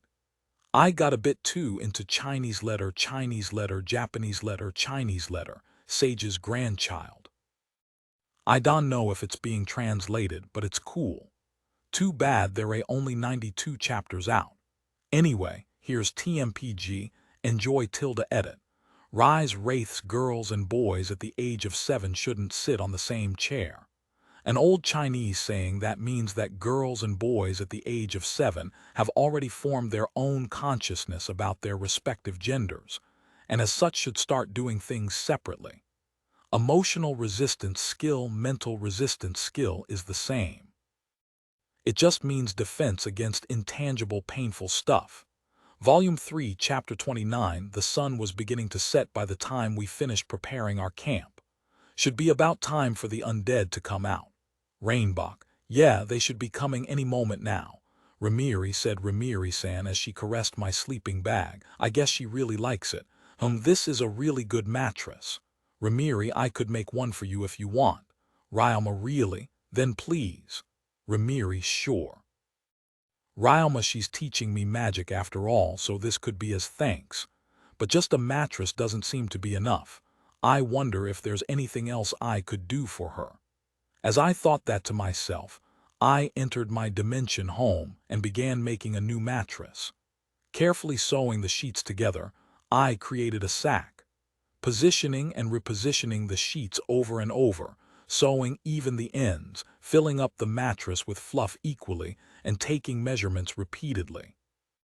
Doing all this by myself would take a lot of time, but I had the metal slime's help, so I was able to finish quickly. While I was creating a new bedding in the past, the metal slimes suddenly learned the sewing skill. The metal slimes would extend their bodies, turning the extended portion into a needle, and after inserting a thread into that needle, they would pierce it into the cloth. The needle would exit and then enters, delivering the thread. Exiting and entering, the process would repeat itself over and over, resembling a wave. Naturally, surprise took me when I first saw that scene, but brushing that shock away, I taught the slimes many things. And nowadays, the metal slimes can backstitch or even do a loop stitch. And through the help of such metal slimes, I was able to quickly complete the Fluff Slime's fluff mattress. However, I found myself with too many fluffs, so I made some mattresses for the other as well. Unfortunately, the materials weren't enough for all 4, so 3 was the most I could make. As soon as I finished, I left the dimension home. When I got out, I noticed that there were now undead outside the holy space. Looks like the undead have finally started coming out, I thought.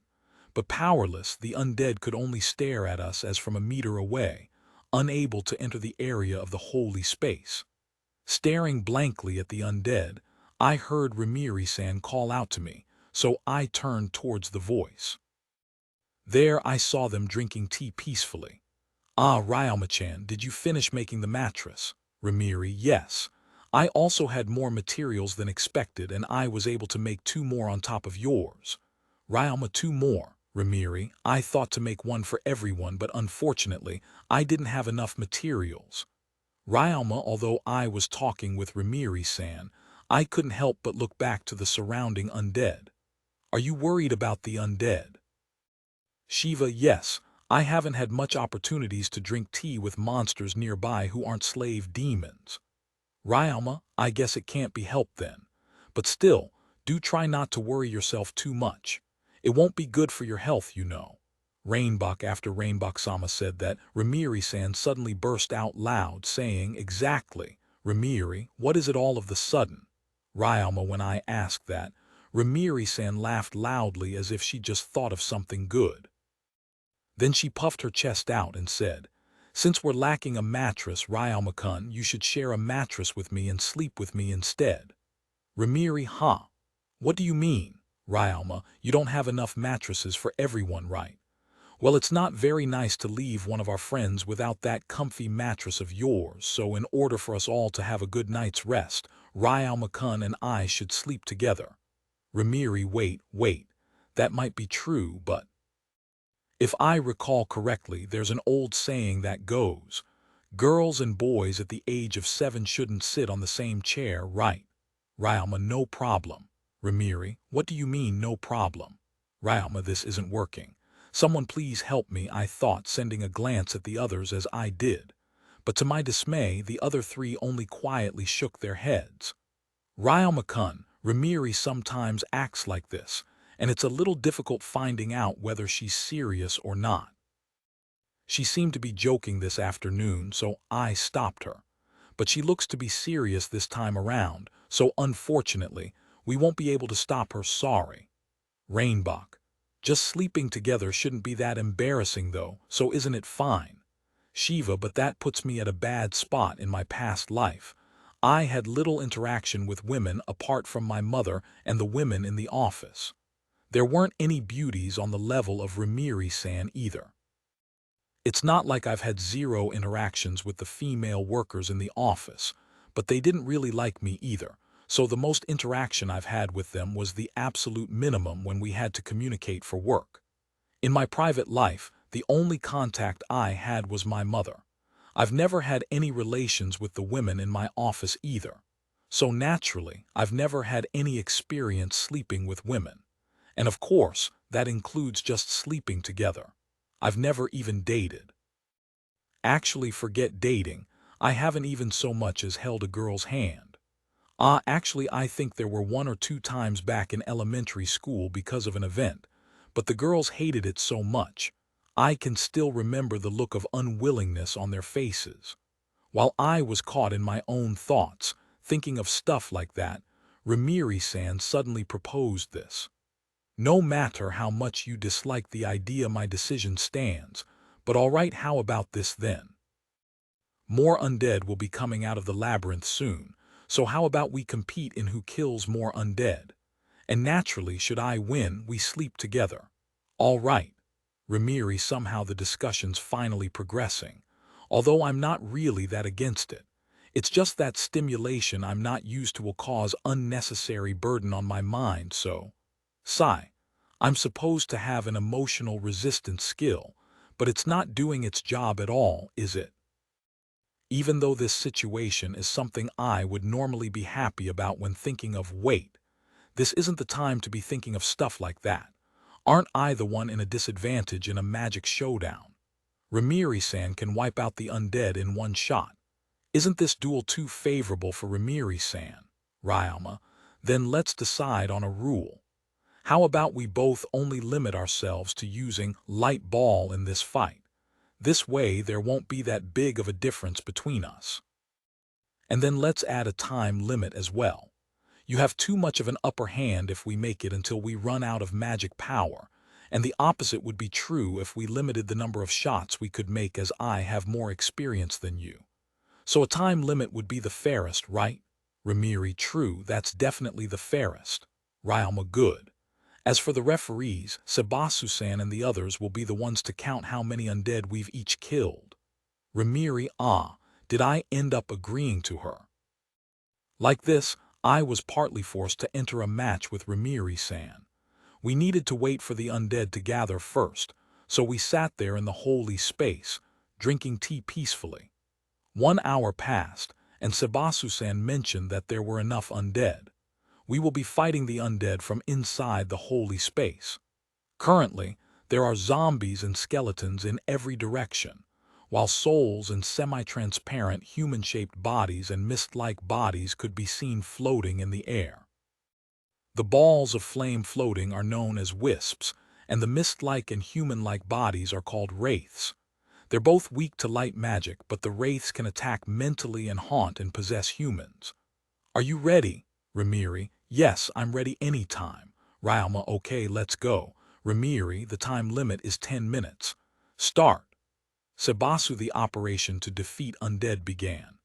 This is going to be a war of attrition, so I fired a light ball to the skeleton right in front of me. Light ball, Ryalma, the light ball I fired went straight for the head of the skeleton, extinguishing it. But the light ball didn't disperse there as it continued to fly in a straight line, piercing through a number of undead and extinguishing them. The undead tend to crowd together, so it's not that weird. I've also done it a number of times in the past. Light ball, Ramiri, what is that? Ryalma Ramiri-san, who was behind me, chanted only once, yet immediately 10 balls of light were summoned, and she shot those 10 balls of light with deadly accuracy, destroying the heads of the undead. This is a technique called parallel casting. Using a lot of magic power and the right image, I can cast the same spell several times with one chant of light ball. But being able to do something like this takes a bit of practice. Ramiri-san continued to fire off her spells while explaining, not even stopping once. And after finishing her explanation, she showed me a smile that seemed to say she's won. And it was then that I realized it. Could it be that the reason there's no limit in the shots taken was for this? Seeing my expression, Ramiri-san spoke, saying, "A bit too late to realize it now. Light ball, Ramiri, I knew it. Now that it's come to this, I don't have any choice but to use parallel casting as well." Ramiri-san did teach me how to use it just now after all. Most likely because she thinks she's won already. Light ball, Ryalma, or so I thought, but what is this? It's ridiculously difficult.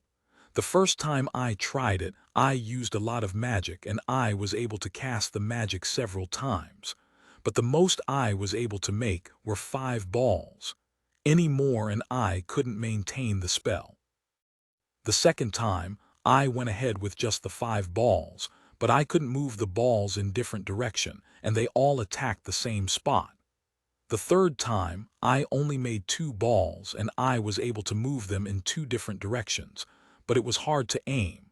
One failed to kill the undead and the other actually missed. It's like writing with both hands at the same time. Ramiri-san mentioned it herself too, but this really isn't something I can do right away. Since parallel casting won't work, there was nothing else I could do but just cast the normal light ball. I'm able to kill the undead fairly fast with this method, but the difference in our scores just keep increasing. Ramiri-san fires 10 shots in one chant, but the most I can do in that time is fire 2 or 3 shots. I know there's no point asking for it, but it would be great if I could sweep the surrounding area quickly. Isn't there any way? While thinking of that, I kept firing the light balls. There's no problem hitting with the light balls accurately while deep in thought.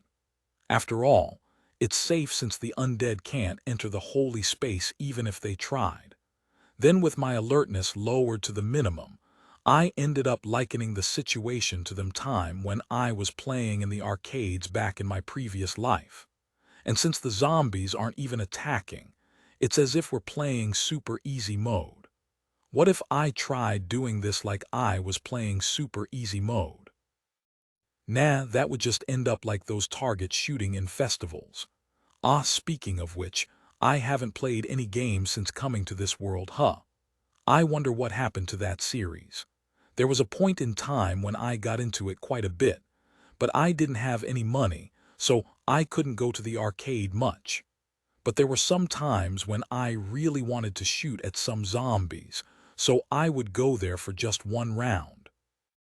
If I recall correctly, it was important to choose the appropriate ammo for each area. I was bad at it, So I don't know that much about the game, but I'm sure there was an explosive shell, a machine gun, and a shotgun. My thoughts were getting further and further, but it was here that I suddenly thought of it. And I thought to myself, why not improve the light ball spell and turn it into a bullet? Immediately I tried it out. I don't understand the explosive shells much, and the machine gun would drain my magic power quickly, so I guess shotgun would be for the best. The shotgun's shells fires buckshot. Its small shell supposedly releases its contents in a scattered manner. So with that in mind, I visualized the image of the light ball into a small bullet that scatters itself. Light ball. Ryalma, the light ball scattered exactly as I had visualized it, but the damage was weak. The zombie in front of me was wounded, but it didn't die. Apparently, I spread the light ball too much, causing the damage of every individual shot to weaken. Since that's how it is, I put 10 times more magic power into light ball than normal and fired it. The result? Not only were the zombies in fan-shaped spread in front of me killed, even the wraiths in the air died. Since it's not really needed for the light ball to spread even in the air, I guess 10 times is a bit too much. I have enough magic power, but this time I decided to compact the area affected. As a result, the power required was reduced to half of the last shot, requiring only 5 times as much magic power as a normal shot. Then adding to that, I thought of how the shotgun shells also had different sizes for the shots inside it. Visualizing that, I visualized the essentials of holy space into each of those shots, distributing magic power at the same time. As a result, I was able to equally divide the 5 times of magic power into 50 different shots. Then I fired it. Light ball, Ryalma not good. The magic power is hard to control, I thought. And just as the fired light ball shot towards the target, it dispersed before even hitting it. As a result, only 2 zombies were killed. Focusing, I tried one more time. The match continued as I continued to focus on my control, honing the new magic as I killed more and more zombies. Soon Ramiri-san began to panic a little at my light ball's newfound power as she would throw glances at me from time to time, checking up on me. But then Sebasu-san's countdown began. 10, 9, 8, 7, 6. Sebasu, it's almost over. Then in that case I'll have to fire this new magic. Light shot now. Visualizing the image, I fired it. Fire. Light shot. Ryalma, that last cast was the normal 5 times more magic power than normal, but all the zombies within 3M area in front were filled with holes and exterminated. The power's much lower, but having decreased the consumption to half, it's not so bad. Stop casting. Sebasu, at Sebasu-san's words, the match ended. And the result, I lost. I was able to take back the loss from the start of the match with the improved light ball, but the last shot was a foul. I kept improving my light ball, and in the end, that last shot that I made was good, but at that moment I called it light shot. Rule 1. The use of magic other than light ball is prohibited. I thought it was fine at first since I was just improving light ball, and actually Sebasu-san thought so as well. But at the last moment I called it a different name, so in the end it became a foul. In other words, I lost because I lost myself in focusing too much and improving the new magic that I ended up forgetting the rules. I started to panic halfway through, but in the end it's my win. I didn't expect you to come up with a new magic in this short time though. Ramiri, said Ramiri-san with a laugh. After that she asked me how I did it, and I explained it to her. Having aroused her curiosity, Ramiri-san tried it herself, and she understood. Then with a serious face she said this, Ryalma-san, this magic is amazing. 100 magic power for one cast of light ball is 500 for light shot, but although it's only an elementary magic, it can actually affect a bigger area than the intermediate magic, exorcism. It's an extremely useful magic when fighting undead. But I think it'd be better if you don't teach this to other people so freely. Ramiri, why? Is there a problem, like with the improvements I made? Ryoma, nope, this magic is well made. The problem isn't the result, rather it's the fact that it's too difficult. Rimiri, you mean just like how there are few people who can use advanced light magic? Ryoma, after nodding once, Rimiri-san explained. Light shot is a magic that requires high control of magic power.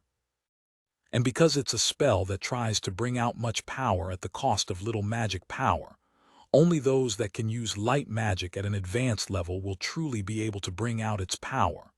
But because there are few people who can use light magic up to the advanced level, there are very few who would be able to learn the magic. And the people who can't learn the magic won't be satisfied with just accepting their own incompetence. In other words, they will start blaming me, saying that I'm a bad teacher.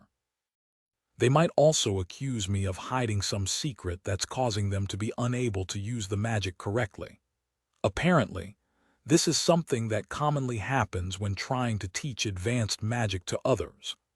Hiding the secrets behind a spell I made myself isn't really something that would get me in trouble, but it's still better to just keep quiet and not risk causing trouble, so Rimiri-san asked me not to teach it so freely. At the same time, Sabasu-san, who was listening, also asked me to keep quiet about it. Apparently, Sabasu-san has also experienced something similar in the past, causing his words to be heavy with emotion, and he said that depending on the person he'd rather not teach dimension magic. It's rare seeing Sabasu-san show such negative emotions. Actually, it's my first time, so I couldn't help but be shocked. Anyway, let's keep their warning in mind. And then evening came. We decided to take turns sleeping. And so me and Rimiri-san entered the mattress to sleep. And since I lost, naturally, I had to sleep with her. But I can't sleep. The mattress is big enough so that there's room even if I turn around, but I ended up becoming Rimiri-san's pillow. And because of the height difference, there are two soft things on top of my head right now. Let me say it again. It's time to sleep, and yet I can't sleep. Seeing me like that, Rimiri-san called out to me. Can't sleep, Rimiri, why yeah? Ryoma, as I said that, Rimiri-san began to rub my head. What are you doing? Ryoma MN. I used to this a lot for my younger brother before when he couldn't sleep, and right after he'd fall asleep immediately. Rimiri, you had a younger brother. Ryoma, as I asked that, Rimiri-san replied. Apparently, Rimiri-san has a younger brother who's much younger than her. She hasn't met him since leaving the Dark Elf village, but during that time, her younger brother's height was around mine. And apparently he was also good at magic. I resembled him a lot, she said. After that, I asked her what Dark Elf life was like. The Dark Elves are few in number, but they live in villages. Amongst the Dark Elves, there are also those who cultivate land and those that live as nomads. And although the actual frequency differs from each village, there are many villages that move every year. When I asked her why they won't settle down, she mentioned that cultivating and traveling are for the sake of teaching their children how to live. As for cultivating the land, it depends on the villages, but there are many reasons such as to make money or as trade in order to get something they need. In Rimiri-san's village, they're doing it both as training and a way to make money, but the villagers in her village are eccentrics, and they find satisfaction in cultivating lands that are difficult to cultivate. A village full of cultivation enthusiasts, in other words. Apparently, the Dark Elves are famous for cultivating lands, be it asking them to cultivate one, or for advice. Incidentally, the elves pass on their lands in the forest for generations, protecting their land as they live on it. The opposite of the Dark Elves. But of course there are exceptions for both, and there are those that leave their respective villages to become adventurers, and those that choose a place they like to settle down in. As for Rimiri-san, she became an adventurer, and because of her achievements she was asked by the previous king to work for the kingdom. As a result, she became a royal court magician, but now that her contract has ended, she's currently a freelancer, and is at a loss whether to go back to adventurer work or go back to her family. As Ramiri-san continued to talk like that, she fell asleep. But I still can't sleep. Why?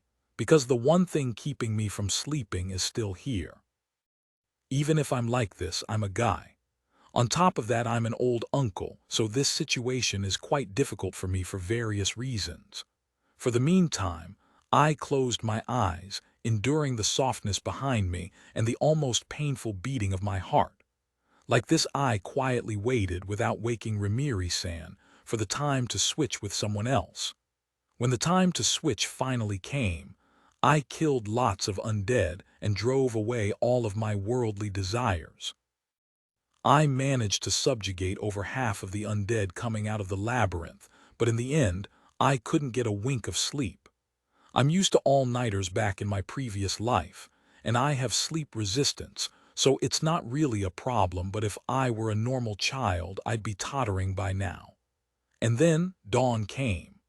After breakfast, I took a peek at my status board, and I noticed that a new skill was there. Charm Resistance LV1. It's the proof that I overcame last night's trial. Volume 3 Chapter 30. Volume 3 Chapter 30. As we completed our preparations, the time to enter the labyrinth finally came. When speaking of labyrinths, you might imagine something grand, some exaggerated image, but this labyrinth isn't quite like that. This labyrinth does have a tinge of melancholy to it, but from the outside, it's really nothing more than ruins. With a light slime on my head and a king scavenger slime following along, I entered the labyrinth along with everyone else. The labyrinth is mostly rectangular in shape. Going deeper into the labyrinth from the entrance, one could see the lodging for the executioners and the convicts. And then, there's also a place for waiting during work and a reception center for the convicts. The execution grounds themselves are divided in an order, and no traps or treasures could be found in the area. The interior of the labyrinth was dark, having no light, but with a portable alcohol lamp or light magic from either ours or the light slime, we had no difficulties finding our way. As we continued to walk, a wraith suddenly slipped through the walls, but with a single shot from my light shot, I made short work of it. The rest of the zombies and skeletons that were in the area were taken care of by the king scavenger slime, who would swallow and melt them. Since the path was small, the king scavenger slime could easily fill the path with its enlarged skill, and with its overeating ability, it could freely feast on the undead and protect us at the same time. The sight of us moving forward with the king scavenger slime in front like that looked much like a tsunami. Thanks to that, we had little burden on our end, and the only thing we had to do was dispose of the wraiths that would pass through the walls. And here I thought we'd have to work our asses off since we didn't thin them out enough. Rainbach. Indeed, we're barely lifting our fingers here. Ramiri, I did think the slimes would be a strong hand after seeing them fight yesterday, but I didn't expect that we'd end up walking through this labyrinth so comfortably. Shiva, Sebasu-san, please give the slime some water. Ryoma understood. Water. Sebasu-san conjured some water with his water magic, and the king scavenger slime happily drank it. After 10 seconds, the king scavenger slime's body shook, indicating that it was full. Thank you very much, Sebasu-san. That's enough water now. Ryoma, if it's something like this, please feel free to ask me anytime. Sebasu. After that, we continued to walk a bit more. I don't know what it's like for the other labyrinths, but this labyrinth is quite spacious. But then again, perhaps it's only expected. After all, the place needs to accommodate the convicts on death row and the employees. Just the lodging alone would take a lot of space, but then they even have other facilities too.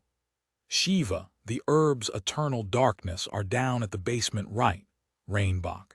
Yes, they should be growing at the execution site in the basement. I've gone there plenty of times to train the new recruits, and have seen those herbs a lot, so they should be there. Shiva, the Eternal Darkness herb. that we're looking for is a kind of herb that grows gregariously in places with no light like caves. When Shiva-san heard that, he mentioned that he had seen such herbs before by the execution site down the basement. Speaking of which, there are various methods by which execution is done in this facility, so the place that the eternal darkness herb is growing in is one of those.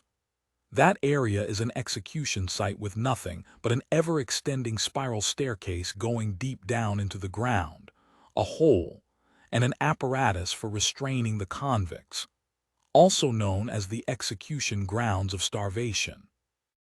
As the name implies, the convict is left within the execution site with no food or water, leaving him there until he dies of starvation. The other execution sites also appear to be equally cruel, but they are not being used in present day. This is also something related to the godchilds. They said that it was inhuman, and most of the godchilds, along with Masaharu and Shu, protested against it in the past. Rainbach. Punishment nowadays is mostly limited to fines or forced labor, intensity of which varies according to the weight of one's crimes. For example, a mere fight in a town would only get one fined. Pickpocketing and theft, on the other hand, would be forced labor for the first time. The second time around would just increase the duration. But robbery and banditry would have one penalized to an indefinite period of forced labor. The sentence can be reduced with some negotiation, so the exact period can't be defined. Shiva, since we weren't having any trouble with the undead at all, I spent the time talking with Rainbach-sama and Shiva-san about the execution grounds and its history. As a result, this entire trip has started to look more like a tour rather than a dungeon search. Halfway to the execution grounds of starvation, we entered the reception center for the convicts, and the path suddenly grew bigger. The path suddenly became wider. Ryoma, there used to be rooms for the convicts at both sides in this reception center, but after the entire facility was shut down, they took away everything that could be used. Shiva, with all the cells gone, the path became bigger. And if you look closely, you'll notice that there are also unnatural holes both on the floor and on the ceiling. Rainbach, now that he mentions it, there are definitely holes on the ground and on the ceiling. Around that time, undead with a different atmosphere from the others suddenly came out. Kill, undead money. Undead the zombies until now have only been groaning at most, but these ones were actually repeating comprehensible words. These are zombies with attachment to the world when they were alive. That attachment has just been passed on their zombified forms. They're not any stronger than their normal zombie counterparts, but to differentiate them from the others, we call them intellizombies. This isn't an official name, however. After Ramiri-san's explanation, we quickly exterminated the intellizombies with the King Scavenger Slime's help. The King Scavenger Slime took care of the center, while Shiva-san and I disposed of the undead attacking us from the flanks. And just as Ramiri-san said, the intellizombies weren't any stronger than the normal zombies. After that, we continued to walk again, and after some time, we left the reception center and reached a boundary leading to an execution site. Suddenly, the atmosphere changed. The atmosphere hasn't changed at all since we entered the labyrinth, so the sudden change gave me a bad feeling. This, Ryoma, come to think of it, it's your first time, right, Ryoma? The change in atmosphere is because we're near the center of the magic labyrinth. Rainbach, it feels different because it's the place where the magic is gathered. Magicians in particular feel the change in atmosphere the strongest. Ramiri, because the magic power in the surrounding area is stronger normal, there's also a chance that a powerful magical beast might have been born, so be careful. Shiva-like that we proceeded with careful attention to our surroundings. After a while, we entered a hallway with windows. From the window, a courtyard-like area with gallows could be seen along with a great number of undead prowling at vicinity. We continued to walk as we followed the hallway, and eventually the sound of metal entered our ears. This sound is most likely a roam weapon. It's getting nearer. Shiva, then I guess it's my turn to shine. Ramiri, a roam weapon is a weapon that floats and attacks living beings by itself. It's an undead-type magical beast. Weapons that have killed many men and beasts alike that have been left for a long time in places with dense concentration of magic power have a tendency to become roam weapons. And the only way to defeat these roam weapons is by destroying them, either with magic or by physical attack. However, being a weapon by nature, they are quite tough and difficult to destroy with physical attacks. Because of that, magic is generally the common approach to subjugating them. It's here. Ramiri suddenly, 2 maces, an axe, a spear, and 2 one-handed swords suddenly came flying at us at running speed. We were also ready to fight, but with the magic Ramiri-san calmly invocated, there was no need for us to fight. Shadow bind. Ramiri, the surrounding shadows in the ceiling and in the wall suddenly extended themselves as a number of black ropes, binding the roam weapons. The bound roam weapons tried to break free, but with several shots of light ball, the roam weapons stopped moving, and as soon as they were unbound, they fell down to the ground. And it's Ov-R. Ramiri, after easily defeating the 6 roam weapons, Ramiri-san threw us a huge smile. I congratulated Ramiri-san for a job well done, and then I asked her what that magic was just now. That just now was shadow bind. It's a magic resulting from the fusion of light and shadow. A magic that requires a super high level of control. Ramiri-san puffed her chest out as she said that. According to her, there are actually few people that could use this magic.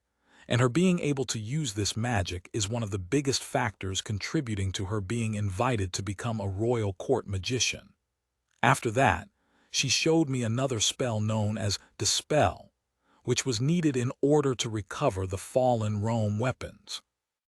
While it's possible to just pick up the defeated roam weapons and sell them, there are times when the remaining dark magic in the weapons curse its owners, inflicting mental and physical damage to them. Dispel is needed in order to remove that curse, and after dispelling roam weapons, the weapons will be safe to take back home. Curses can also be caused artificially, so you should learn Dispel too as a precaution. I'll teach you later. Ramiri, thank you very much. I'll be in your care. Ryoma, after that, we continued to walk while defeating the undead that came our way, and after 10 minutes, we finally reached the execution grounds of starvation. We arrived a lot faster than expected. Ryoma, it's thanks to Shiva, who knew the place well, and Ryoma's slime. Normally, it would have taken a lot more effort. Rainbach. True, I definitely don't remember having this much of an easy time when going here, but it's still going to get harder from here on.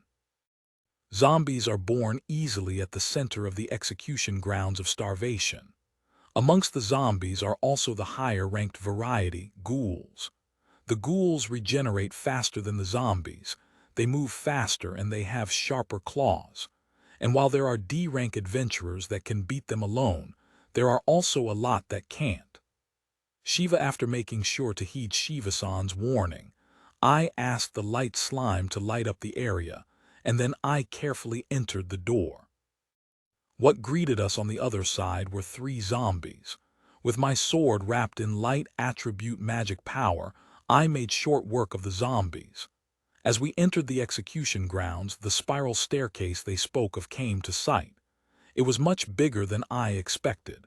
Each step was 7 m wide and 3 m tall, extending downwards in a counterclockwise spiral, while spacious landings could be seen here and there.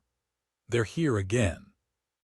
Ramiri, as if the zombies were reacting to the sound of the door opening, the zombies down below started to climb the stairs. I ordered the King Scavenger Slime to defeat the zombies, but 3 amongst that blob of zombies jumped over it. Ghouls. Light shot. Ramiri-san immediately fired of a light shot, stopping 2 of the ghouls. Then with another shot, she subjugated them. The remaining ghoul was pierced by Shiva-san's halberd, and then cut to pieces by the following consecutive casts of Wind Cutter. The ghouls are less grotesque compared to the zombies. They look a lot more like humans. The king scavenger slime wasn't having any difficulties with the zombies, so I just left those to him while I went ahead and fought the ghouls. The oncoming ghoul raised its claws and slashed against me. It's definitely faster than the zombies, but you're still too slow. Ryoma, before the ghoul's claw could descend, I cut its torso and then cut it down from its head down to its neck. The ghoul then fell down to its back and never regenerated again. Good, it's working. It's true that they're fast, but compared to Shiva-san, there's still something I can handle. With the battle magic technique, I'll have no problems fighting them. We'll descend the stairs gradually like this, and then hit them back hard once we get to a landing. Also, have the slimes eat the corpses. Fighting will get difficult once the corpses accumulate. Shiva following Shiva-san's orders, we descended the staircase as we defeated the attacking zombies. Once we got to a landing, the ones to fight in front were me, Shiva-san, and the king scavenger slime. Rainbox-sama, Sebasu-san, and Rimiri-san were to cast magic from up the stairs, whittling down the number of the undead that were climbing up. In order not to let the undead reach the three up the stairs, I made sure to put to practice the advice I got from Shiva-san a few days ago. After defeating the ghouls in front of me, a group of ghouls tried to jump over their corpses, but I quickly fired a light shot towards them, causing them to fall down to the ground. More ghouls came to attack me in that window, coming from the right. So moving my blade up from the right shoulder to my left flank, I cut the ghouls apart. The ghouls' claws came slashing at me, but I dodged their claws, and at the same time, I wielded my sword at my left flank, fired a light shot to the ghouls that fell before and were now trying to stand up, and then cut the ghoul that was in front of me from its waist. There are still holes in my swordplay and magic, I thought. In the next moment, two zombies came attacking at me at almost the same time from both sides from diagonally in front. The one to the left was closer, so I dodged its attack first and struck it with my blade and kicked it, making some distance. The one to the right came almost right after that, so I cut that one's arms and then severed its body with a swing of my sword. But they weren't down for the count just yet. Then I faced toward a ghoul that entered from my left while I was fighting the other two. I wielded my blade on my shoulder, casting light shot from the tip of my blade, extinguishing the ghoul behind me. The ghoul before me came slashing at me with its claws, and with a flick of my magic and the swing of my blade, I extinguished the ghoul to my right and severed the ghoul to my left. And the ghouls did not stand up again. Was that good? Normally, it'd be impossible to show my back to an opponent I couldn't cut, but with magic, I could kill my opponent and wield my sword to face another at the same time. Like this, I fought the ghouls while combining my magic and my marital arts, honing my abilities as I did. From time to time, I would also get advice from Shiva-san during the fight. After 20 minutes of continued fighting, we finally finished killing all of the undead.